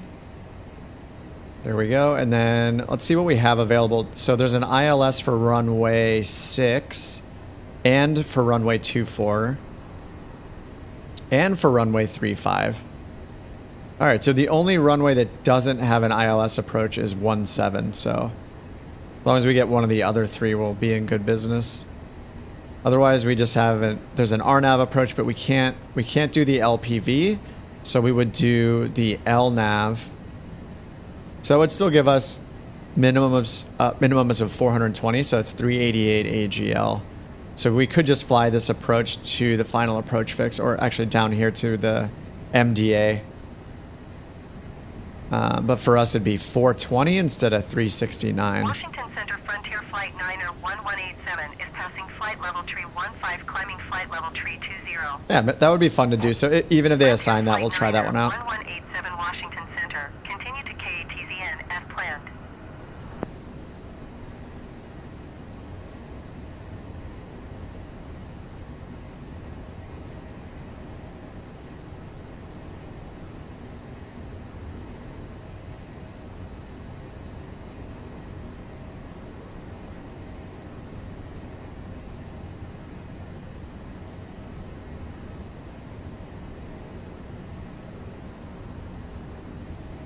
I'm having an in-flight snack right now, muting my microphone. I have Washington Center I got some banana bread with my coffee this morning, and I haven't eaten it yet.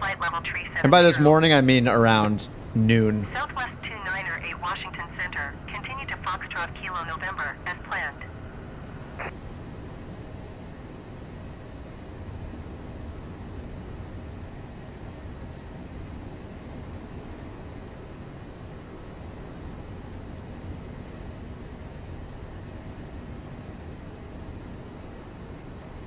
United 1648 traffic is 2 o'clock 4 miles. All right, I'm not even done with my coffee from earlier either. I don't know if it's just me, but whenever I feel like I made a mistake in my coffee purchase today. I got like I just got a latte with like 2 shots in it, and I got it hot instead of cold, but it was like 80 degrees at noon when I went to get it here in LA. So to me, it feels weird. Like I base my drink choice on the weather. So for me, if it's warm out, I have a cold drink. I'll have it like over ice, or get like a cappuccino with ice in it, or over ice, whatever, poured over ice, or an iced latte, or a cold brew or something like that. But when it's warm out, and I get a hot drink, I feel like I messed up. I mean, it's still delicious, but oh yeah, we can see Brandon now finally in the distance.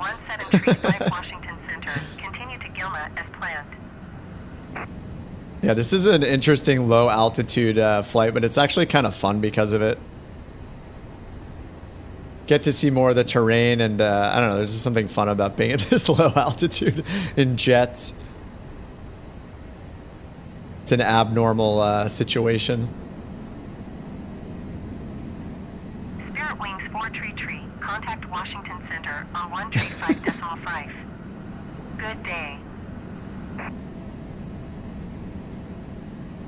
This is just a completely white one.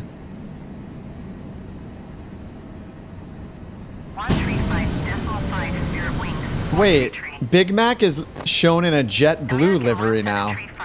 Look, it changed his livery from Allegiant to jet blue. And wasn't Gabe's a Frontier, and his is now showing, he had the turtle on it, and now it's just completely blank. Huh. I don't know what's going on with the liveries. I wonder what Brandon's in. I think his was United, right?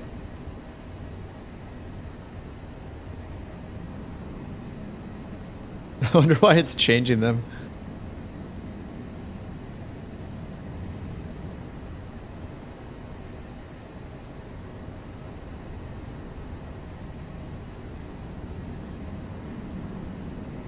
Yeah, I went to take a bite of my banana bread, and you guys swapped planes. Impressive. Yeah, it's so weird.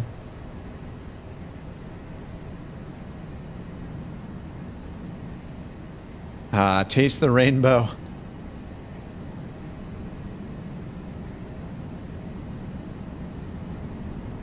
Oh man, I forgot to reply to somebody earlier that had mentioned they'd been flight simming recently and got into, like, watched a video of mine from like 2 years ago or something, and I forgot to reply to that. I got distracted with all the contrails or something. Sorry, I don't think I replied to you.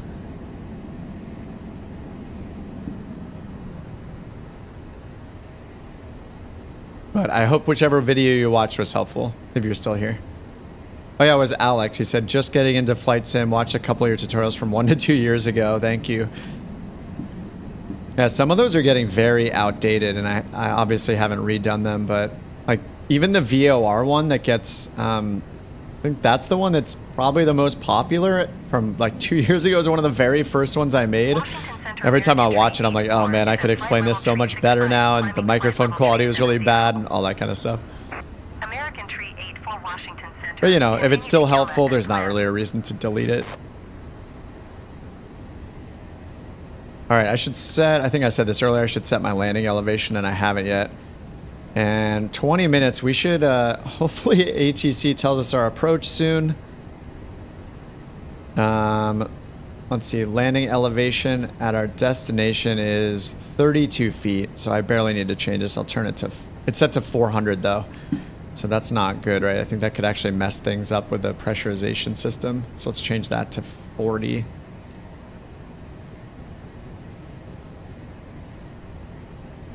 All right, that's set to 40. There we go. Cabin altitude 1800. Cap 68, contact Washington Center on 135 decimal tree. Man, this is some... Good day. Look at this formation flying. You guys look great. What do I think the best G1000 aircraft is for everyday use? I mean, I really like the Grand Caravan, so I think the Grand Caravan with the G1000 NXI is amazing. But Skytation, who's in chat every now and then, he was in here earlier, not sure if he's here, but he showed us the oh man, what plane was it? I already forget. It was a business jet that comes with a Rolls-Royce, and it has the G1000. I didn't try it myself yet. Oh, the Mustang, that's right, yeah.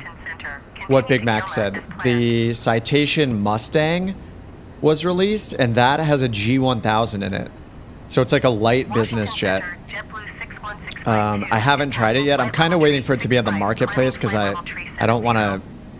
I want to put everything I can in the marketplace so it's easy to update. But it was pretty cool looking. Oh, you have it.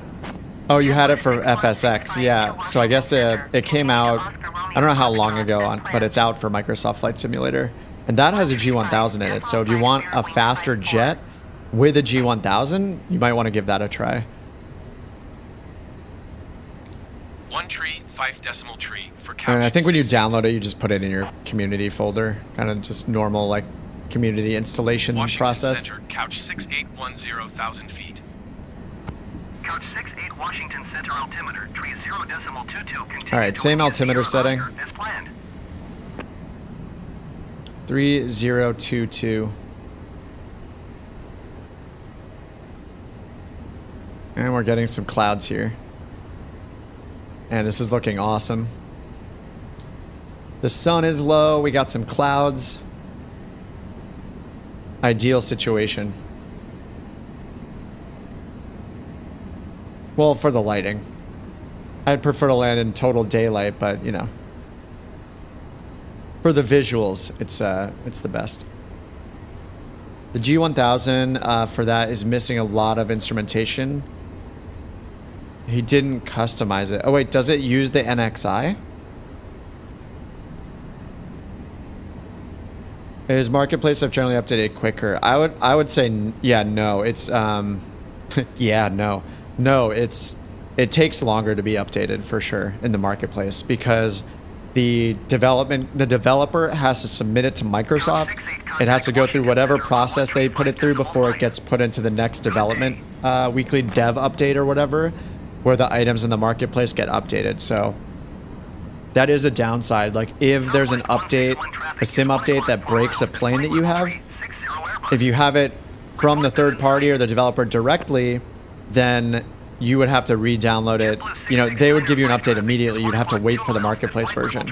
But yeah, I prefer the Marketplace because over time, we're going to get so many planes, right? I already feel like I have too many planes.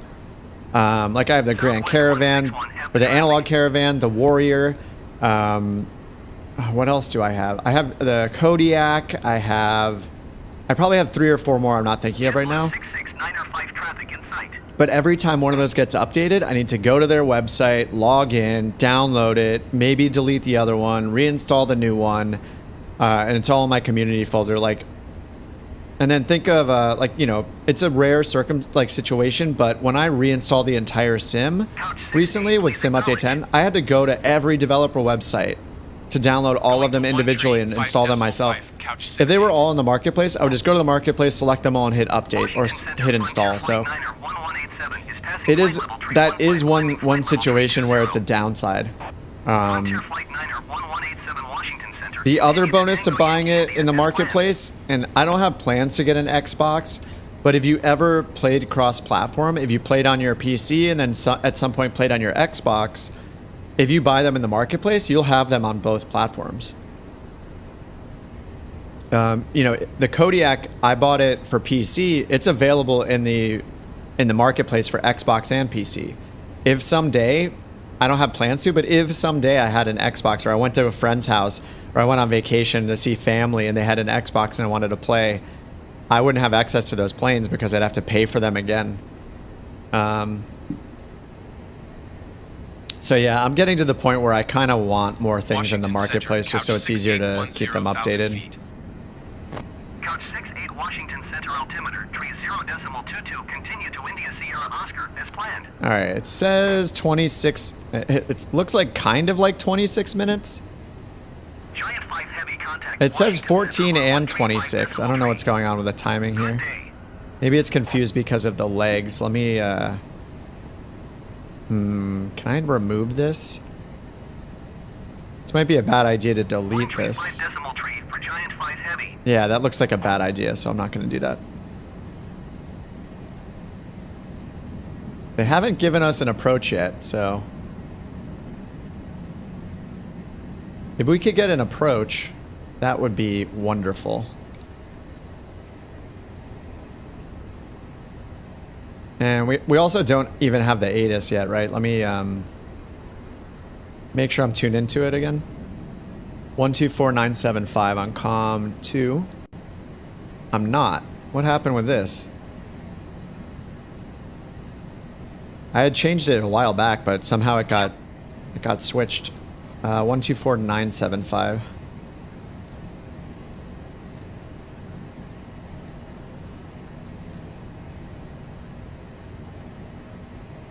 Washington Center JetBlue 669er flight is passing flight level tree 55, climbing flight level tree 60.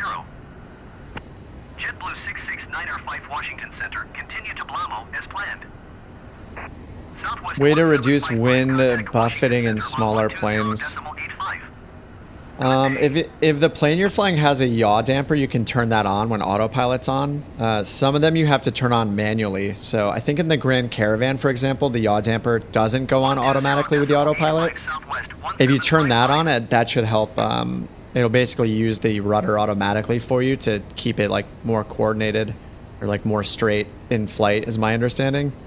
Definitely not an expert on yaw dampers, but yeah, it's a way to reduce the just to keep things smoother when you're flying with the autopilot. Because I think some autopilots, like in real life, even in some airliners, I think, right? Like they don't necessarily do any rudder input at all as part of the autopilot system. So in some extreme cases, like if you need rudder input, I think there's times when you have to do it manually with the rudder pedals, even with autopilot enabled, because it might not have control over the rudder.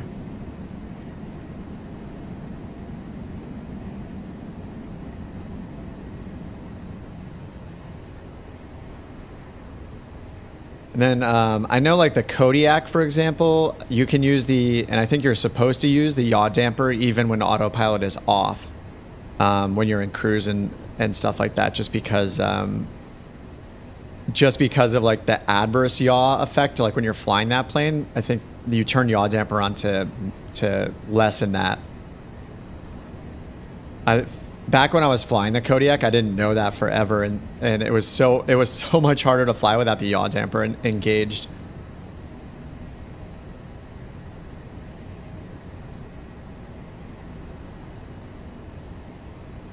All right, guys, approach anytime now. We're 10 miles from the airport, or 10 minutes from the airport, sorry. 65 nautical miles away.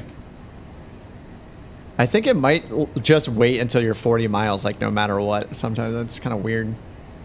I mean, it knows that we're pretty low. Our altitude's only 10,000, so maybe that's why it's waiting, but it makes me uncomfortable. And it's like it seems very unrealistic that we would still be waiting to know which approach to expect.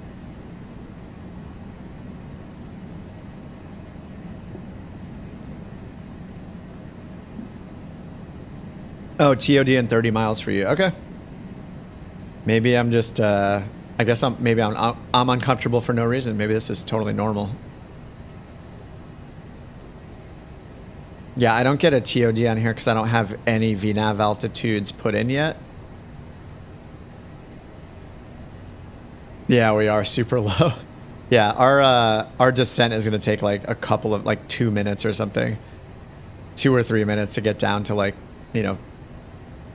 2,000-3,000 feet, whatever our approach altitude's gonna be. It's been kind of nice being super low though.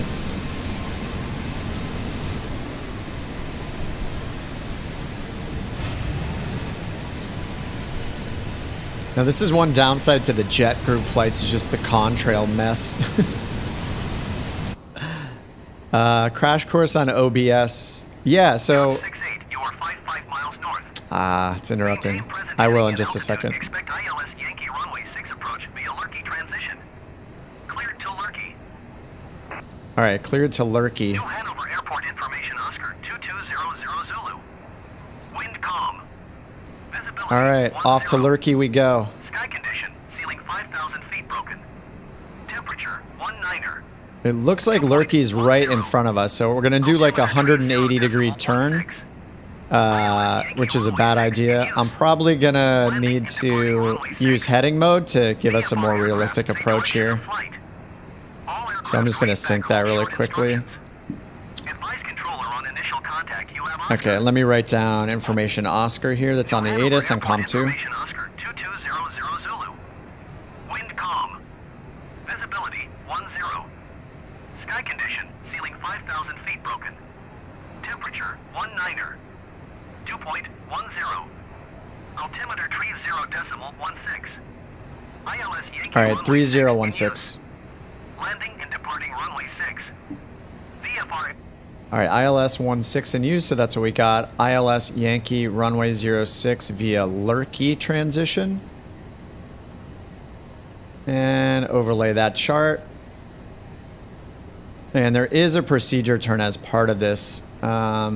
We would not have one if we... Actually, I'm just going to use KevP instead. Let's not go to Lurkey. Let's use KevP. How do I do that? See, here's another situation. ILS 06 Yankee. Oh, this is Zulu. Hold on, let me check Yankee. I mean, it's probably the same... It's probably going to be the same waypoints.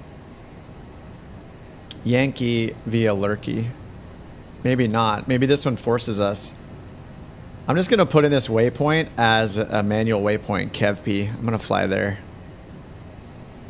Kev P. So then I don't have to manually turn myself around. It did not add it. All right, let's try it again. Kev P. There. It doesn't want me to insert any waypoints. What is going on? Maybe I have to do it on the flight plan page? Direct Lurkey.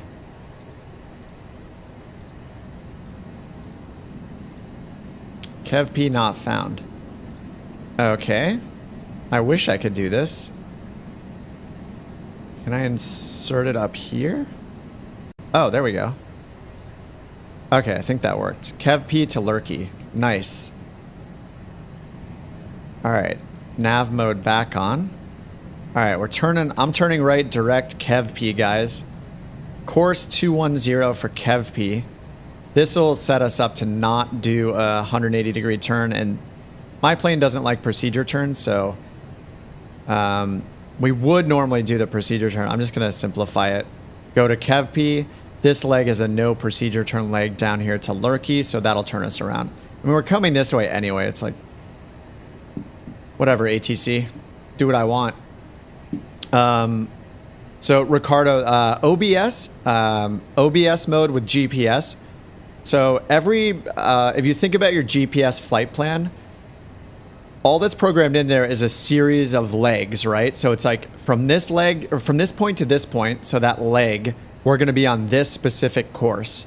So it has the course or the track in there. So, you know, we'll be on a 080 course until we get to this waypoint. Then we're going to turn to a 060 course to go to this waypoint. When you turn on OBS mode, what you're doing is overriding the course that you're going to fly to get to that next waypoint.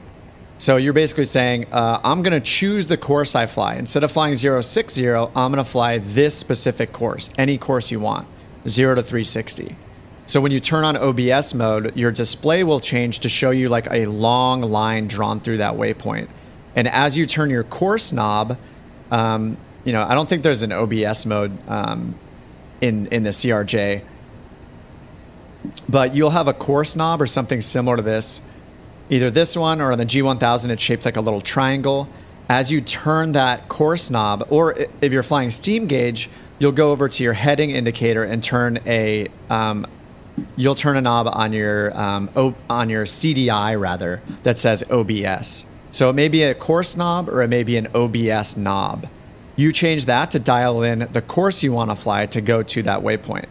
So that's how you get an extended runway. So if the runway heading you look up is 121 and your current waypoint is the destination airport, you would just turn on OBS mode and turn your course to 121. And that would line you up decently with the runway. It may be off a little bit just because of where that waypoint may actually be on the ground around the airfield. You know, it's not going to be directly on the runway threshold. With the G1000, you could choose the runway as your arrival waypoint, I think. So it'll know which runway. But anyway, generally, yes. So the procedure is just when the active waypoint is the one you want to override the course to, and presumably it would be the destination. It would be the destination airport. You just hit the OBS button and use either the OBS or the course knob to dial in the course that you want to fly.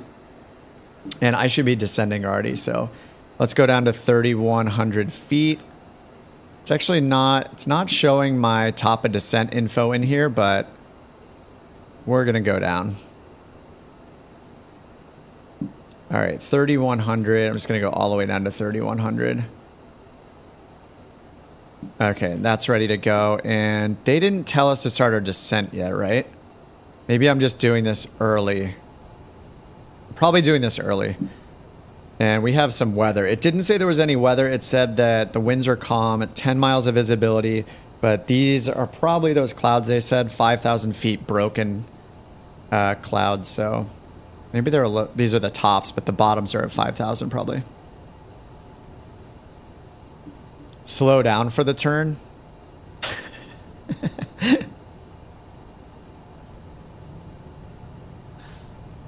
I guess I should wait for them to tell us to descend, but I'm not sure why it's not showing me.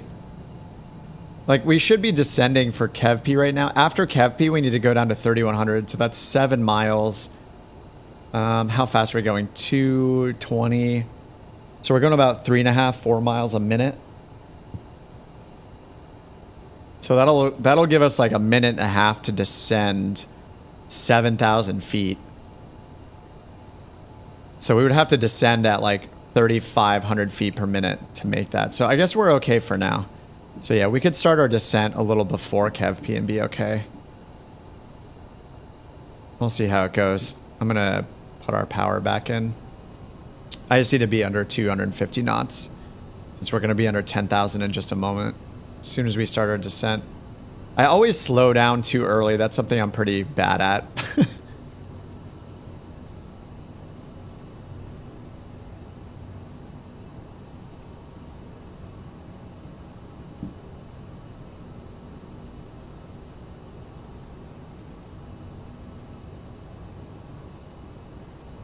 All right, and let's check localizer 109.95. Nice, it put that in for us automatically this time, so that's right there. This is going to be a nice descent. We got the sunset, we got clouds. It's going to look pretty awesome.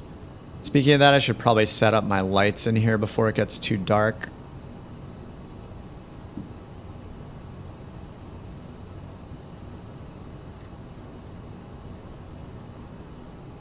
All right, so we have one there. There's one over here, integrated lights.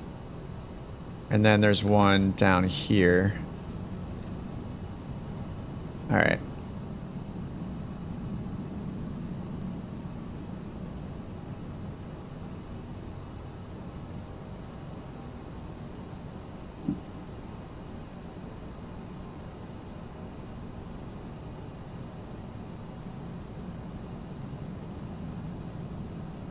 All right, 250 on my speed bug, just as a reminder there. Oh yeah, set my course for the localizer, thank you. Final approach course 058. Yeah, I didn't do that the last time I was flying. How do I set that? I don't think I can set it in advance, huh? I wonder if I set it down here? No, this is just, I can't set it here. It's just speed and altitude restrictions. All right, it looks like once I switch over to, or once I'm ready to switch over to Blue Needles, I'll have to do that. All right, so 058 for the final approach course.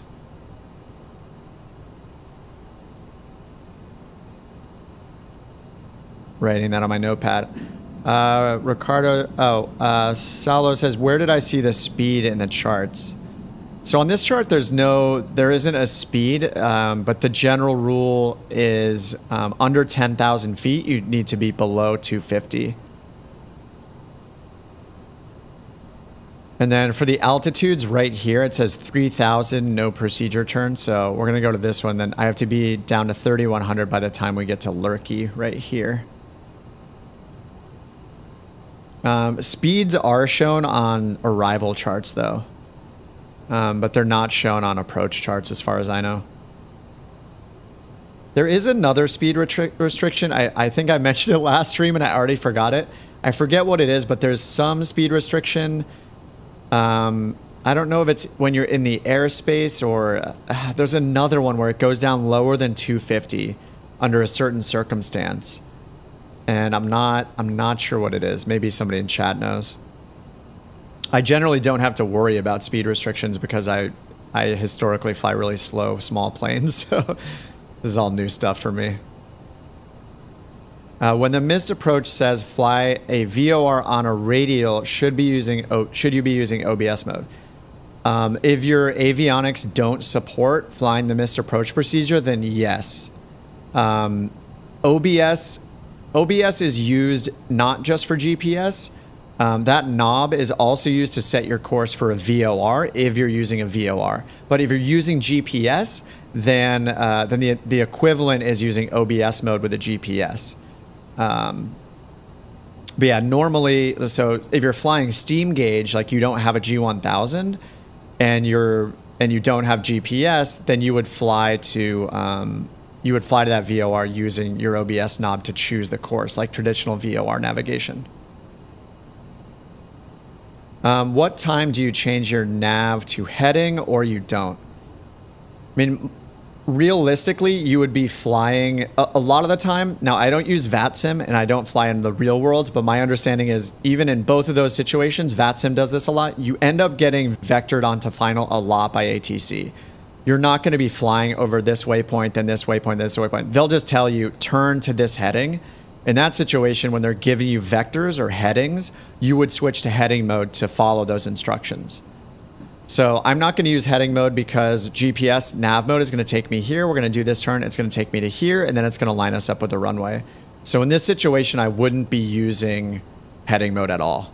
But if ATC was vectoring me onto this final approach course to line up with it, they might vector me to go straight this way. Like instead of me coming all the way around, they may have vectored me around a couple turns to come straight over to here first and just intercept and land. All right, I should start descending because ATC is not telling me to. And I don't like it. So I'm going to start the descent now. So speed mode, descent,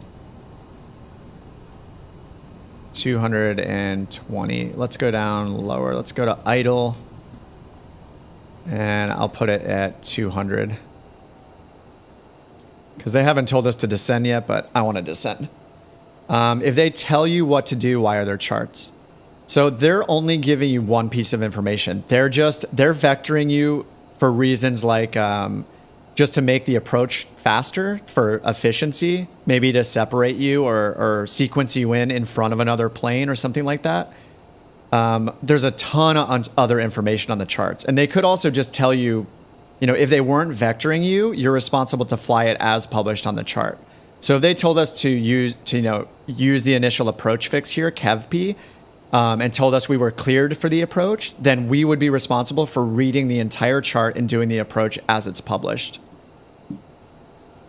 And that's the case whenever they say cleared for the approach, you're responsible for flying it as it's published on the chart. I feel like I'm way too high here. All right, we're down to 8,800. I'm going to switch over our nav source here to localizer 1. I see the glide slope below us. I'm going to slow us down. No, we're pretty good. We're just getting close, and I feel like we're not low enough. Yeah, the glide slope is way below us. And we're idle, so I'm going to do the speed brake trick again to get our descent going faster. And I need final approach course in. It is 058. All right, that's in. Yeah, they didn't tell us to descend at all. How do they know which arrival and approach you're using? So on an IFR flight plan, your departure and arrival procedures are part of your flight plan. That's determined from the beginning when you get clearance from ATC. They'll tell you, if it's as filed, then it's as you submitted the flight plan. But they could change it on you during your clearance readback, and then you would have to adapt to that. For the approach, you don't know the approach until you get to the airport. And that's because the weather can change. The runways that are active could change because of the weather or because of traffic, all sorts of stuff. So you basically need to be ready to do whatever approach they assign to you. And that's something that Microsoft ATC does do, is it will assign you the approach. Right now, it's not doing very well because it didn't tell us to descend. So I'm really high right now. I should actually turn off speed mode and go to vertical speed mode. This is going to be a sketchy approach, actually.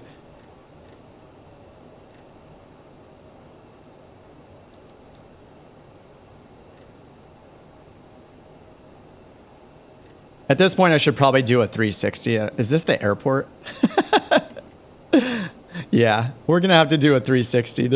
We're already at the airport. All right, so now is when I'm gonna use heading mode. So yeah, ATC didn't tell us when to descend at all, so that's why I'm in this situation right here. So I'm gonna turn around and I'm gonna do a 360 and do the final approach course again.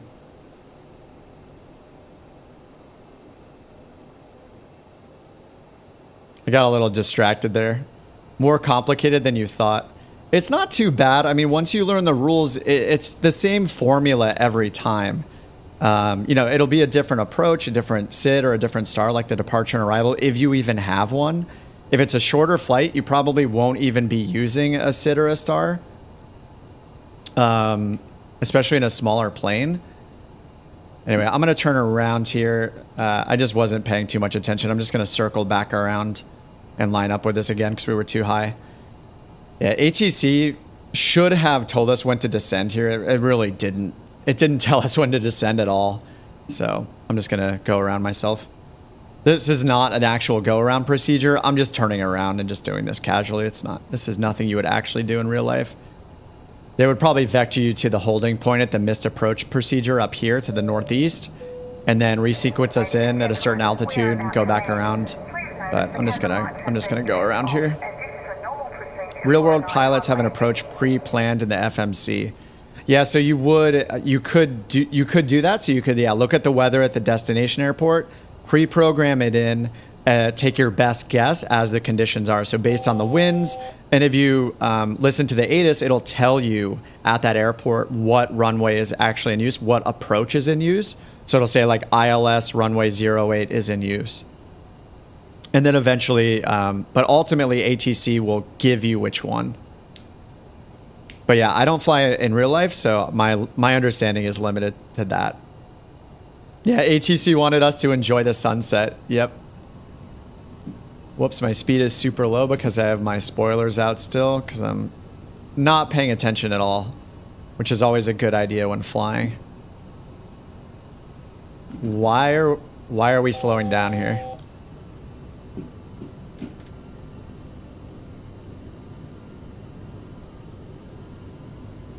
And why are we at 2,300 feet? Oh, I see. We dip below our selected altitude because of me. That is what's going on. Reading too much chat, not paying attention to the plane, always a good idea.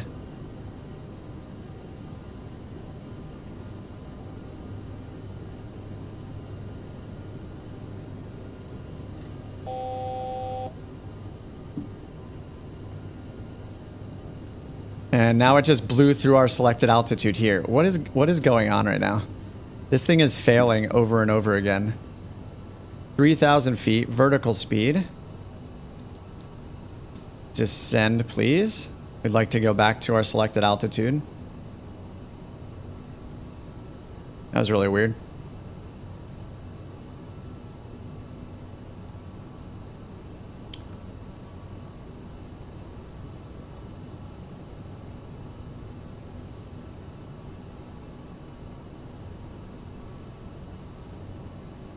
I should have started my descent a while ago. I was like, I don't think ATC is going to descend, to have us descend at all.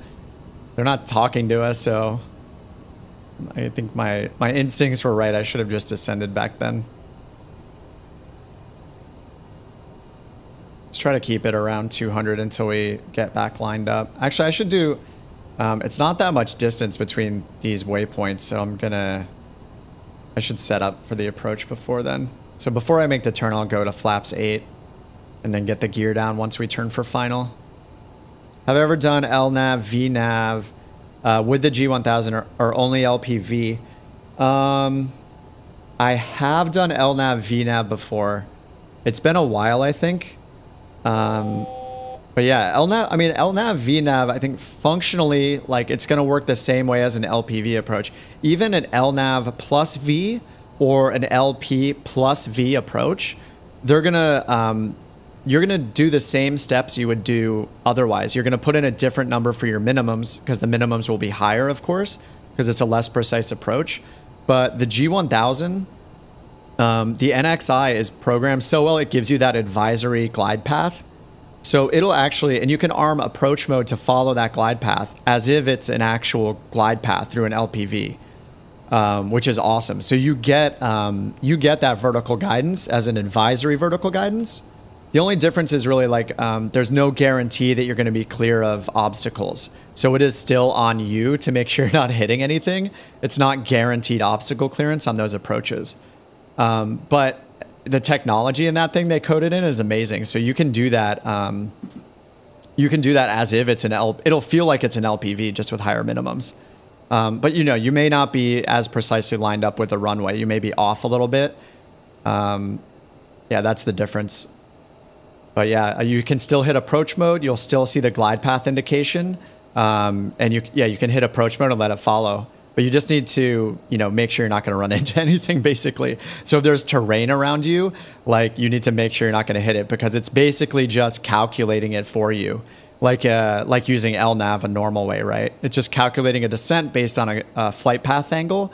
It's not based on an actual approach procedure that was designed by like the FAA or wherever you're flying in the world.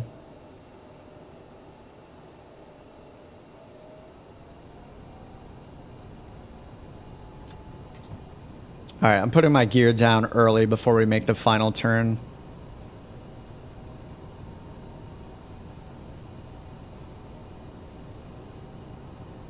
All right, and then I need to, how do I do this? I need to get back on the arrival, or the approach here. Let's just choose Lurky.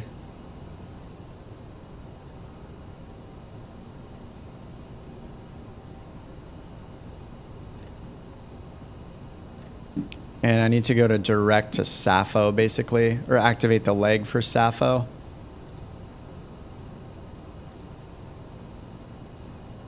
Oh no, it's crashing, isn't it? Oh my god, it's gonna crash. No! Oh, it's crashing right now, I know it. Oh my god, no. It's frozen. Ah, I'm gonna have to redo this flight. Oh no. Right now, my brain is telling me I did this once before. This exact same situation. This is a bug in the CRJ. Yeah, it crashed. Oh no. Ah, what a way to end the stream. Crap. It's dead. It's not gonna come back. I know it's not. This happened to me once before. Oh my god.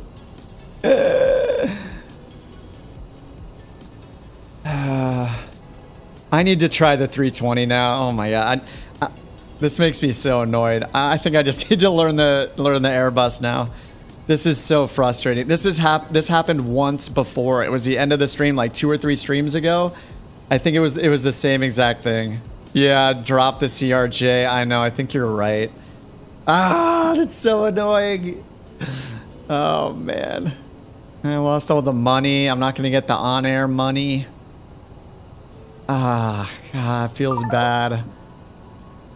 And I have to Alt-Control-Delete, or Control-Alt-Delete. I don't know why. Since I was a kid, I always said Alt-Control-Delete. I have to kill Microsoft Flight Simulator. What a bummer. Yeah, those are more stable. Yeah, I don't think that... Yeah, I do have the Phoenix. Man, I'm bummed. I'm sorry, guys. I should have remembered that. That happened to me once before where I did this same thing. I was like, oh, I need to do another loop around. Could have paused and finished it. Yeah, I can resume it. It's kind of a pain to do that with OnAir. Like you have to basically configure it and take off from a nearby airport, get it fully configured back to where it was, then teleport to that point in the flight and then finish the flight. But it's a pain in the butt. Everybody says both those planes are frame rate killers. You know, if it did, I would just turn my preset down to like not medium, but maybe high for most things, and only do clouds on ultra. Right now I have a lot of things set to ultra, like light shafts and reflections and all sorts of stuff. Oh, that's such a bummer. You know, I started the stream with technical problems, not being able to use FS HUD because it's telling me I don't have a license when I do. And I'm ending the stream with technical problems with a bug in the CRJ that I don't think has been updated since it was released. Oh man, what a pain. Sorry guys. I wish I could have done the landing and then seen you guys land. I'm just too tired to, I'm a little tired after 4.5 hours to do that and resume it right now. And it's not fun to watch either, so.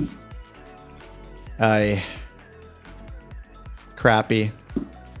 I'm just going to abandon the job. I'm going to teleport this plane back And maybe I'll have to learn the Airbus or just go back to flying the analog Caravan. I do want to keep flying. I want to learn the Airbus. I do want to finally learn it. What about the Phoenix has a bug where you land and lose control? PMDG runs smoother. Okay. Fly-by-wire or the Phoenix? Is fly-by-wire not in consideration anymore?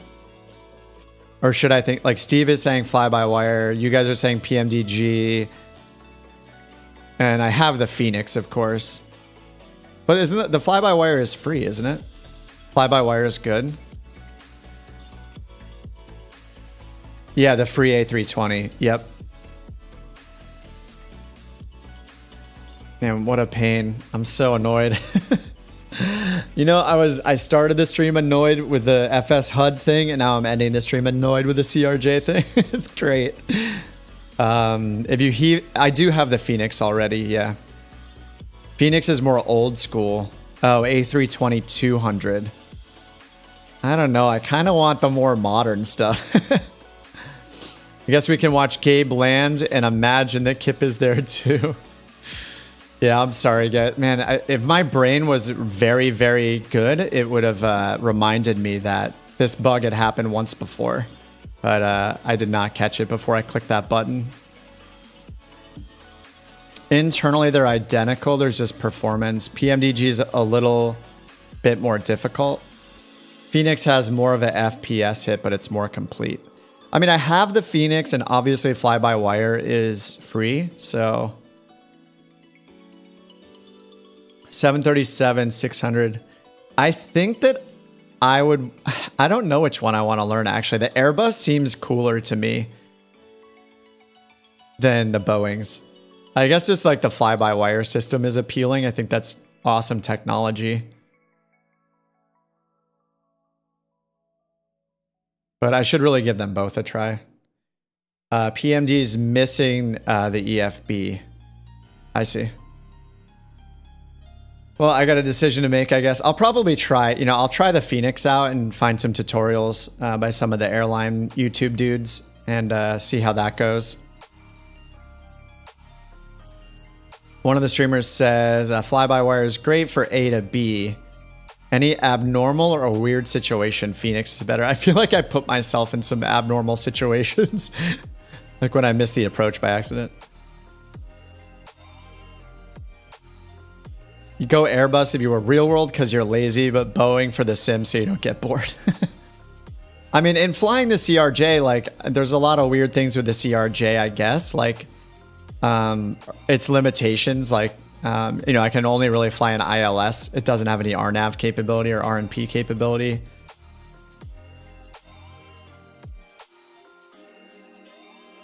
Your fly-by-wire glitches when you do go-arounds. Man. It seems like a hard decision. Like, I think I should just, try the Phoenix since I have it. It's probably the first thing I would do. And it's newer, and yeah, you guys said it's a little more thorough.